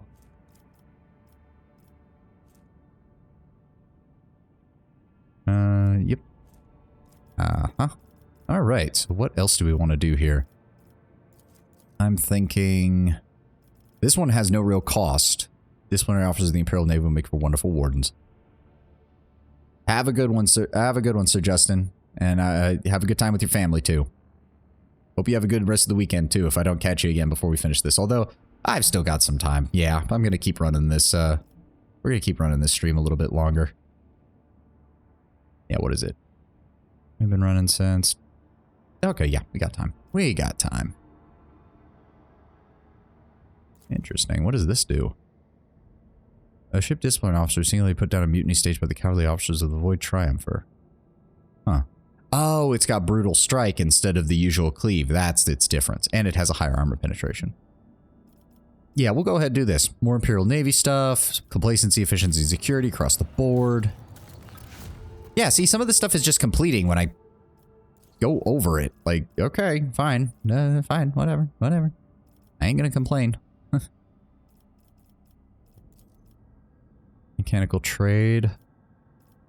Doesn't block... Oh, blocks dark experiments. So that's a Casbalica mission. That gets us this. 2 phlogiston, 2 plasteel, or 6 plasteel, 2 xenotech, 2 promethium. Cost isn't that bad, but it blocks us out from this. Mechanical trade. Extractium ignifera. Oh, god damn it. Okay, well that's taken care of. What exactly does the Extractia do? Is that the one? Oh, that's going to use up most of my people, though. And I'm not going to have the ability to do anything else with that. Oh, Palace for the Outcasts. This gives us raw profit factor. This gives us a stat bonus. But we need people, plasteel, and the like. This, by contrast, gives us security, a bonus with the Fellowship of the Void. Whenever the wearer performs a non-burst attack with a pistol, that attack pushes the enemy by 2 cells. If the wearer kills an enemy with a pistol attack, they immediately re-reload it. Each pistol attack grants a plus 5% critical hit chance for pistol attacks. Interesting. Repentance of the Lost gives shit tons of security. Oh, we're going to need more people is the problem. We need way more people now.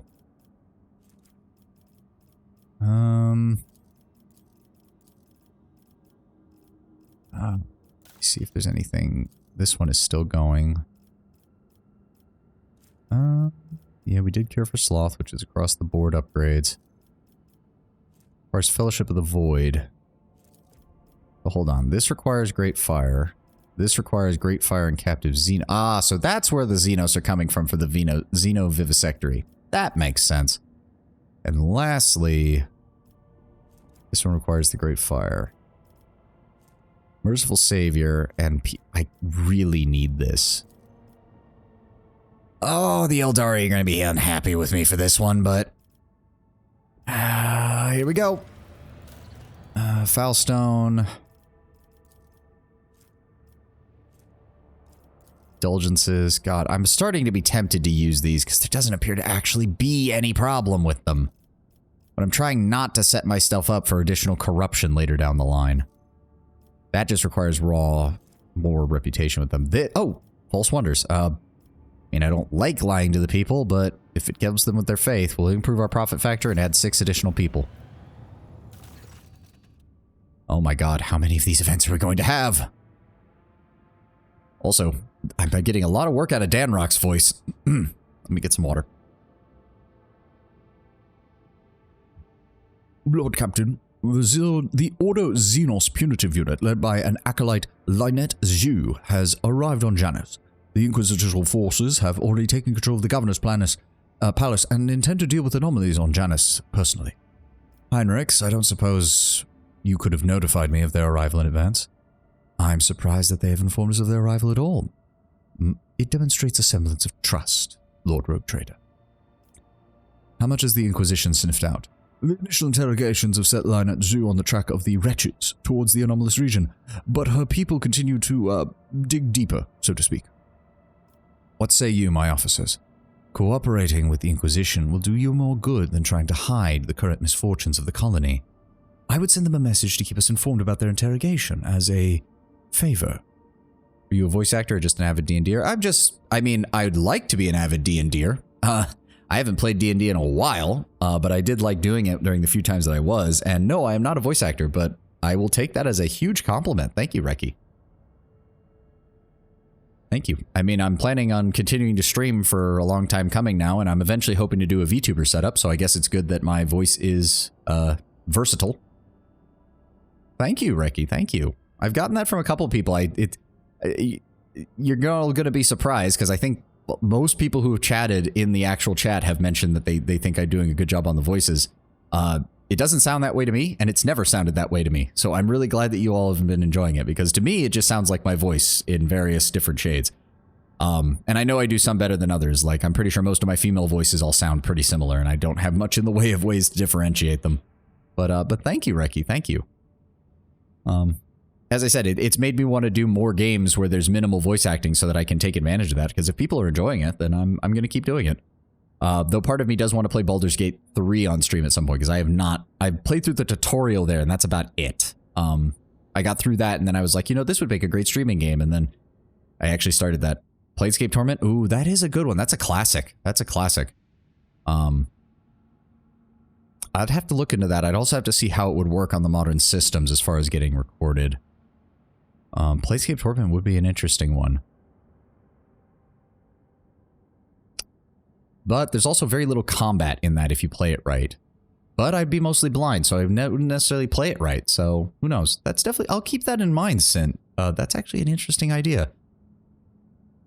That's an interesting idea. Okay, send them a message to keep us informed about the interrogation of the favor. Oh god, Jay's voice. Shireen, if only we could throw them a bone and let them find the evidence they want. One that we can get by on without.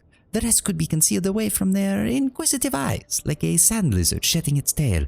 Sometimes one must cede the battle to win the war. I just picked the most dialogue-heavy game without VA. Oh, you're right. I mean, Planescape Torment does have some VA work, so at least you would have an idea of how the characters sound. But yeah, the vast majority of it is unvoiced. But I mean, that was very much the limitation at the time. It wasn't the only one. Fallout 1 and 2, the older Baldur's Gate 1 and 2, most of the early CRPGs all had that issue. It was simply too expensive. And in the few cases where there was a lot of voice acting, it was often... someone from the development team just walking into a quasi-soundproof booth and just reading lines. No knock against them, they did it and it helped, but that's very much the truth. It wasn't exactly all professional voice actors doing everything.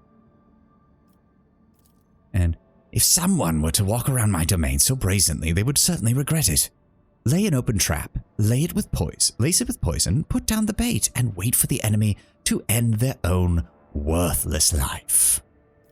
I love Marza. I'm sure you could advise a treacherous trap, or I guess might perish. Let the Inquisition do its job. Hexagrammic Grace versus I order the expulsion of the impotent fuels from my world. That's not a good idea. Also, that's weird. Jay gave a suggestion, but it didn't actually pop up on here. If only we could throw them a bone and let them find the evidence they want, one that we can get by without. There must have been an option from one of these upgrades that I didn't pick that would have allowed me to do that. Oh, it probably would have been the one for inviting the, I think this world had an option to invite, like, Mechanicum experts who were working on Xenos tech. That's probably what would have done it. But we don't have that option because we don't have it. Ah.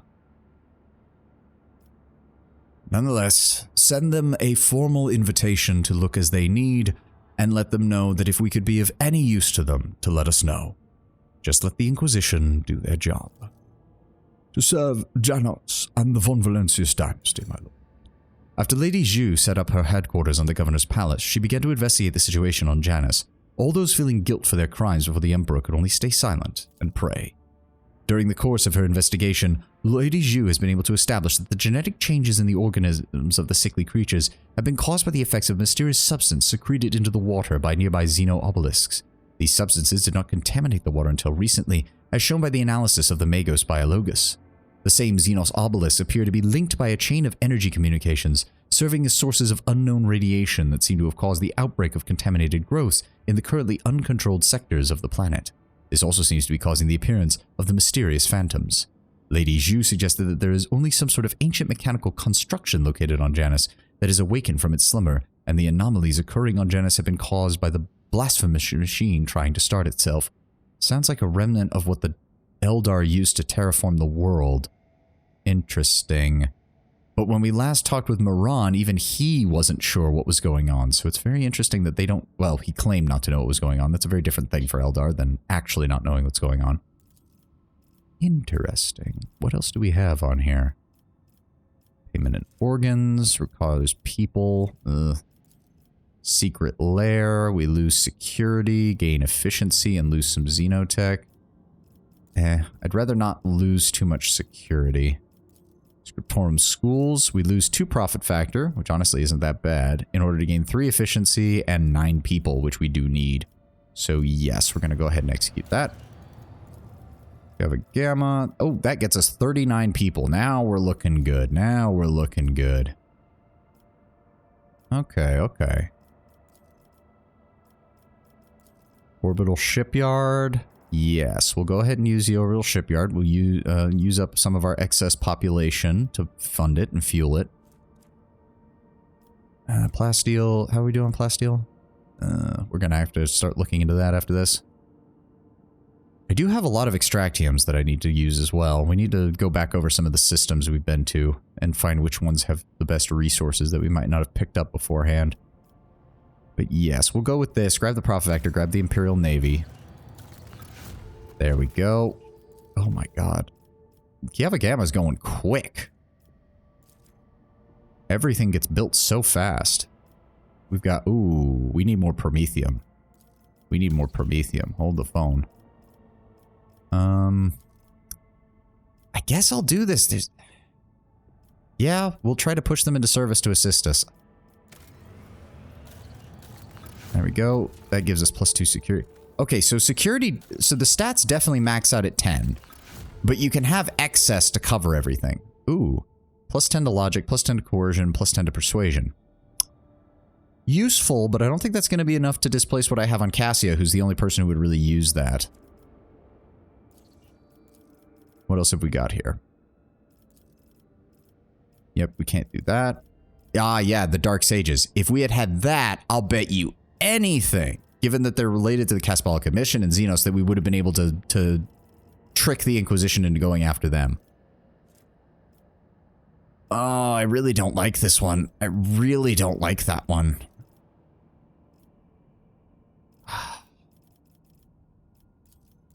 We don't want that. Like, the captive Xenos thing on Vabos is also not very good, so I don't see any reason to use that.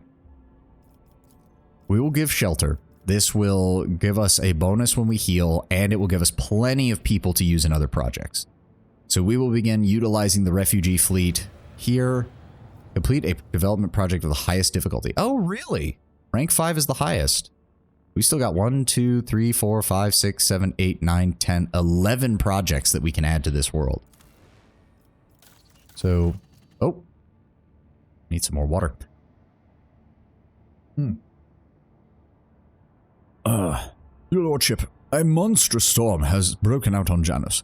The apocalyptic anomalies are tearing our agri-world apart. Their epicenter appears to be the desecrated sector. Something must be done before the whole colony is destroyed. We have to find the source of this madness. Danrock, calm down and give me a full report. Apologies, my lord. The fires in the sky, the crash on the ground, they turn everything around them into a strange form of ice. The moaning earth, the deadly sound careening through the cities, and a purple glow on the edge of the horizon in the sky. The furious storm has covered nearly half the continent, but we can see its epicenter from orbit, the ruins of some xenostructure complex. What we thought to be debris of buildings turned out to be a massive machine. It is now rousing from its sleep, shining the blue and purple lights from the spheres melded into it. It is relatively safe only in those parts of the desecrated sector that have been scarred by our weapons. For some reason, there are fewer anomalies than in other places. The deadly spirits have become more material, and now everyone can see that they are not dancing. They are fighting, and they are constantly chanting 2 names, Halcyon and Kasai. What else do we know of this cataclysm? The leader of the inquisitorial retinue there, Lady Zhu, did not grace us with a full report, since she has been hastily preparing for the expedition to the heart of the anomaly, but she mysteriously claimed that we have become the witnesses of an ancient clash between Xenos, and in spite of our unfamiliarity with their conflicts, it is important to choose our ally in these struggles wisely, whatever that means. Interesting. Some wretch by the name of Keg has come out of the thicket and has met some of our people. It has been hard to understand him, but he has managed to explain to our enforcers that Halcyon and Kasai are fighting. Halcyon in its usual way, and Kasai in a wrong or corrupted way. It seems that he wants to elaborate with us, and is trying to ask for help. Oof, 87%. 40%. This is still our best bet. Come on. There we go. The escort squad reports, have this wretch, Kaig, lead my soldiers through the forest. Tell them that we're ready to cooperate. The escort squad reports that the mutant has not deceived them. From what they can tell, their route is fully clear of anomalies. Our people have managed to reach the Xenos ruins that once served as either a palace or some kind of gargantuan machine. They have encountered an extremely high concentration of the spirits, and it appears the spirits are fighting among themselves with two particularly vivid ghostly figures moving among them. One of these prominent spirits radiates blue light and seems to be clad in Eldari armor. The other, however, is clad in purple flames and is wearing a Xenos ceremonial raiment. They utter sounds reminiscent of Eldari speech, but any attempt to translate them with any of our machines has proven completely unsuccessful. It is an old dialect, from before the time of the fall. You must order your warriors to aid the spirits wreathed in blue. It fights for Lilithon's purity against despicable sorcery. Even an echo of the spirit's voice is enough to understand that its cause is just. I can teach your people how to explain to the blue spirits that they are not the enemy. So strange to hear the words of our ancestors from before the fall. Oh, those who witnessed the apex of our glory. I find myself rather enjoying the words of the spirit clad in purple. Oh, this one is a master of delights, a commanding prince with great wisdom.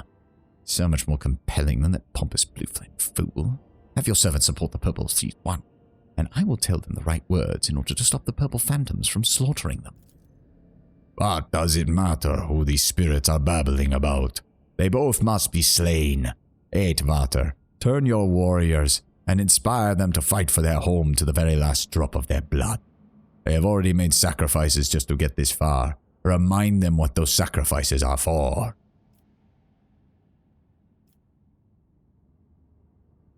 No, we're trying to build an alliance with the Eldar right now. This is going to be our best bet.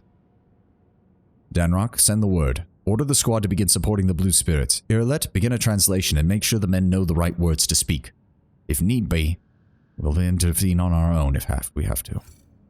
The scouts begin the attack, destroying the purplish spirits one after the other. The blue phantoms recognize their new allies and do not harm them. Once the battle was over, the dignified spirits swathed in blue flames reached out into the scouts' thought, granting them visions. This planet, which was inhabited by the Eldari prior to the fall. Oh, now that is interesting. Most of the Maiden Worlds were not inhabited. They were purposely still being in the process of either being settled or being terraformed when the fall happened. This one was actually settled. That's a different case than a lot of other Maiden Worlds. At some point became one of the many theaters of a war between sensual excess, the dogma that reigned over the Xenos at the time, and an aesthetic self-restraint. A local ruler, Kasai, was enlightened and wise, yet susceptible to depravity. In his desire to transfer his soul to another form of existence, he created a mechanism that would let him take over the bodies and minds of all his people. One of the ruler's bodyguards, named Halcyon, rose up against the tyrant and mortally wounded him, but could not stop him from merging with the machine. Halcyon then gave his life to bind his own spirit to the device and continue fighting therein. The tragic conflict marked the end of all Eldari on the planet, but preserved an echo of their souls and those of their leaders. Interesting. This also means that this planet must have been on the very edge of the Eldari Empire to even have a division like this. Or it's also possible that it was originally inhabited by those who were similar of mindset to the Craft Worlds, but were trying to build something more similar to how the Exodites work with a world spirit. Interesting. And we received Lilithon's Fury, primitive one-handed melee weapon, Janusian spirit reaped in purple flames, 10% armor, 26 to 44 damage. When the wielder deals damage to the target with Lilithon's Fury, the target becomes blinded until the end of combat. The first attack with Lilithon's Fury in a round against the blinded target does not set the attack on cooldown.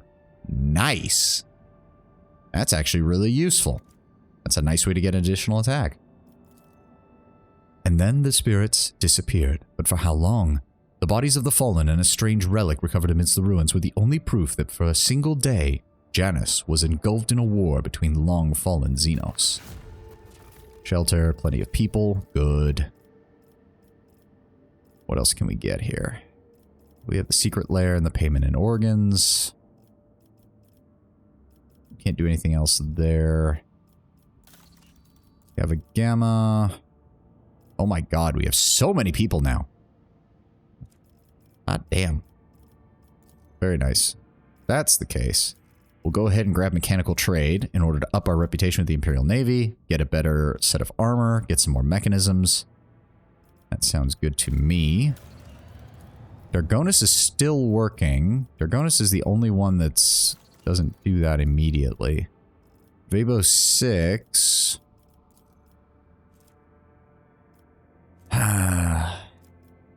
That's dangerous as shit to do.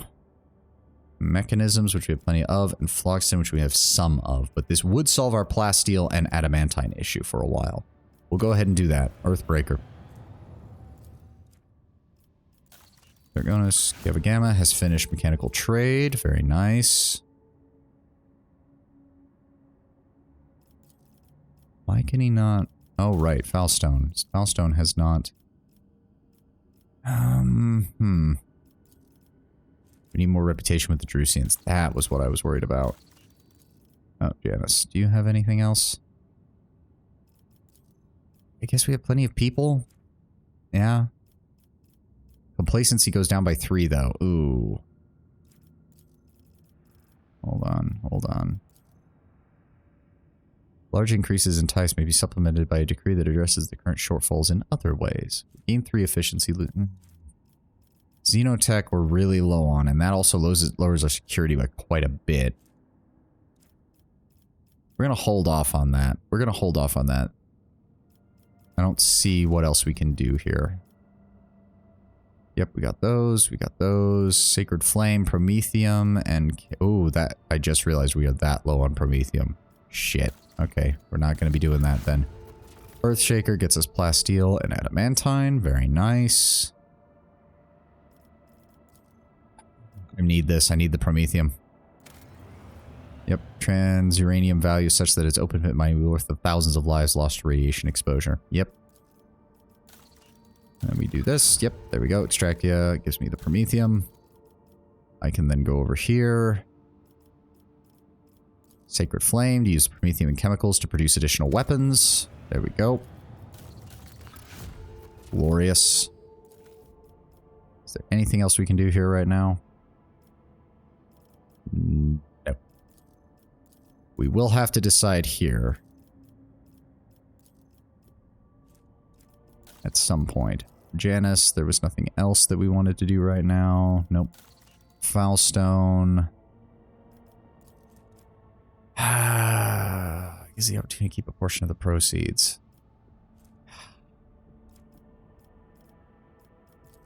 Indulgences gives a profit factor. Selling of forgivenesses of the Ecclesiar can be assumed a force of revenue.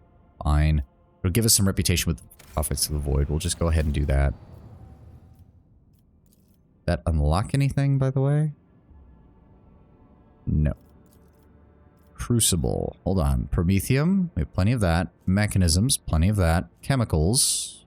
Plenty of that. And Phlogiston. That is the only thing we're low on. But we gain 2 profit factor, 9 provisions, and 4 complacency. We also deal... when a character uses their origin ability. Yes, we will go ahead and do that. Oh. More water. God damn.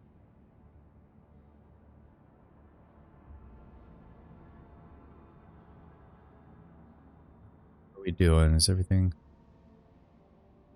Oh, wow. With 8 viewers, and according to my OBS, Warhammer 40k Rogue Trader only has 19 viewers right now. We have almost half the viewers who are watching this game on Twitch right now. Hot damn. I'd say that's pretty good. I'd say that's pretty good indeed.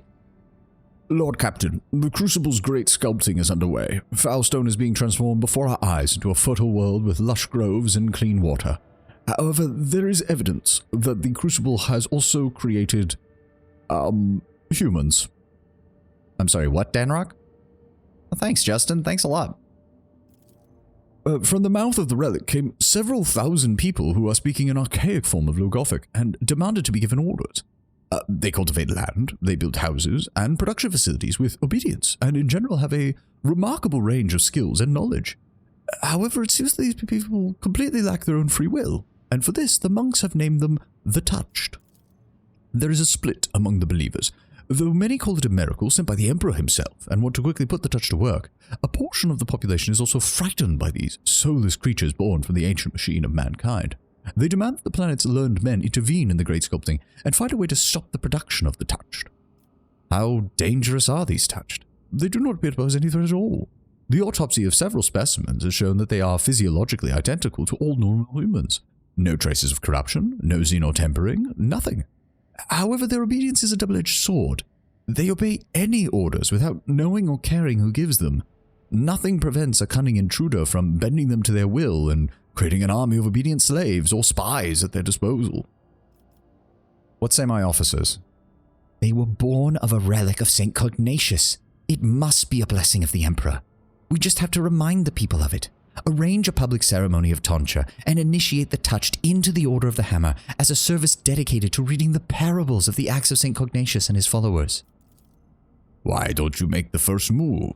Assemble a mighty force from these Touched. If they are so obedient, so diligent, they will make fine warriors. Assign a loyal commander to them and to each squad in order to properly lead them, and these strange people shall turn from a threat into mighty defenders of the Imperium. Lack of will, registering high probability of manufacturing failure within Crucible's sacred process. It is recommended to dispose of finished batch units and halt production of new ones. The algorithm of great sculpting requires further examination. Let them continue to serve their betters. We lose 1 complacency, gain 1 efficiency. Pascal, you have my permission to study the Crucible's algorithms, dispose of the touch. Complacency here goes up 1. Wisdom extractor. See, this is why I wish we could... I wish I could tell what that is. Brigades of the Touch should be informed to serve on other planets. Hold a public tonsure ceremony of the Order with a service designated to St. Cognatius. Honestly, I'm tempted with Ulfar's device. The whole sector is supposed to be slowly slipping into anarchy and having essentially an unlimited source of additional manpower, albeit not, the fastest, but still pretty decent. Wouldn't be the worst idea, especially given how loyal or not loyal, but obedient they are. I shall take Ulfar's advice. Begin assembling brigades of the Touched and form them to serve as defensive units on other planets. Make sure you pick your commanders ready. Properly, they should be ready to die for your cause, Eitvater. The Touched do not resist their newfound role, nor any other order for that matter. Though not particularly skilled at warfare, they are obedient, dutiful, and most importantly, completely indifferent to their own deaths. Soon, the first regiments were taken to orbit on void ships and dispatched to other areas of the Protectorate, as well as serving aboard the rogue trader's own flagship. I suppose that's pretty useful. After millennia of lying out of the monastery, St. Cognatius' titanic machine will be launched. It will take resources to awaken the relic. By doing so, will bring glory to one village. Okay, so that's what it was. I didn't actually read that part. Holy Defenders gives complacency +4 and profit factor +5, but that requires praising the muses, which I'm pretty sure is a Dargonus one. Yes. Last steel and adamantium, but we don't have it yet. Oh, Lightbringers. Wait, what? We did that a while ago, game. We did that a while ago. The other choice is Sacred Comet, which gives +5 bonus to everybody.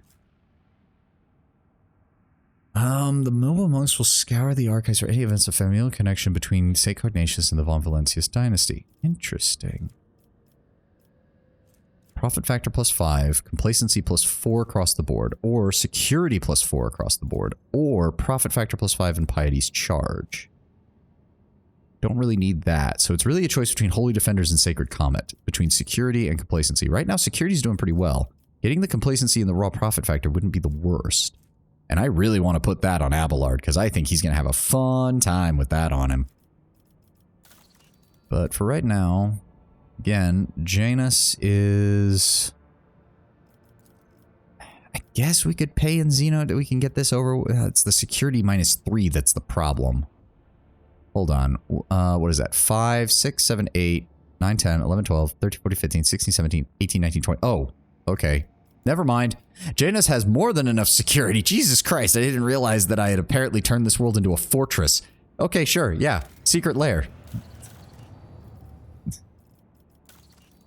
Wow, okay, I didn't realize that I had literally twice as much security as the game has it maxed out at. Jesus Christ. Thank you for joining us, Reki, and I hope you're able to join us again.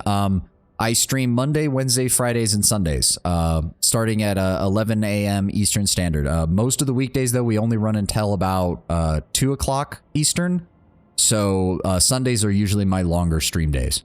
And we will be playing Space Marine 2 starting tomorrow, so we're going to be taking a break from Rogue Trader for Space Marine when it hits the actual release. I did not pre-order it, so I've been waiting for it to come out regularly on Monday. But I hope you all have a great day, Brekkie, and I hope to see you again. Thanks for the follow and thanks for showing up. I don't think we have anything else from Vebos.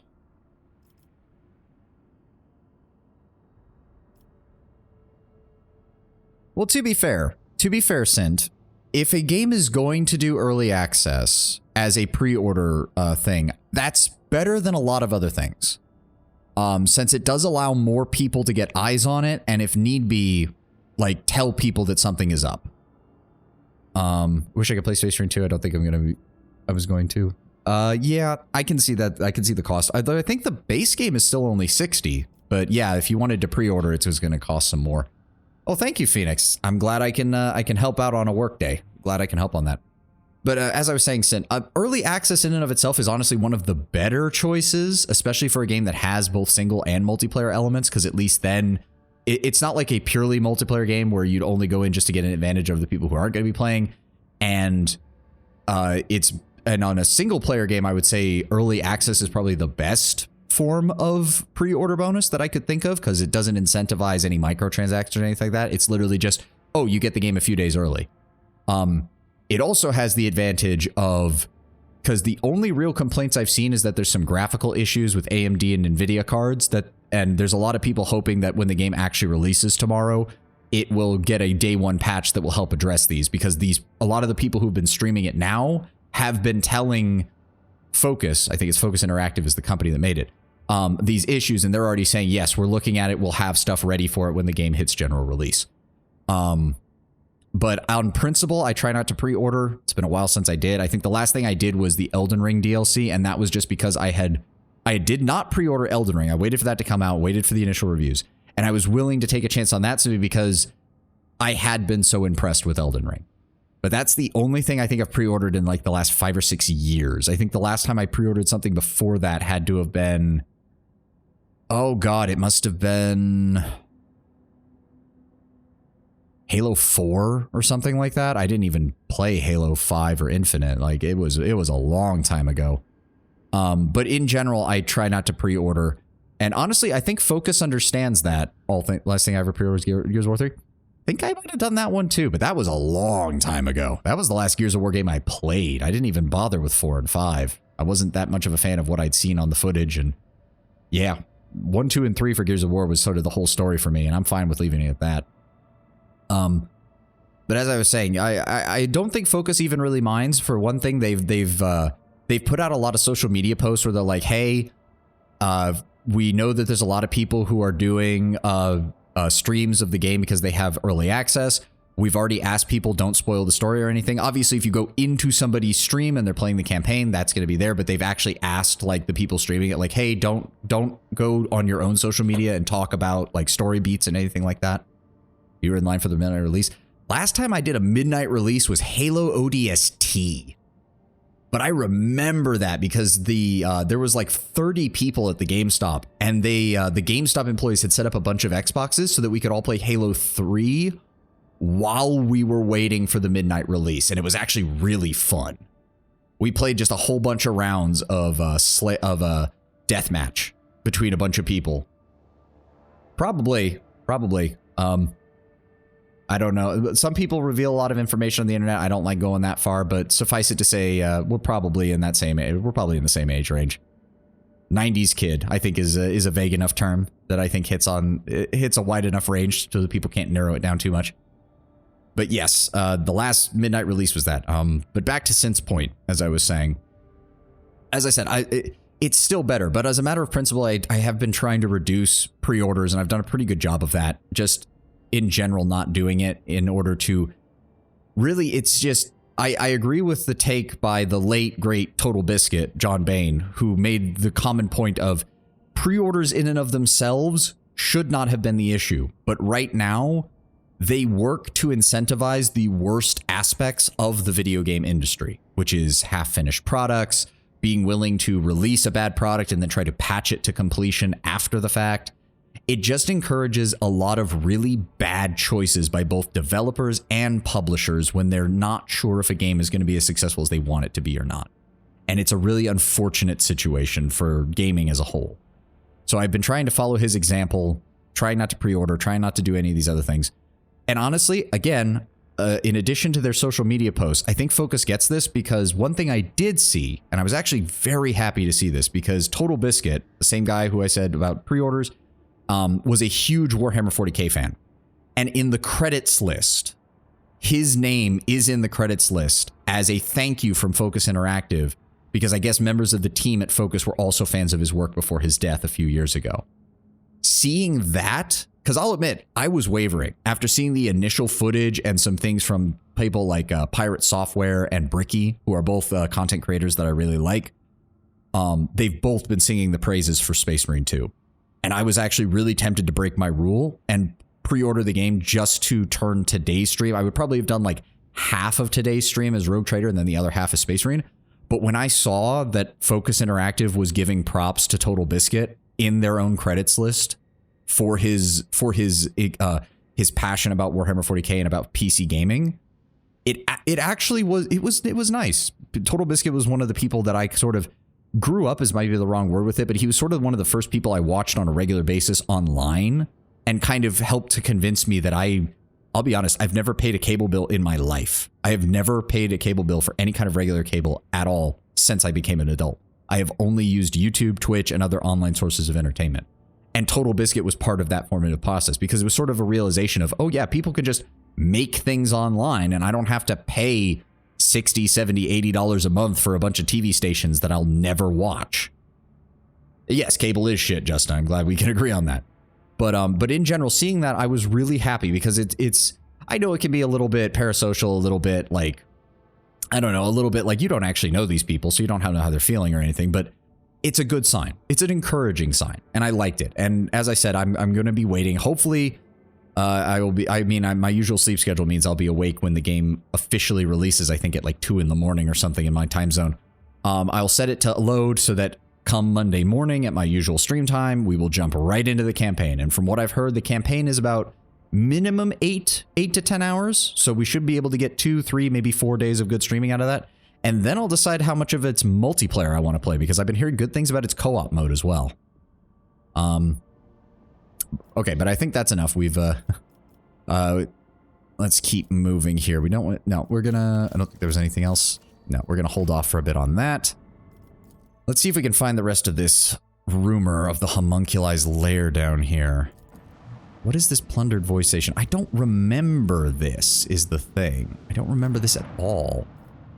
I'm gonna drop Adira off. Let's go ahead and grab... let's go ahead and grab... Abelard. Because I don't remember this void station. It's probably something we have done, but I don't remember it.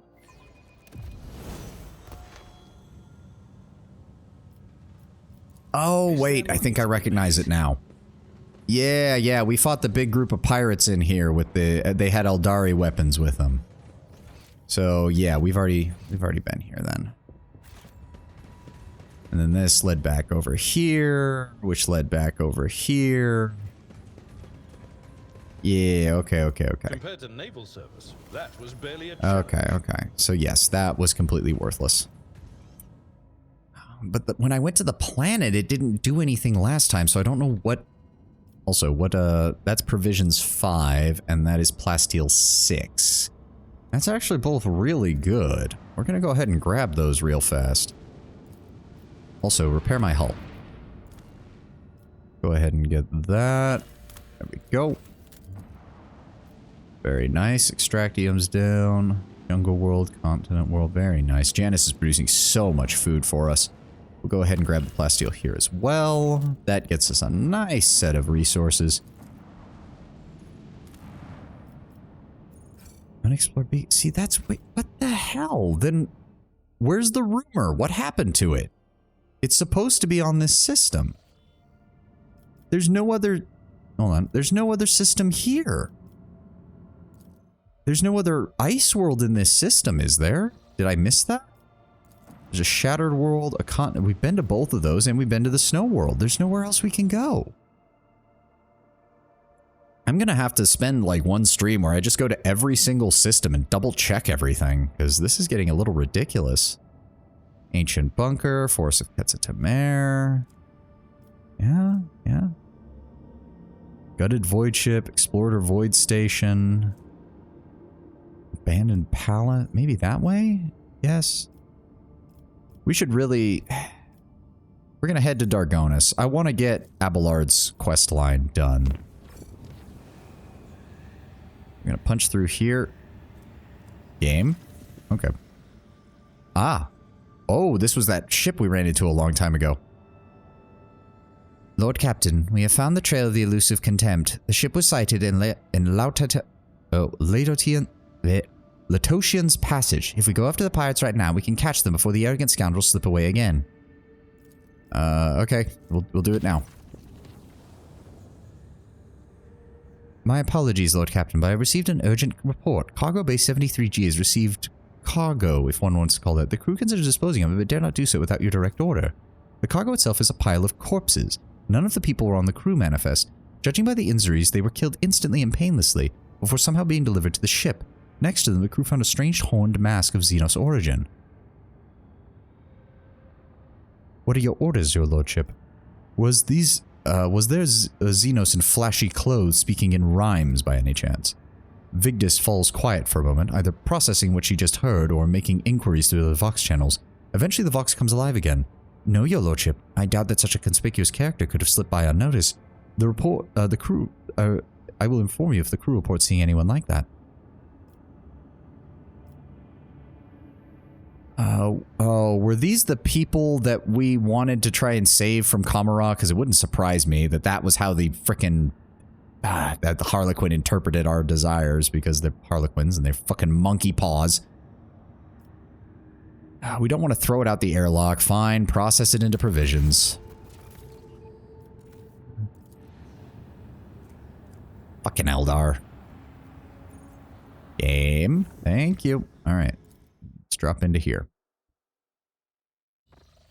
We got plenty of shit to do. Okay, there's the pirates. Alright, hold on. Hold on. Let's double check and make sure everybody's at their post.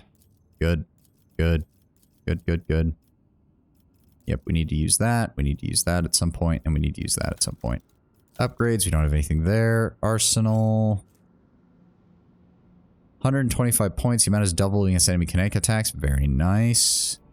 Wait, is that a shield? Yes, that's a shield. Okay, good. Crucible-born Tempest. The Touch, who were recruited as enforcers, gave form to the ancient knowledge stored in their minds by studying the void ship's weapons using sacred archaeotech.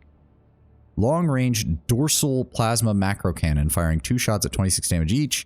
Unfortunately, that's not as good as our Godsbane lance weapon, so... Eye of the Omnissiah is 2% additional hit chance for a 5% less critical hit. No, we'll keep the Ultimo Array that we have. We want that. In fact, that's just straight up worse, so we're going to add that to cargo. That's not as good, and those aren't as good, but we keep those on hand just in case we need long-range weapons. Alright. Go ahead and quick save and take us to the target. Let's see if we can get this fucker. He ran off last time. I'm getting sick and tired of this. A pirate flotilla is gathered in the system with an especially prosperous extracticum. The Augur crew reports that all the void ships share their signatures with the elusive Contempt. You hear a familiarly cheerful voice from the Vox. Shelby the Prospeculator sighs theatrically. You're hot on his heels, becoming between him and his fortune. The cargo ships are just about to take off from the bountiful planet, but the rogue trader himself wishes to rudely interrupt their plans. But that's quite all right. Shelby sounds thrilled by the sudden competition. The elusive Contempt's captain is ready to wait for the right next opportunity, and for now, he'll leave you in the good company of his friends. You see the pirate flagship begin to maneuver to escape the warp. Don't let the insolent pirate escape. Fire a full broadside. Starboard batteries light up, firing a salvo. The missiles manage to hit their target. Despite the direct hit, the elusive Contempt manages to slip away once more, though it won't recover from that damage anytime soon. About to say, we already killed one flotilla of pirates protecting this guy. Now we're about to kill a second. He can't have that many friends left after they heard that everyone helping him is getting blown to bits by a rogue trader ship. How many we got? We got 1, 2, 3, 4 Claymore-class corvettes. Alright, how do we want to do this? They're pretty much perfectly set up for this, so... might actually do that. It wouldn't be the worst idea. We're going to move forward slightly. Drop a salvo of torpedoes. And then we're going to... We move there. No. We need to move here? Yes. Alright. Prepare for acceleration. Bring us in range. Open fire with the forward-mounted guns. Blast that shield out of the way. And he's down. Very nice. Next, we're going to set up over here. Can't reach anything. We'll end our turn. Yep, he's going to swing wide. Open fire on us from the flank. Ow. I mean, if you want to get close, by all means, buddy. Damn, he's already stripped half my shields. Yep, he's going to fire there. Fire a broadside. Our corvette is taking some heavy damage. No, don't blow up my torpedoes. Son of a bitch. Oh, wow, he actually missed. Good shots, good shots. Do what you can there, buddy. Well, you didn't do much. Go ahead and hit that corvette. Sucks to be you assholes, don't it? Hold on. If we do that, no, it's not gonna work quite well. We haven't dealt enough damage for those. Can't launch another torpedo salvo just yet. Alright, there's no point in doing that then. Swing us around. Engage the engines. Can't reach anything with those. It's in range of both of those. Give me a vulnerability scan on that ship there. Open fire with all prow-mounted weapons. Good. Open fire. It's got no shields. Perfect. Then we're just going to go ahead and use Warp Wave and break him. 3 down, 1 to go. Yep, he's going to come in front of us. Damn, he had a lot of movement. Okay, okay.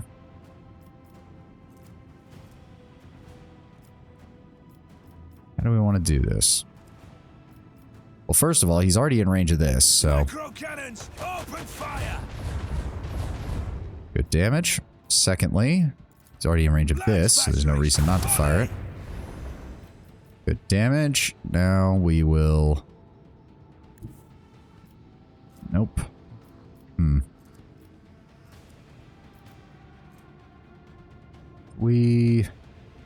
No, that's not going to help. Let me turn that off. Let me use this.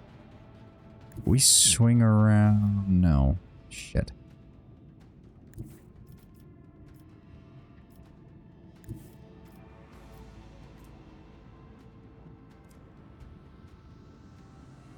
Damn, I don't have anything that'll hit him because he's like right in the one spot that I can't target him. Hold on. That would allow us to swing out further. Okay, hold on. Hold the phone. Hold the phone. Yes. Shallow jump. Jump us forward. Bingo. Nope, that won't work. We do that. He'll be just in range.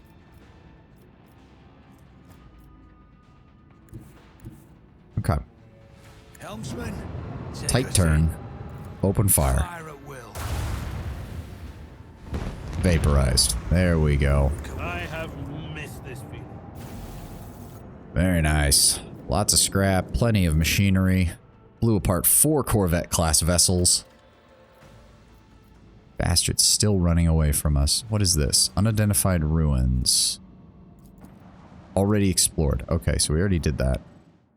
Alright, jump us back into the warp.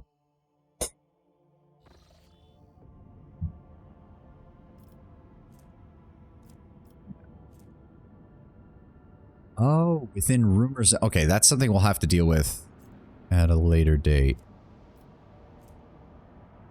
Alright, we're gonna run to Mundus Nullius. I bring new information about the Xenos device you discovered during your time away. Ever since your return, the tech breeds have been making every effort to comprehend the nature of this mysterious technology, and they've succeeded, to an extent. After many rituals and pleas to the machine gun, they awakened the Xeno artifact.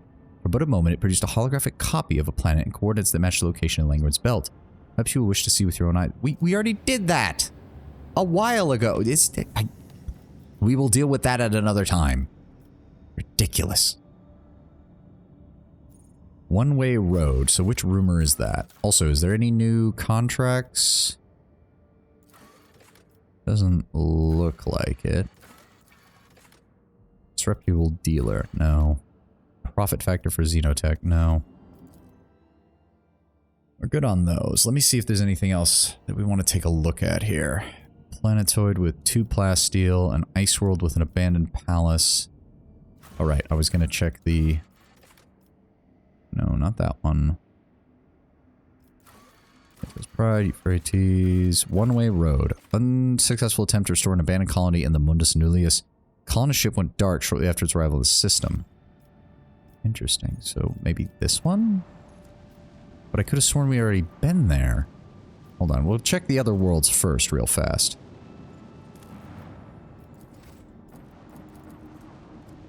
Mundus Nullius. Nothing on the continental world. Nothing on the gas giant. Nothing of value here. There's 2 plasteel. That's really not that good. Maybe we'll check out the palace, see what's there. Yeah, we've got everybody. Let's find out what's going on here.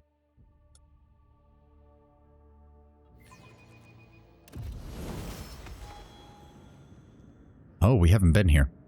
Oh shit, we haven't been here. Oh fuck. Reorganize. No. Pascal up here, Irlet back here, you here, Abelard, and Ulfar in the front. Fate and fortune favor the bold. Guess we may as well upgrade everybody. We'll go ahead and grab another point of willpower. And then we will grab... Where is it? Critical hit score by anyone within the circuit line of sight. No. Sanctified Slayer is increased by 8%. Yes. Give me more crit chance. As for her... Her willpower's fine right now, actually. Do I want perception? No, we'll keep boosting her willpower. Oh my god. That's all of them. I don't even know what else I can give her. Temporary wounds, that ally's armor is increased. Allies under the effect of the officer's abilities gain a bonus to weapon skill. Whenever an ally uses heroic act, the ally gains temporary wounds equal to 10% resolve. Gains a bonus to their perception and ballistic skill. It's used in combat by any character. The officer's next cast will cost 0. Half the bonus is granted by voice command and remain until end of combat. Makes an attack, they gain +5 fellowship.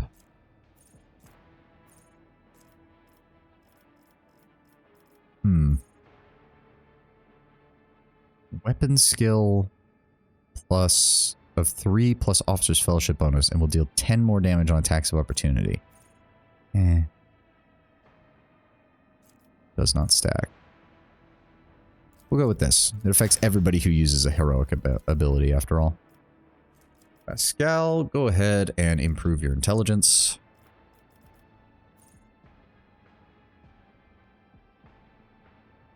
+5 intelligence bonus, % less damage from enemies affected by exploits, which is going to be everyone. So this is just a straight improvement to his ability to take damage. Next up, we have Irlet. Her ballistic skill is solid. We're going to actually go ahead and improve her agility slightly. Welcome, Diamond. Welcome. Yes, for the Emperor. We've been going for quite a bit, so I don't know if you've been lurking or if you've just shown up, but we've been going for quite a while right now. Affected by both an exploit and exposed weakness, the enemy loses 3 MP. Instant exposure. Exposed weakness costs 0. Joint offense. Offensive pattern recognition. It's the same number of exploits as when used to analyze enemies among all enemies in a 10-cell radius. At the start of each of the operative subsequent turn, they distribute half as many exploits. Okay. When the operative attacks it... Nope. And the area of intimidation is reduced. Triggers an exploit on an enemy. The operative gains 1 damage, 2 armor penetration until end of combat. Okay.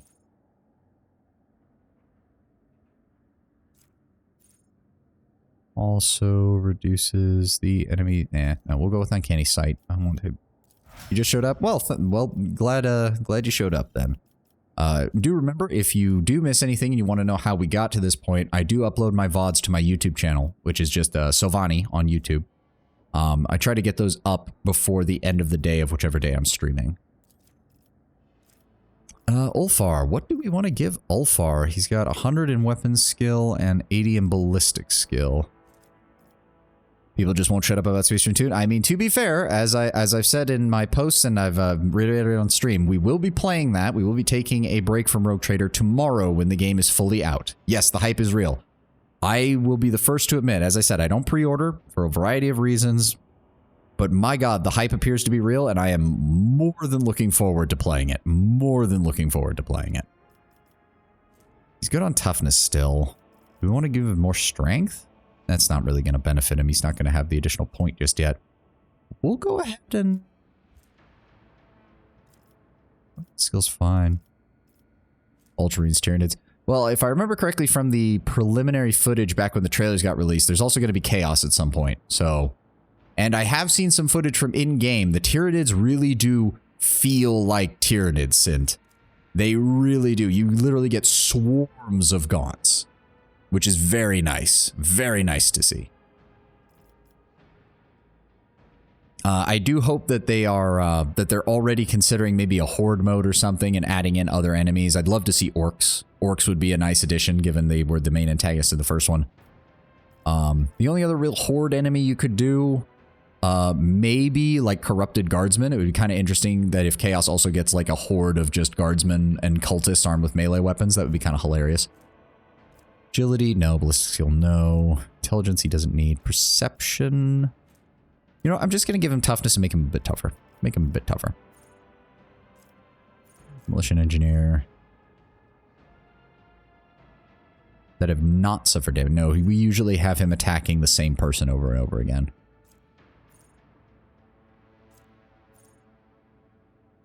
No, he's usually not in cover because he's constantly running towards the enemy. First hit of each burst attack. All the soldiers' area attacks gain armor penetration and ignore ballistic skill when used against enemies. Oh, that would still apply to his... Because there are melee area attacks. That might actually be good for him. 3 different enemies. Medium armor does not reduce dodge. That's worthless on him. Enemies adjacent to the starting point will consider the soldier the priority until the next turn. There's not as many good ones with this anymore.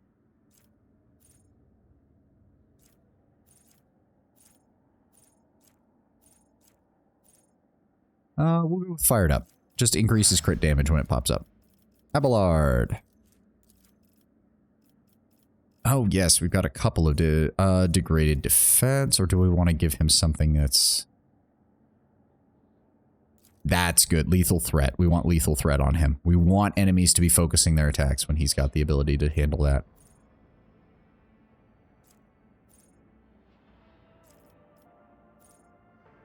Next attack made by the ally. No.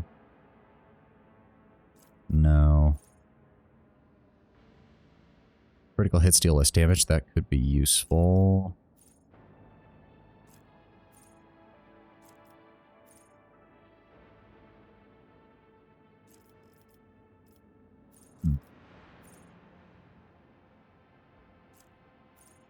Yeah, we'll go with that. Just straight up less critical hit damage. Go ahead and give him another point of weapon skill.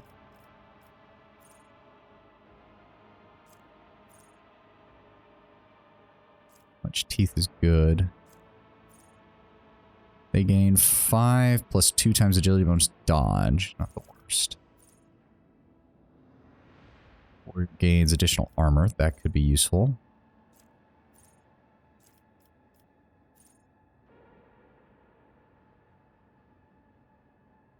Hardened Scars is pretty good just because he almost always uses Endure every single turn.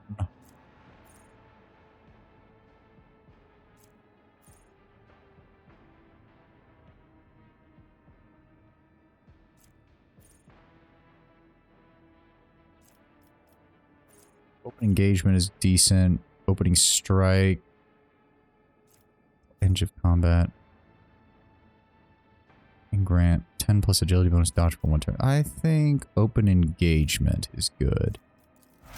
Makes him better when we're in the initial phases. Alright, let's figure out... Oh, don't move on your own. Let's get everybody going. And where the hell are we and what the hell did we find? Lore Imperium. I did it. The desiccated manuscripts date back nearly a dozen centuries. This palace is probably one of the oldest outposts of the Imperium in this sector. Bonebreaker Mauler, interesting. Gives a debuff on toughness and to fall prone and gain a random trauma. Oh. Actually pretty good. That's actually a solid melee weapon. That's a good debuff. I don't suppose I could give that to Ulfar. He's already got ways of putting things on him, but more than likely... Yeah, no, it's not counted as an Astartes equipment, which means he can't use it. Oh, that would be perfect, because he's got all these different things that give debuffs when he hits people. That would be perfect for him. Whenever the wearer deals damage with a heavy weapon to an enemy, that enemy suffers +1 stacks of Perplexed. 3 or more stacks of Perplexed are already on the target. The wearer's attacks also inflict Staggered. Useful. Whenever the wearer parries an attack, they immediately strike back at the attacker. If this attack deals damage, the wearer performs Kick. Ooh, that'd be really good on Marazai if he can use that. Depends. Some of the boots are usable. Whenever the wielder performs a heroic act or a desperate measure, they gain 2 AP, 6 MP, 2 times toughness bonus, temporary wounds. Not bad, not bad. Some cargo. Pop that open for me, Pascal, if you would, please. Thank you kindly. Pop that open for me, if you would. A second one. Oh. 2 would be interesting. That would give me a lot of that would give a lot of chances for debuffs. Wait a second. Why is there... Ah, we missed that one. Okay, just some cargo. There is another thing over here. Let's pick that up. Looks to be a note of some kind. The degree of gubernatorial will, by the grace of the God Emperor of mankind, we, Jamon Nigel von Powen, for the good of our world and deliverance of our people from the wrath of heaven and the fury of the distant stars, hereby command to provide for the needs of the governor's office no more and no fewer than 20 faithful young men and maidens picked in accordance with our instructions. Each 7th rotation around the heavenly body, robust and firm in body and spirit, voluptuous in shape, of similar height and stature, dainty and beautiful, fair of hair, and with eyes the color of midday sky. So shall it be. Oh, dear God. Every week, 20 faithful young men and maidens. Oh boy, I can't wait to find out what happened here. Surely nothing horrible, disgusting, and or depraved happened here. We should deal with this. There's absolutely no way such a thing happened. Oh dear God. I cannot go on like this, Helena. I cannot. I served my master loyally, as did my father and his father before that. But this cannot continue. No, I am tired. To bury the corpses of murderers and traitors to the Imperium is the noble thing to do, but now I must conceal the deaths of these innocent young men and women. They are almost children. Cursed be the day when the governor became the ruler of this world. I will break this vicious cycle, this I promise. Tonight I will flee the estate, and together we will journey to the Star Speakers. They will warn the servants of the God Emperor about the heresy lurking in these walls. They will return for us. They will save us. Just wait for me, Helena. Just wait until I return. Oh, great. Is there money to be made? Sense something nearby. Well, let's find out what happened. More bullshit. More stupid Imperial nobility bullshit. Ancient servitors. Why are there ancient servitors? Servitors' mechanisms are old and obsolete, and the organic parts have been replaced with improperly sized counterparts. Strange. Most people don't even bother repairing a servitor with organic parts. Pop that open for me. Just a bunch of cargo. Yep. I'll take it. I ain't gonna say no. That's a combat servitor, though, with a heavy bolter from the looks of it. Yep, same description as the other one. Mobilizing grenade, battle stimular medikit, antitoxin. Okay. Oh god, there's a lot of these. There's literally just a noble here and a pile of fucking bodies. Oh, great. Why can I not? Hold on. Oh, there it is. It's staring me right in the face. Thank you for not, getting up from your chair and giving me a chance to loot all this shit first. Most appreciative of you. At least his servitors all have heavy bolters, so that's gonna be a pain in the ass. A lusciously, I swear to God, this game better not say you were ambushed when this goes to a combat thing. We can see all the servitors. They can't ambush us. We can see them all plain as day. A lushly dressed, vaguely human-like carcass sits reclined in a massive Calixian oak armchair. Calloused, brownish-blue patches cover the dead flesh, overlapping one another like snake scales. One of the hands, claws of exposed bone, supports a grotesquely bloated face.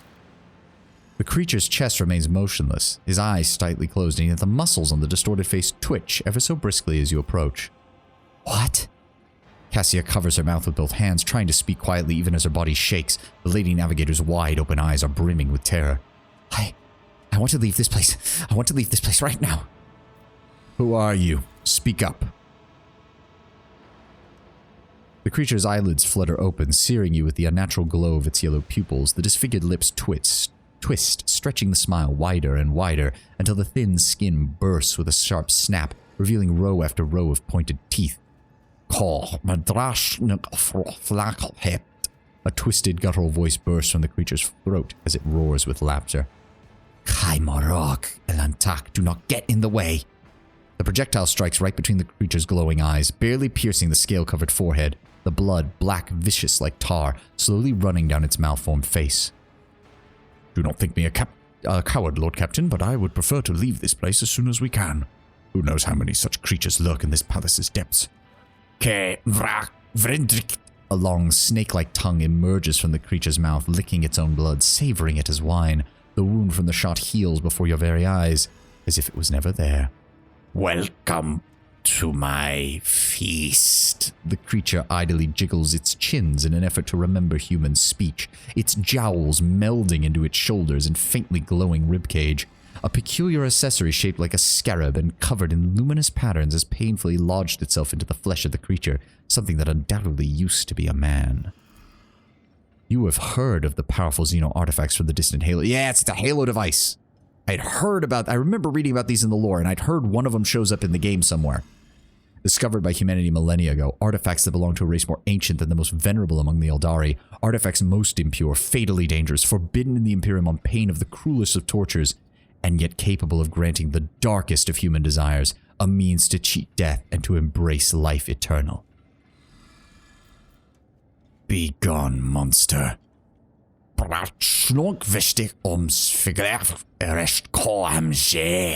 elucidator fails to interpret the twisted speech taking root in your mind like a pestilent weed. The creature contently smacks its lips as it finally speaks once more. I will finally taste savory flesh again. Oh boy, here we go. Yep, corrupted noble. Holy god, he's got a lot of health. Disturbed. Each stack inflicts penalty on people nearby. He's got natural armor. Always suffers additional fire damage. Good. He has a knife. He chooses his prey, applying the game for the feast effect on it. Creatures with the effect suffer 50% more damage from the noble's attacks. The noble hits his target, he regains 10% wounds and removes this effect. Ooh. A natural immunity. But he does permanently suffer 3 stacks of the disturbed effect. Gives him a -10 on willpower or fellowship tests. So that's a good way of getting additional debuffs on him. 100. Oh, he suffers 125% more fire damage. Oh my. Oh, this is going to be fun. Oh, so Disturb doesn't matter to him because he uses intelligence instead of agility and toughness instead of willpower and strength instead of fellowship. So yeah, Disturb doesn't do anything for it. Even if he suffers it, it doesn't actually do anything to him. Okay, well, let's figure out what we want to do.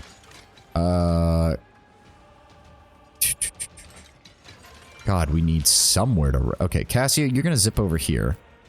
I'm going to stay over here. Pascal over here. Irelet here. Abelard, you can stay there and deal with that, and we'll have Ulfar over here to help out with this. Okay, the usual shit. Go ahead and... Yeah, because there's really nothing we can do as far as... These guys are too well spread out. We just need to focus on dealing damage as much as possible. Go ahead and do that. Go ahead and do that. We've got 4 left, so we're going to go ahead and Warp Curse Unleash to increase damage on him. Good. Yep, open to the warp. Enemies affected by the navigator suffer penalties. Yep. Then we're going to... Held in my gaze. Going to go ahead and cast that on him. Good. He's got the fire ability on him now, and while he did not... Yes, burning, permanent. Janus Severin, when you need it. Severin. Why does that name sound familiar, but I'm not sure who that is, Diamond. Janus Severin. Why does that name sound familiar? Bring it down on myself. Okay, we've got 3 AP. So, firstly, we are going to... So, he's already suffering from burning damage, correct? Yes, he already has burning damage. So, firstly, we're going to... Do we want to do that? Yes. Yes, we're going to do Inflame. Wow, he only took 16 damage from that. Next, we're going to cast that on him. That's much better. Oh. We're given another one. We're going to cast it on you. Try to deal some damage. And then we're going to cast it on you. And that ends our turn. Cassia has nothing else she can do. The ancient servitors are going to start moving. He tried to move, and immediately Abelard took him out. Thank you, Abelard. Nope, he's got that handled. Oh, shit. Okay, good. Okay, they're only using single shots. This is good. This is very good. We're going to go for the throat on the noble. Oh, that's not much damage, but we need to keep him focused on a single target. 40k Inquisitor Martyr's main character. Ah, okay.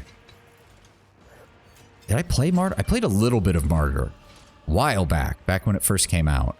It's been a while since I played that. That's why I don't remember any of that shit. Go ahead and kick. Damn, it didn't knock him over. I was really hoping it would. Still, the additional stacks of versatility are most useful. Go ahead and swing. Nope. He dodged. Go ahead and shoot. He didn't dodge that. There's not much else we can do. Irelet. Holy shit, 450 health apiece. Okay, we need to deal with the combat servitors, though. So, we're going to do the usual. Precise attack. Expose weakness. Aim for the opening on you. Let me see here. Then we're going to... I keep forgetting. I have to do Death Whisper before doing the opening, because otherwise I waste it on that. Okay, then we're going to analyze enemies. Then we are going to... What else can we do here? Oh, perfect shot. I almost forgot.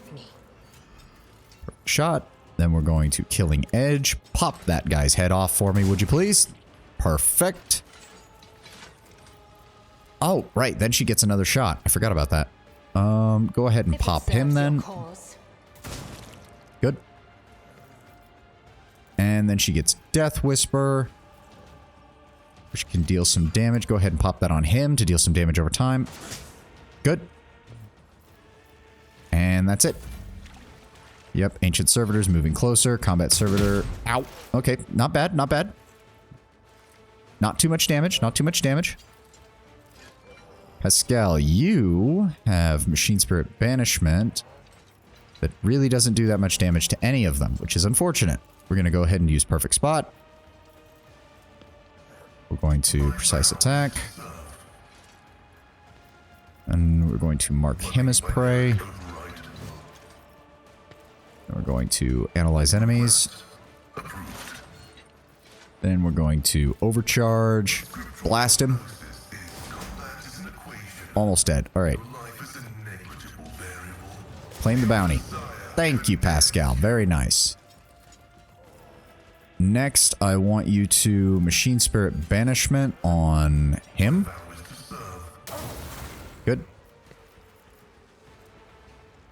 And I don't think there's anything else we can do right now. Alright. My turn. Which means I get all of my bonus attacks now. Very nice. Okay, so he's already on fire. How do we want to do this? How do we want to do this? Okay, those guys are really not that dangerous. Honestly, the servitors in general aren't that dangerous. Hold on. If I move here and then use this, I can not hit both of them. It's going to require me to use that anyway, so... No, don't move. Don't move. Stay where you are. We're just going to set him on fire. And set him on fire. And we still got plenty of AP. That was 2 attacks. Set him on fire. Yes. Yes. Oh, if not me. Good. Then we're going to... What would be better? Okay, we're going to inflame. Good damage. Then we're going to incinerate. He's going to take double the damage from the ignite. Plus he's going to take bonus damage for having the 3 other enemies in line of sight. There we go. 653 damage. That's what I'm talking about. And we got a bonus. So we're also going to... pop over this way to get behind... Actually, no. Do we want to do that? Hold on. Move here. And I want you to use Ignite on him. Then we're going to move over here to get as far away from the servitors as possible. And if he tries to come after us, he's going to have to move past Ulfar. Good. Abelard. Why do you have 0 AP or MP? I don't know why. Okay, well, we're gonna have you fight these guys then. Go ahead. Sworn enemy. Reckless Strike. Endure. And we're going to... warrior screens their enemies, draw their attention. Yes, so we're going to force them to attack him. And then we're gonna swing on this guy. Good damage. Good damage. It's not much. And then we will charge him. There we go. That's all we needed. Yep, it's his turn. He took warp burn damage. I think... Did we break his AI? Game? What did he try to do?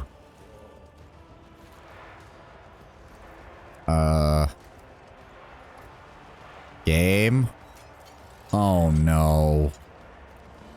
Please tell me this is not a game-breaking bug.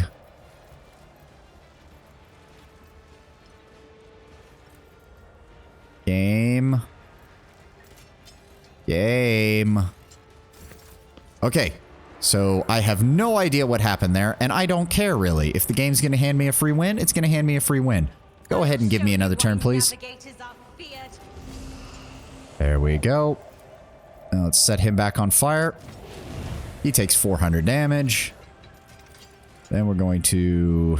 Honestly, let's run out this way so we can set you on fire. Strategy.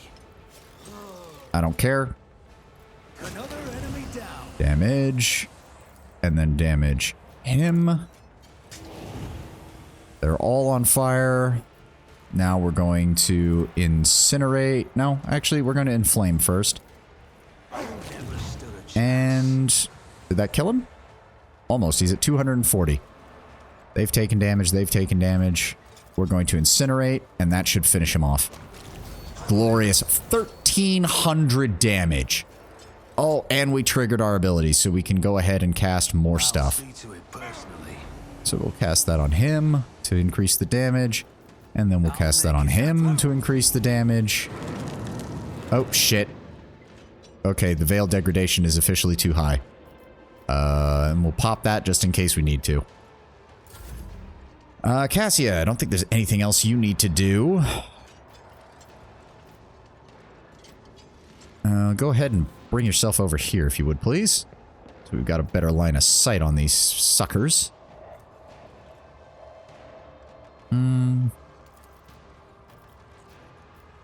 No.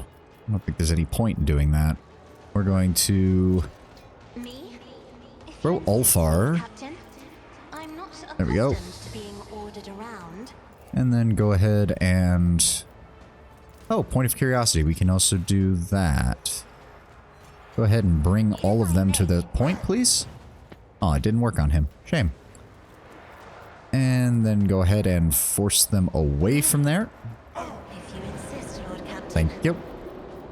And then go ahead and give Abelard another turn. Abelard, I need you to Reckless Strike. And then I want you to smack both of these guys. We can do it with that? Yes, we can. Perfect.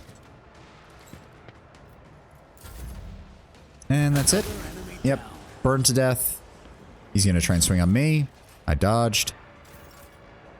Ulfar, if you would be so kind, get your butt over here. Now I want you to kick. Knock him down, please. Good. Then go ahead and give him a swipe. And go and give him a shot. Ow. Okay, I clipped myself with that. That's my own damn fault. Then we're going to charge him. Good shot, good shot. Plenty of versatility stacks. That's all we needed. Irlet. Just go ahead, throw that on there. Well, this was nice and simple. That's what you get for putting an enemy that takes over 140% additional damage from fire in my way. I understand your intent. And we're gonna pop that. I don't even think we need the other things. We're just gonna aim for the opening. And then we're gonna pop his head off with the killing edge. Thank you kindly, Irlet. Let us not dawdle. Fortress World Tempestus Carapace, +2 deflection against ranged attacks, and a +10 to toughness. The Halo Device. The wearer gains the following: +25 strength, +25 toughness, +25 agility, +25 perception. Uses agility instead of intelligence, toughness instead of willpower, and strength instead of fellowship. Immunity to all injuries and traumas, and regenerates toughness bonus divided by 2 wounds per turn. Whenever the wearer kills an enemy, any damage they deal is increased by 1% until end of combat, while their intelligence, fellowship, and willpower are reduced by 1 until end of combat. Technically speaking, we should not wear that under any circumstances. If there isn't a unique ending at the end of the game for wearing that and descending into being a blood-starved, maddened beast, then that would not be accurate, because that is all that a Halo device does. Yes, it's incredibly powerful. It's basically it's basically an energy field and a massive bonus to a person's capabilities, but it will inevitably drive them insane into a bloodthirsty creature that desires only to feast on other living beings' bodies. Even the Inquisition does not fuck around with these things. I think the last time the Inquisition got their hands on one, they immediately destroyed it. It's just about one of the most dangerous goddamn things in the galaxies. Oh, right. We needed to check in with Adira, right.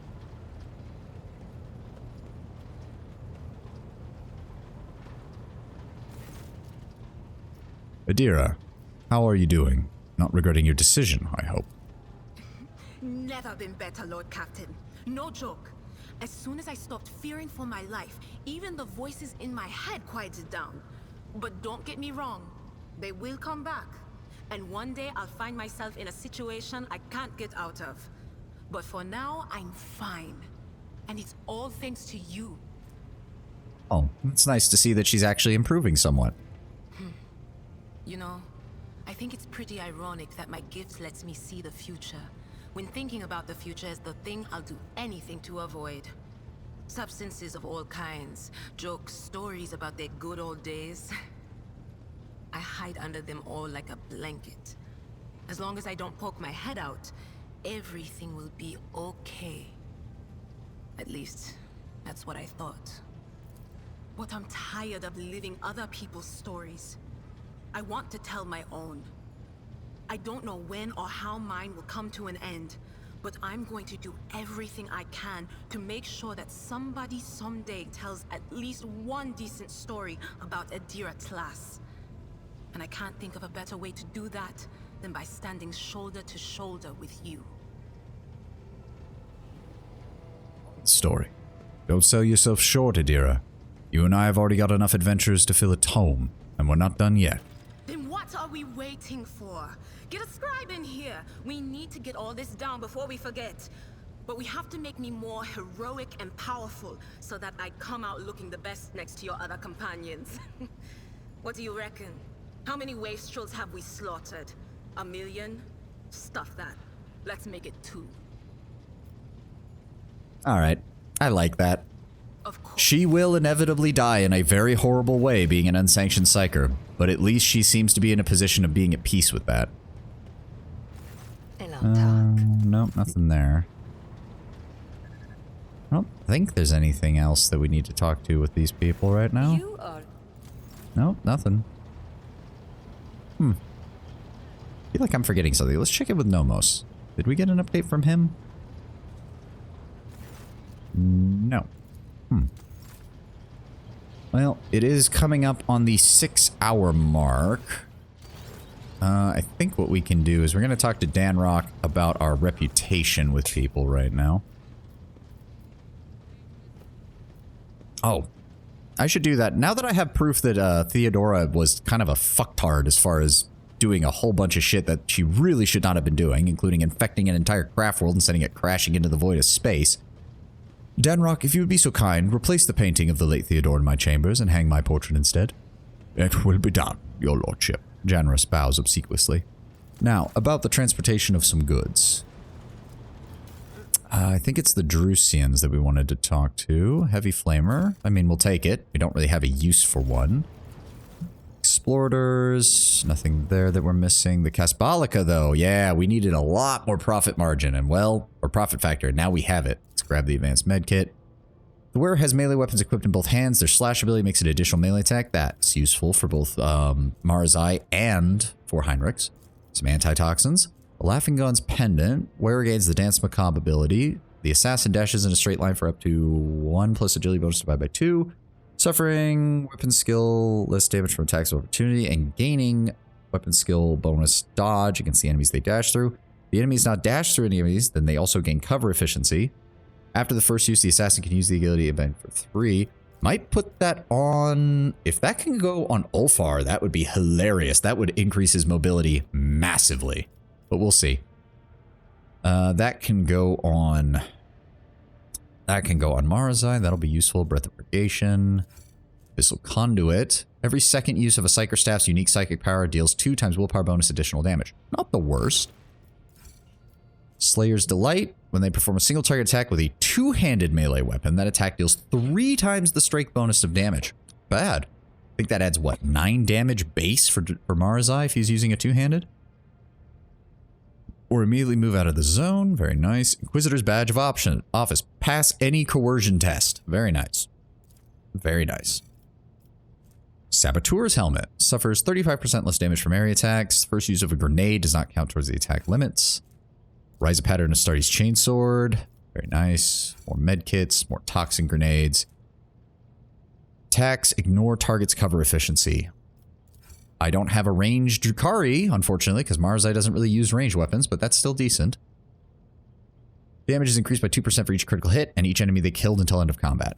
Good for clearing out chaff, I suppose. Heretical Follower, so that's going to be pretty much useless. Placable Tempest. Lasgun deals an additional 4 times ballistic skill bonus damage to enemies with more than 60% armor. Basically a hotshot lasgun designed for punching through armor. The Deadly Dancer Boots. Whenever the wearer's MP reaches 0, the wearer deals maximum MP impact damage to all adjacent enemies. Interesting. The Staff of Shock and Awe. Plus 20 willpower. Not bad. Fellowship of the Void. Did you have anything for me? Nope. And Imperial Navy. They have a Saturnine pattern energy. So that gives us 1 lower speed, but strong acceleration and braking. So that would actually be useful. Gideon Armored Plating. 12 points of damage on the port and starboard, and 5 points of damage on the fore and aft. Ugh. It's not that good. The Void Sunder Lance Battery. Medium range lance weapon dealing 91 to 105 to a chosen enemy within a wide firing arc. Ooh. That is quite good. That is quite good. Can we turn over anything to them? Yes, a whole bunch of Void Pirate trophies. Anything else? And even more Void Pirate trophies. But we are really far away from the next level. Holy shit. Yeah, it's going to take a while to get there. Luckily, they are the only ones who take that stuff, so it's fairly easy for us, all things considered. Sort by type. Oh, we have so many Xenos artifacts. We have so many Xenos artifacts that we could turn over to them. Do I actually... Is there anything they have that I actually want? The +1 rate of fire is great for Argenta. But the others, whenever the wearer performs a melee attack after a ranged attack, target the melee. Yeah, that's worthless because that's not good for Argenta, and it can't go on Ulfar. Eldari equipment giving commerce and persuasion. What's the point of that? Hits an enemy with an attack or targets with the ability. The wearer gains +1 fellowship and willpower until end of combat for each different enemy hit or targeted. It's alright. It's not the best, though. Area attacks with weapons deal an additional demolition divided by 10 damage. Ooh, that could be good for Argenta, too. Astronomicon Regalia, True Against Boots, Medkit and Onslaught as abilities. That's not worst. Self-calibrating helmet. Single attack inflicts stuns on the target for 1 turn if the target fails a willpower resistance test. If the wearer attacks a stunned enemy, the nearest enemy becomes stunned as well. Ooh, interesting. For the first time, the wearer gains 2 AP and this attack does not capture the attack limit. Ooh, that's good. The wearer then becomes immobilized until the start of the next turn. That's not good.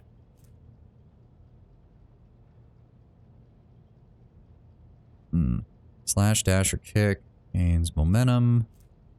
Whenever the wearer fails to parry an attack, they reroll the parry test, and if they dual wield melee weapons, they can reroll the parry test twice. Ooh, that is very good.